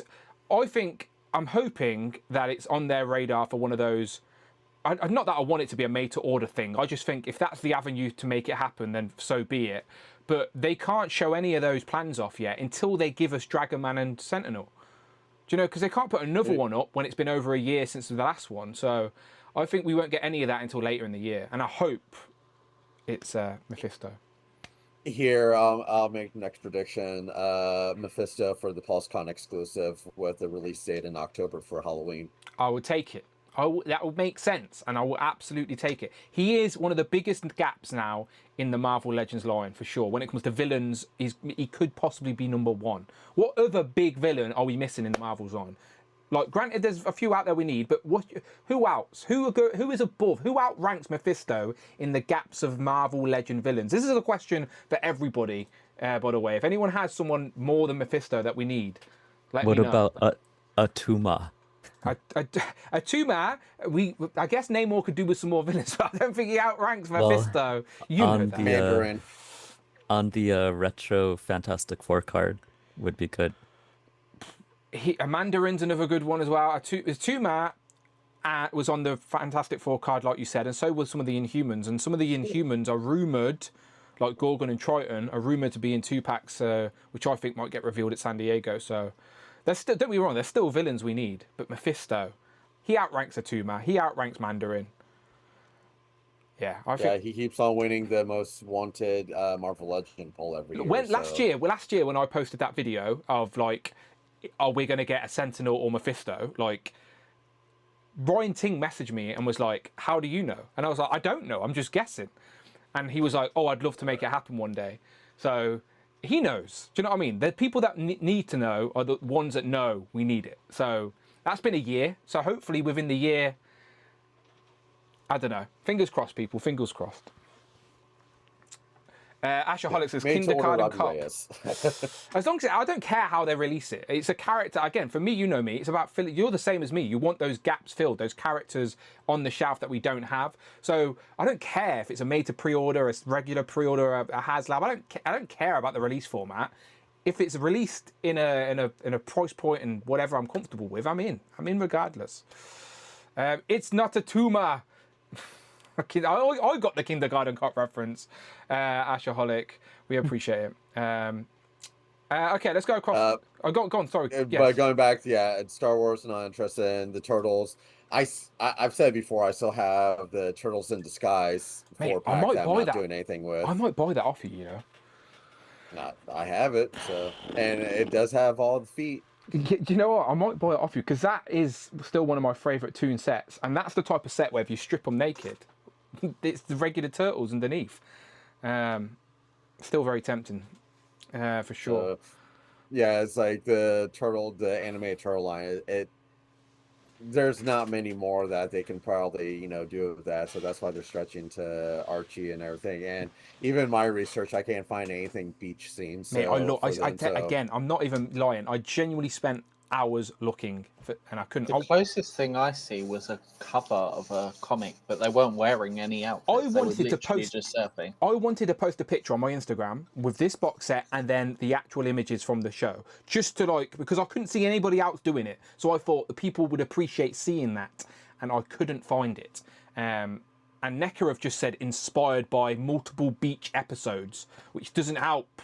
So, yeah, I still want to see it. If someone has it, if someone can find a screenshot of the Toon show with these outfits, please share with me so I can share with the community, because we want to know.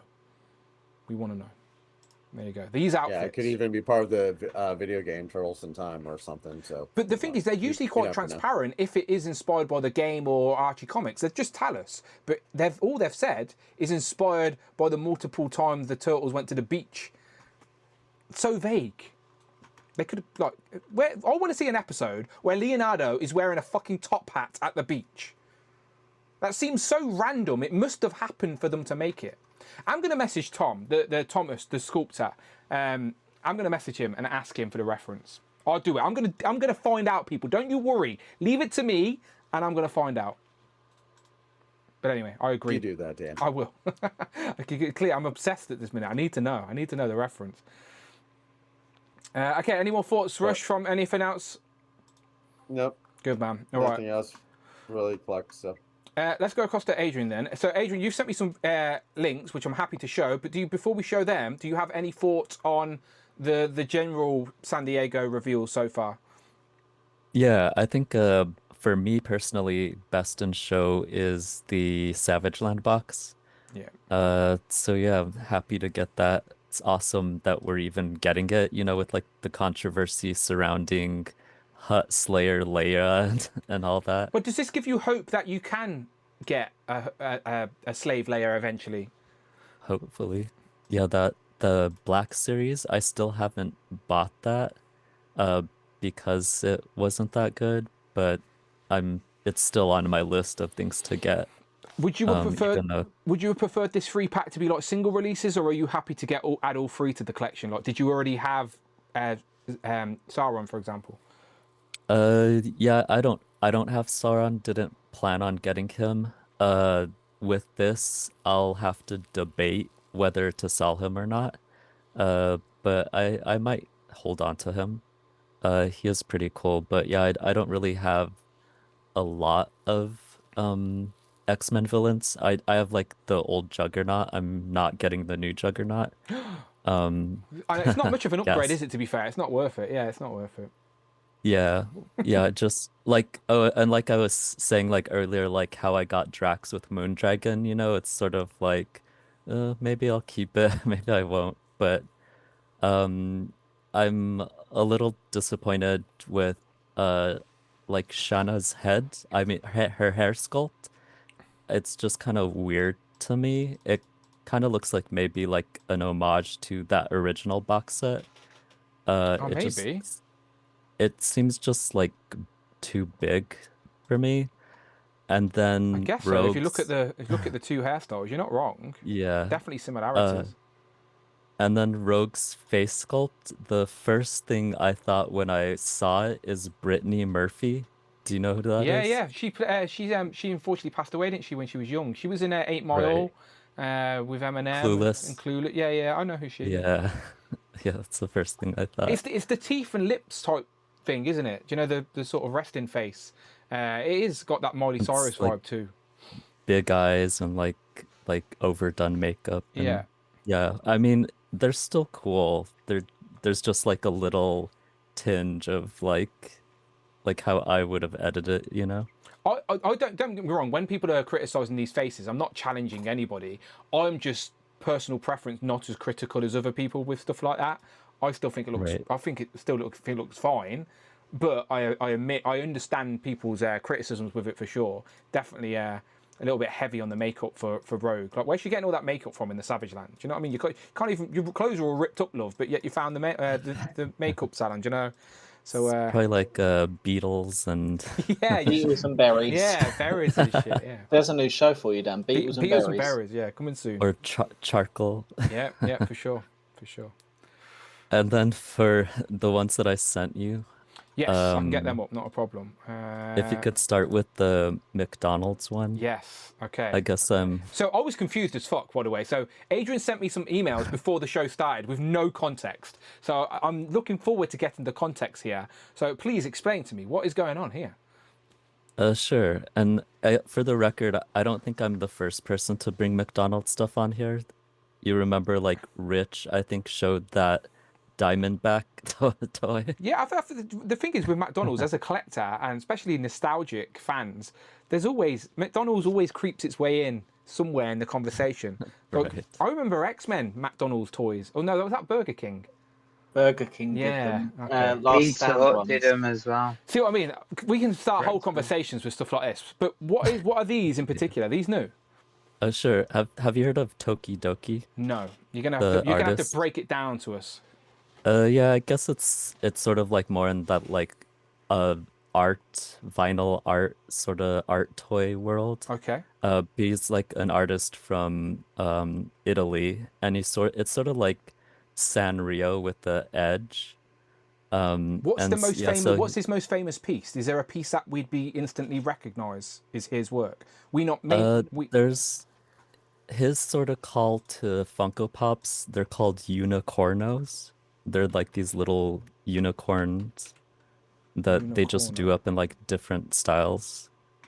Okay, I'm googling shit real quick. Is this it? Yeah. There you go. Yeah, people might have seen those. That's their like big blind box item. So are these like they just Funko keep Pops, plastic vinyl figures? They keep pumping them out like constantly. And so yeah, he's doing a collaboration with McDonald's, which I'm excited about. And like I said about like Princess Nisa and Jessica Rabbit, like these characters that I get everything of. Birdie, the early bird from McDonald's. I kind of like hunt for everything that has to do with her. So She's not one of the McDonald's mascots that I instantly recognise. It's like she more of a side character. Because I remember obviously Grimace, the Hamburglar, Ronald McDonald, but I don't remember her that much. Yeah, she's like a side character. Okay. But She a she's duck? part of the gang. She Bird. was a female representation in the group. Oh, okay. Yeah, and she was voiced by Russi Taylor, who also does Minnie Mouse and a bunch of other characters. So are these? Are these? I'm assuming they were Happy Meals, but they're not, are they? They're like. Yeah, they're just a sort of to promote McNuggets, and sadly also they're only available in Singapore. Oh, good luck. But luckily one of my best friends lives in Singapore. That is so lucky. That is I lucky. just, sent her on a little mission for me. No, that's very cool. Do we have anybody from Singapore watching Legends of Liquor, whether you're live or on the replay? Let me know in the chat. Let's see if we can help Adrian out. See if we can give him a couple of options. So is it just these three? Yeah. And they're just little vinyl rubber keychains, essentially. Yeah. Are they like flat or are they like 3D? They're probably sort of like flat 3D, you know, Yeah, like yeah. not too three-dimensional. Like those monogram bag clips that they make. So how do you even discover stuff like this? Do you know, like you said, you're always on the hunt for particular Yeah. characters. Like this, like, we're in the toy world, and this is the first time I'm seeing this. So how do you discover it? This was from my Instagram newsfeed. Ah, so just It's something just random got, that you just found. yeah. I think I've got the algorithm set up to, you know, like Yeah, there's no, it some works to your cute advantage for stuff in sure. that. Yeah, for sure. Yeah. That's And cool. then the other slide that I showed you, Yes. yeah, this news just came out. And I love this movie, The Land Before Time. Yeah, I remember it. And they actually don't make a lot of products for it. Playmates did like a pretty cool action figure line at one point, but the team's not complete with Playmates. They were released a long time ago, and they go for like hundreds of dollars on eBay Let's now. have a little look. Let's have a little look. But like the most complete team available was the McDonald. I mean, not These the ones? McDonald. The Pizza Hut toys. Yeah, that's the Playmates ones. How old are these? I think maybe late 90s or early 2000s. See, I don't recognise these either. I remember the film. This is the type of film that would come on TV, and my mum would be like, "The Land Before Time's coming on. You need to watch it," type thing. And we'd watch it every time it was on TV, and it would be like that and things like Fievel Goes West and stuff like that. Oh yeah, The American Tale. Yeah. Because it's yeah, no, I do remember. That's definitely one of those childhood TV movies where I never had it on video, never had it on DVD. It was like you watch it when it's on TV type thing. Ain't there like 30 of those films now? Yeah, there's a bunch of, and actually this toy line kind of went along with the sequels that they were releasing on VHS, and sadly, like there's certain characters in this toy line that just I have no nostalgic connection to from the Playmates line. Yeah. So yeah, I hate Funko Pops just as much as the next person, but if they're gonna give me like a complete set of Land Before Time characters, you know, I gotta give them their money. Look, that is one of those things people say about Funko. Like sometimes Funko are the only place you can get a physical representation about a particular film or brand or whatever it is. So you make do because it's there. So you have to give Funko credit with how deep they go and how much they offer. Because yeah, sometimes there isn't anything out there, and Funko's your only option. So yeah, credit where credit's due. And for these little, like again, cute, cool yourself. These look cute. Little dinosaurs, little Funko dinosaurs. You can make these work. Would you? Yeah, so if these they're are all in their Funko boxes, would you open them to display, or would you keep them in their Funko boxes? I think I'm gonna open them all. Yeah. I might even throw away the boxes. Wait, you need to teach me how. Teach me how. Teach me how. No, very cool. And again, is this like just the algorithm finding you, or are you on the hunt? Yeah. Yeah. Algorithm.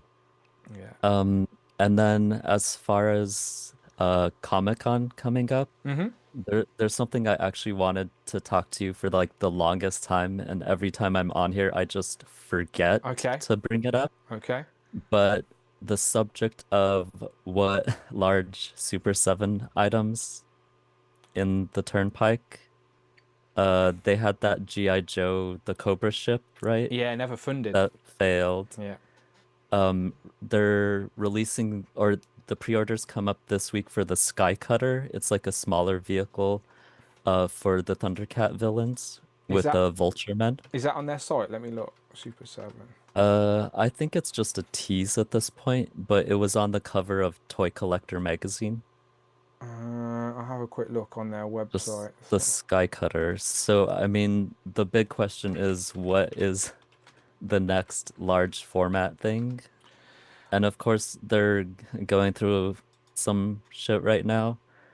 Yeah, I think the only thing that Super 7's going to be releasing anytime soon is more employees. Yeah, that's that's a harsh statement, but very true at the same time. what's frustrating is that like we do, again, look, it's the unknown, isn't it? We don't know what's going on behind the scenes. We don't even know when it comes to licensing what Super 7 is even what is even on the table for them right now, because they've moved away from the Playmate stuff and they've moved into the Turtle 2003, haven't they? Because the next wave of them have already been shown, and as far as we know, we don't know if that's the direction they're going to continue or they're going to go back to the Playmate tributes, is what it all originally was anyway. Right. So yeah, it's the unknown. What I would want is a different story. What I would have liked to have seen them attempt to Technodrome in the same regard as the Cat Slayer behind you. Like, right. They had done, because that Cat Slayer, what's amazing about that is it looks amazing from the front, like you've got it displayed now. That's a display piece in itself. But you spin it round, you open up the back, and it's a play set. You know, like it's got the different rooms, it's got the different display settings, and it creates a whole world-building scene for a future display. So I'd love the Technodrome to do that same type of thing, where it's a dome, like as a Technodrome, but then you open it up, and it's a whole display. It's a whole open display within the Technodrome, whether it's got little prisons or a Krang screen or whatever it needs to be. So I would have loved to have seen Super 7's attempt at the Technodrome in the same vein as the Cat Slayer. Granted, we know it would probably cost about £1,000, but it would be cool to see their attempt. I also wanted to, because they were recreating Playmates tributes, I wanted to see the modular mole vehicle from the Playmates days. I think Playmates are now re-releasing it themselves, but NECA have never done it. And in my mind, the Turtles always had the Turtle van, and the villains always used to pop up out the ground with their little modular machine, the big spinning digger on the front. So I'd have loved to have... called the Mutant Module? Yeah, Mutant Module, exactly. So I would have loved to have seen that, just so we have a good guy vehicle and a bad guy vehicle. So yeah, I've like... Because again, you've got the Cat Slayer, you can tell better than most, but that thing's amazing. You got any regrets in buying that thing?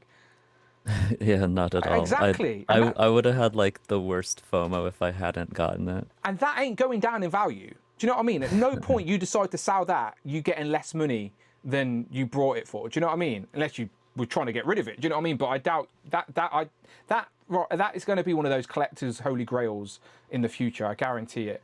But yeah, to be honest, we just need a bit more communication from Super 7 to even know what's on the table.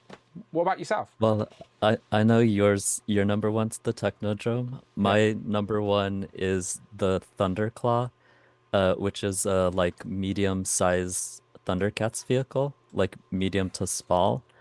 But actually, the thing that I've been meaning to talk to you about is a vehicle for this guy to drive. Okay. And that's the Silverhawks vehicle, the Mirage. All right, hang on. Let me throw these vehicles up so people know what we're talking about. All right, so here's the Thunderclaw first, just so people have context. So this is the one you just mentioned a second ago. Oops, let me zoom out a little bit. Yeah, that's my number one want. So that's doable. That's smaller than the Thunder Tank, for sure, right? Because it's just a one person vehicle. And then you also said the Silverhawks Mirage. And I mean, you just have, like, it's really, like, Silverhawks seems like you just never know the health of that line. They've gotten to basically all the major characters. And so now there's sort of, like, deeper cuts and toys to release. But you have to think that the Mirage has been in the oven, you know? Well, they've done a vehicle for Turtles. They've done a vehicle and playset, obviously, for Thundercats. They haven't done anything like that for Silverhawks. But the thing is, we don't know. We don't know how well these lines are doing behind the scenes. Do you know, like, is the demand even there for Silverhawks? Do you know, like, we don't know. It's a question that obviously only Brian Flynn and the team there know. Like, because I'm sure Brian Flynn would love to do stuff like this, but they have to be able to justify it. Like, would it get enough orders? Like, do you reckon it would if they did announce this and it was one of those direct to pre-order sort of HavLab style things? Yeah, I think the Mirage is just like so iconic that it's just a no-brainer. Yeah, I Did you think have it it? would Did you have bond. this toy back in the day? I did have it, yeah. Yeah, let me see if let me get a cartoon. And then there's a matter of like what size it would be, because if it was like one, actual scale to the figures, it would probably be gigantic. There it is in the cartoon with the little hawk face on the front. But you just gotta think that they've been thinking about it, so I'm just hoping for Comic-Con that, like, fingers crossed, It looks that we doable. see the Mirage. It looks doable.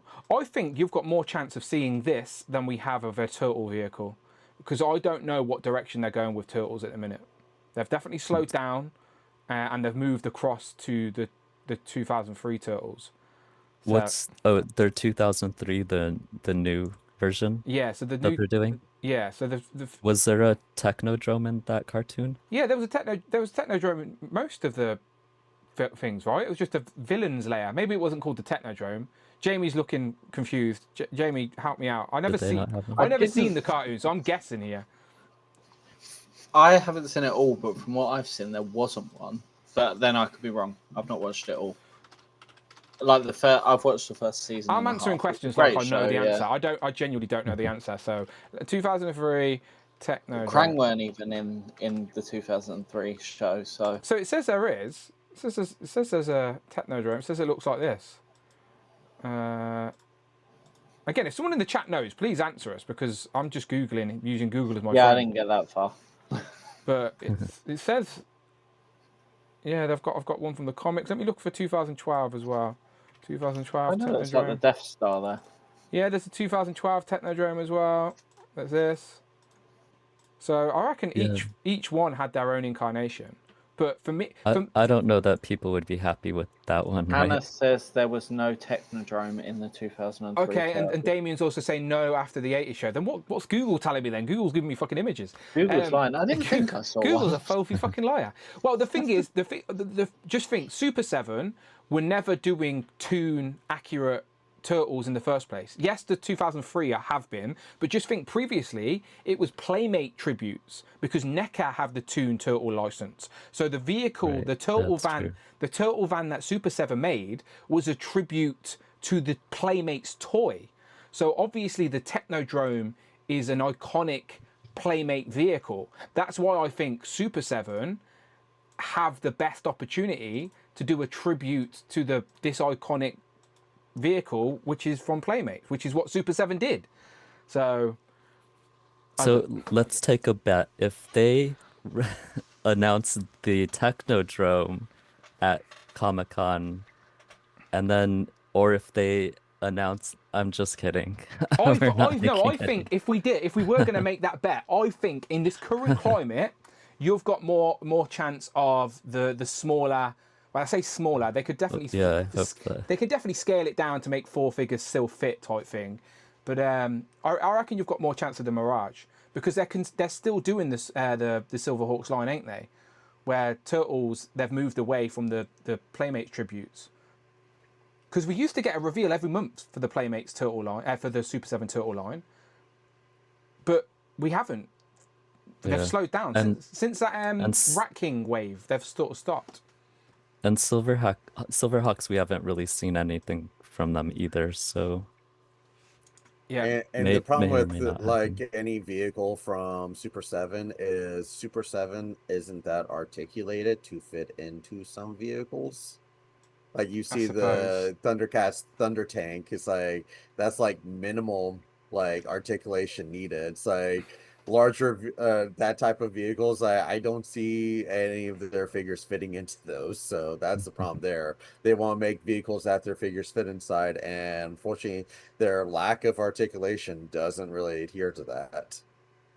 Looking in the chat, Tanner's saying that the 2012 cartoon had a Technodrome. Virtual Dave is saying that there was a Technodrome in the 2003 series at the end for the crossover with the 80s Turtles and the comic Turtles.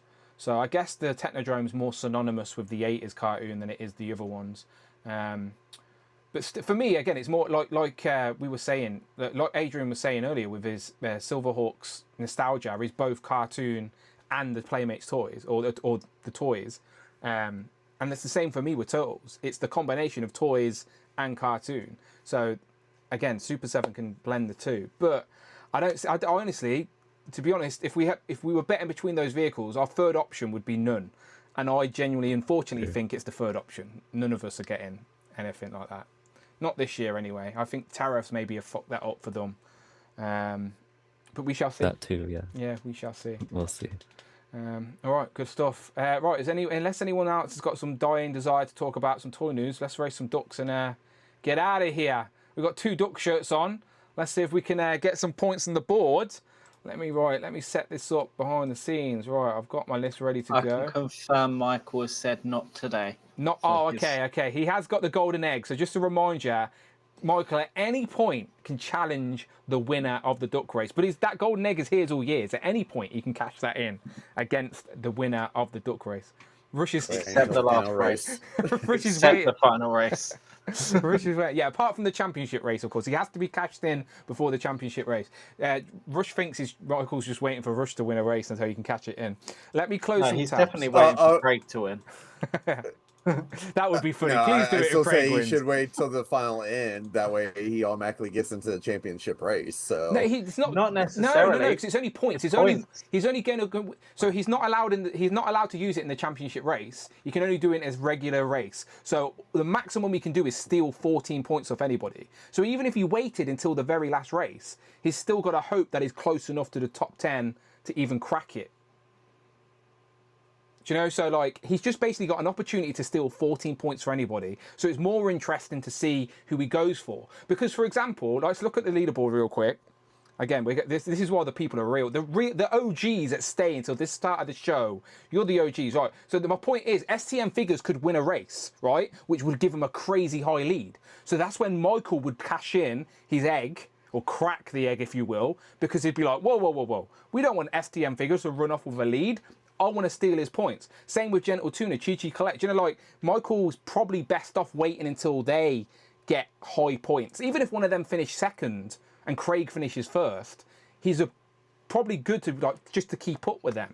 So Michael's got to be strategic. Is Michael on the leaderboard? He isn't currently, but we've still got many weeks to go. I think Michael's going to wait a few more, maybe a month or so. He definitely said he was going to be strategic. But yeah, that's what I mean. He's going to wait until he's creeping up. But here's your top 10. So if you are above this red line, you are currently in the championship race. There will be an advantage to whoever finishes first, which is currently STM figures, but it's very close. Rush could win today. Like, Rush only needs to get a second place or a second place today, and he would... Oh, no, he'd be second place, wouldn't he? So he needs a win. Rush could get a win today and be in the lead, but Tanner's close, Jay's close. So let's race some ducks, shall we? Right, I'm just closing tabs so we don't crash the bloody board. Let's close all these tabs. All right, good conversations today. Again, we're what, 4 and a bit weeks away from San Diego Comic-Con, so there'll be plenty of news to talk about. The next Legend and Liquor, which is the 29th of June, will be top 3 action figures of the year so far. So everyone start thinking, what are your favourite 3 releases of the year so far? It has to be a figure that was released in 2025, as that's the whole point of the theme, not your favourite pickup. Dan, that requires research to remember what came out. No, it doesn't. You can figure it out quick. Can it be the same figure 3 times again? If you wanted to. If you really wanted to. Are we talking about McFarlane Batmans? You can talk about whatever you want. All right, we're racing 3 figures. You could do a fucking top 20 of McFarlane Batmans in the year. Every year you could do that. Make sure you put yourself in. I think I have. We had no channel members join during the stream, so I don't need to add anyone to the list. Let me just double check I added myself, actually. Yes, I did. All right, cool. Let's copy this. Copy this. Clear list. Paste list. Okay, let's maybe sort that out. Change that. 1 minute and 40 seconds. We're racing 4 in season 4.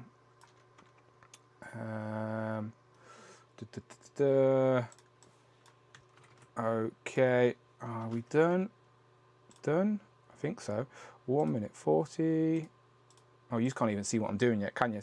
Right, there we go. Let's shuffle 4 times for season 4. 1, 2, 3, 4 shuffles. Let's go full screen for this. All right.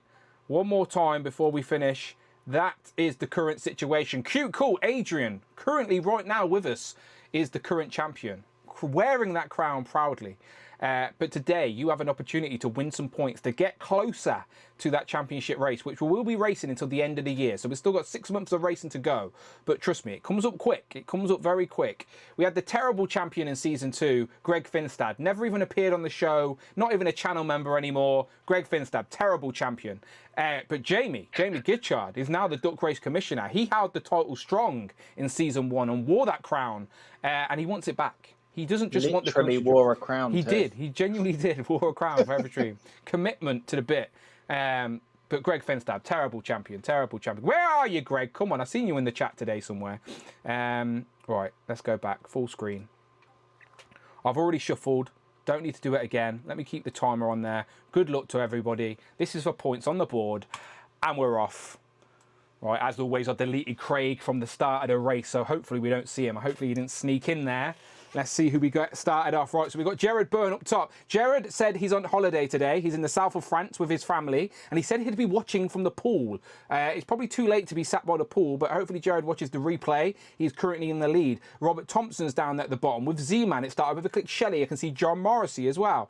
Dan, who's the purple duck? Watch out for that purple duck. Craig's right in the middle. Craig, the reindeer. Damn, I thought I deleted him. Craig, oh yeah, Craig is in the middle there. He's next to Just and Collect. Let's hope they both lose. We got displayed once there in the middle of the park as well with California Red Devil. Asher Holic down at the bottom with South Presence. Jared Bird is still holding strong up top, but I think with Daniel S behind him. We've got Heroes of Collector in the green as well. Jared's got tired. He is on holiday. He's backing down. Daniel S is now up top. Jellyfigs is in a dangerous position. Asher Holic as well. Yeah, Jellyfigs is in the middle. So is MTU Collector 24. Home Dude as well. Jellyfigs still holding strong. Purple Duck Dan is still lingering next to Christy Reed. We've got Rowdy Royals as well with the Bumblebee Duck out front down at the bottom. Behind is Dominic Smith. I think Kurt K. Where's he get that pace of energy from? He's too old for that. Take a nap, Kurt. Michael's Green coming Duck. Michael doesn't need to cash in his eggs. He may win some points today. Yes, Dan Who Duck, come on. I actually dropped back, Dan. I don't like being in the lead so close. You're going to get tired. Daniel S is holding strong, though, up top. But STM Figures is the... I didn't like that. Fiendish Trank is up there. Collecting Rushes up there as well. Wearing his little detective's hat. Cute, cool. Where did you come from? Adrian's just burst out the pack. Nice pink duck as well. Very much on theme. Derek Jackson looks like he's about to take it. And he does. Derek Jackson. He's in the Legend of Liquor chat. Derek Jackson, congratulations. 14 points to you. Are you still watching the stream? I don't know. But I know he's in the Legend of Liquor chat. So congratulations, Derek Jackson. But there was a Rush at the end there. Rush was there. Cute Court was around. I was lingering. Let's find out. Let's find out what happened. All right, there we go. There's your photo finish.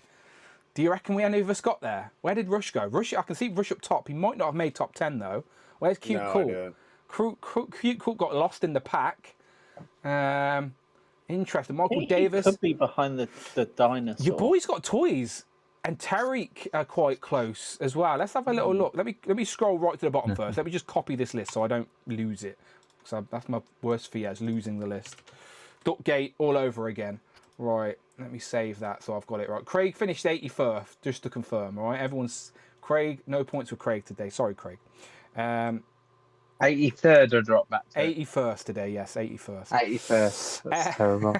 Right. I feel like at this point, Craig, you're just racing with yourself. To see it's the first time I've bloody seen my duck all year, Jamie, for the last 5 years. Derek Jackson, first place. Tariq, second place. Third place, your boy's got toys. I think he's off gallivanting this weekend. Underneath, Paul McCarthy, not Paul McCartney, Paul McCarthy, he can write better songs, in fourth place. In fifth place, Michael Davis. Sixth place, Jellyfigs. Seventh place... Jellyfigs was really high on the leaderboard, so that could change we will things. have a look at that in a minute.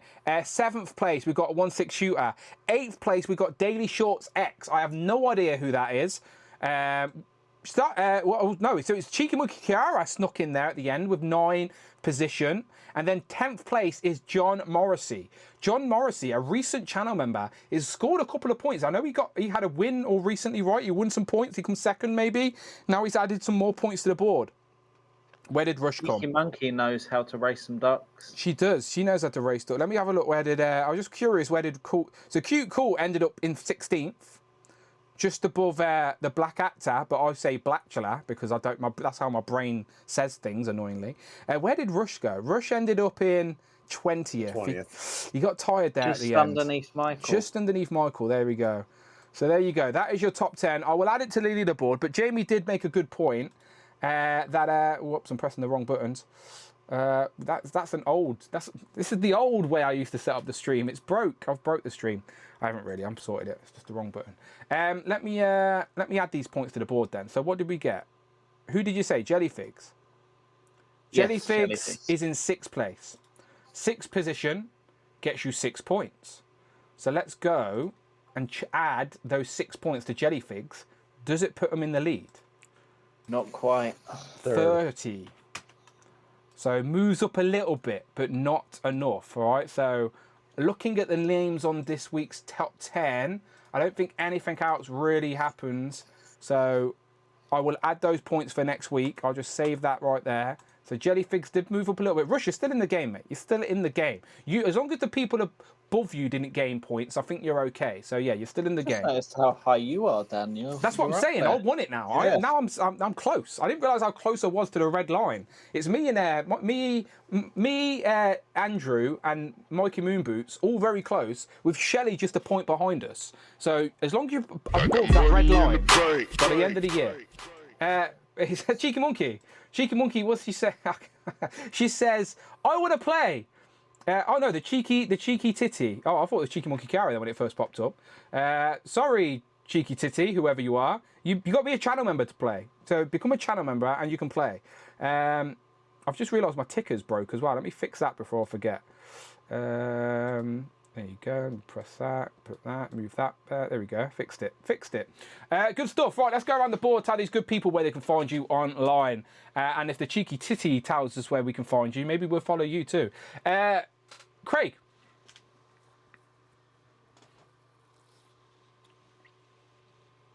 Sorry. You can find me on Instagram at craigs.nostalgic.collection. So, yeah. You didn't even do your catchphrase. Don't forget the dots. Come on now, Craig. Don't forget the dots, people. God. Yeah. Sorry, it's been a very, very long week for me, to be fair. Very long. Ben, where can we find you online?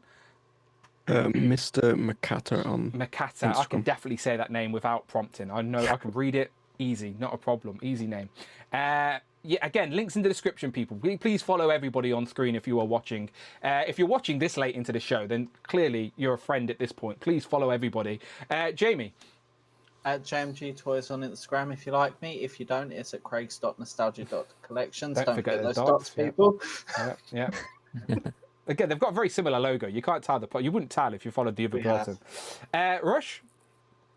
All social media, collecting_Rush, YouTube, collecting Rush, or you could even find what I'm doing on Instagram used on displaying model behaviors YouTube videos right now. Ah, traitor! No, I'm really joking. He's using my stuff, so you know. Look, fair play. Yeah, he just did a Hydra video and gave me some major props all throughout that video. Does he review? Genuine question. Does he review action figures anymore? I don't know. I'm just curious. Like, not saying you have to. I'm just curious if he does, because I know for a while he was reviewing things with. He was reviewing things from other people's footage. So I was just curious. Does he buy anything anymore? You can be a YouTuber without buying things, apparently. Trust those reviews. The people that don't have shit in hand, trust those reviews the best. Anyway, shout out Rush as always. You know I'm a big fan of everything he does. And last but not least, we got cute, cool Adrian. How you doing? The champion, the current champion. Don't anyone take that away from you. You are the current champ. True. You can find me on Instagram at Affinity Toys. Easy. Again, links in the description. We are all going to be ending the stream and looking for the cheeky titty. We don't know who they are, but they want to play. They want to get involved. Well, let us know who you are. Maybe we can get you involved next week. So not next week, the week after. Every 2 weeks, remember, Legend of Liquor. So the next Legend of Liquor, as I've mentioned a few times, is the 29th of June, which will be approaching the end of the 6th month, which would mean we're halfway through the year. So I'm going to be asking everybody for their top 3, who's on their podium, their favourite figures of the year so far, and then I will make a list. And at the end of the year, when we do our favourite figures of the year so far, we'll see who actually held their space or who got knocked off. We will find out, all right? So start thinking about it. Has to have been released this year, okay? If you pre-ordered it last year, but it came out this year, that's fair game, all right? As long as the figure actually was released this year, it's included, all right? So start thinking about it for the next stream. The chat can get involved as well. I'm going to end the poll before I forget. Where is it? I'm pressing the wrong button again. 73%. There it is. 73% say they are more excited about the Hasbro exclusives, which is your Marvel, your Star Wars, your G.I. Joe. 7% say NECA, which is not a lot, let's be honest. 16% say Jada and 5% say other. Ending that poll. If you are watching on the replay, then please let me know what San Diego Comic-Con exclusives are you most looking forward to? Or is there a company that hasn't revealed theirs yet and you're excited to see theirs? Let me know your thoughts in the comments like always. We're going to give you a wave and get out of here. Give them a wave, people. Give them a wave. Everyone enjoy your evening, your morning, your afternoon, wherever you are on the planet, and we're getting gone. Goodbye. Click one of these links. Remember, Rush, they appear after the stream. After the stream, they appear. You can either watch this review or that Sorry, review. I watch live. It's fine. Click one of these if you are on the replay crew. Go and check out another video, and we will be back on the 29th of June for the middle of the year. What's our favourite figures? We're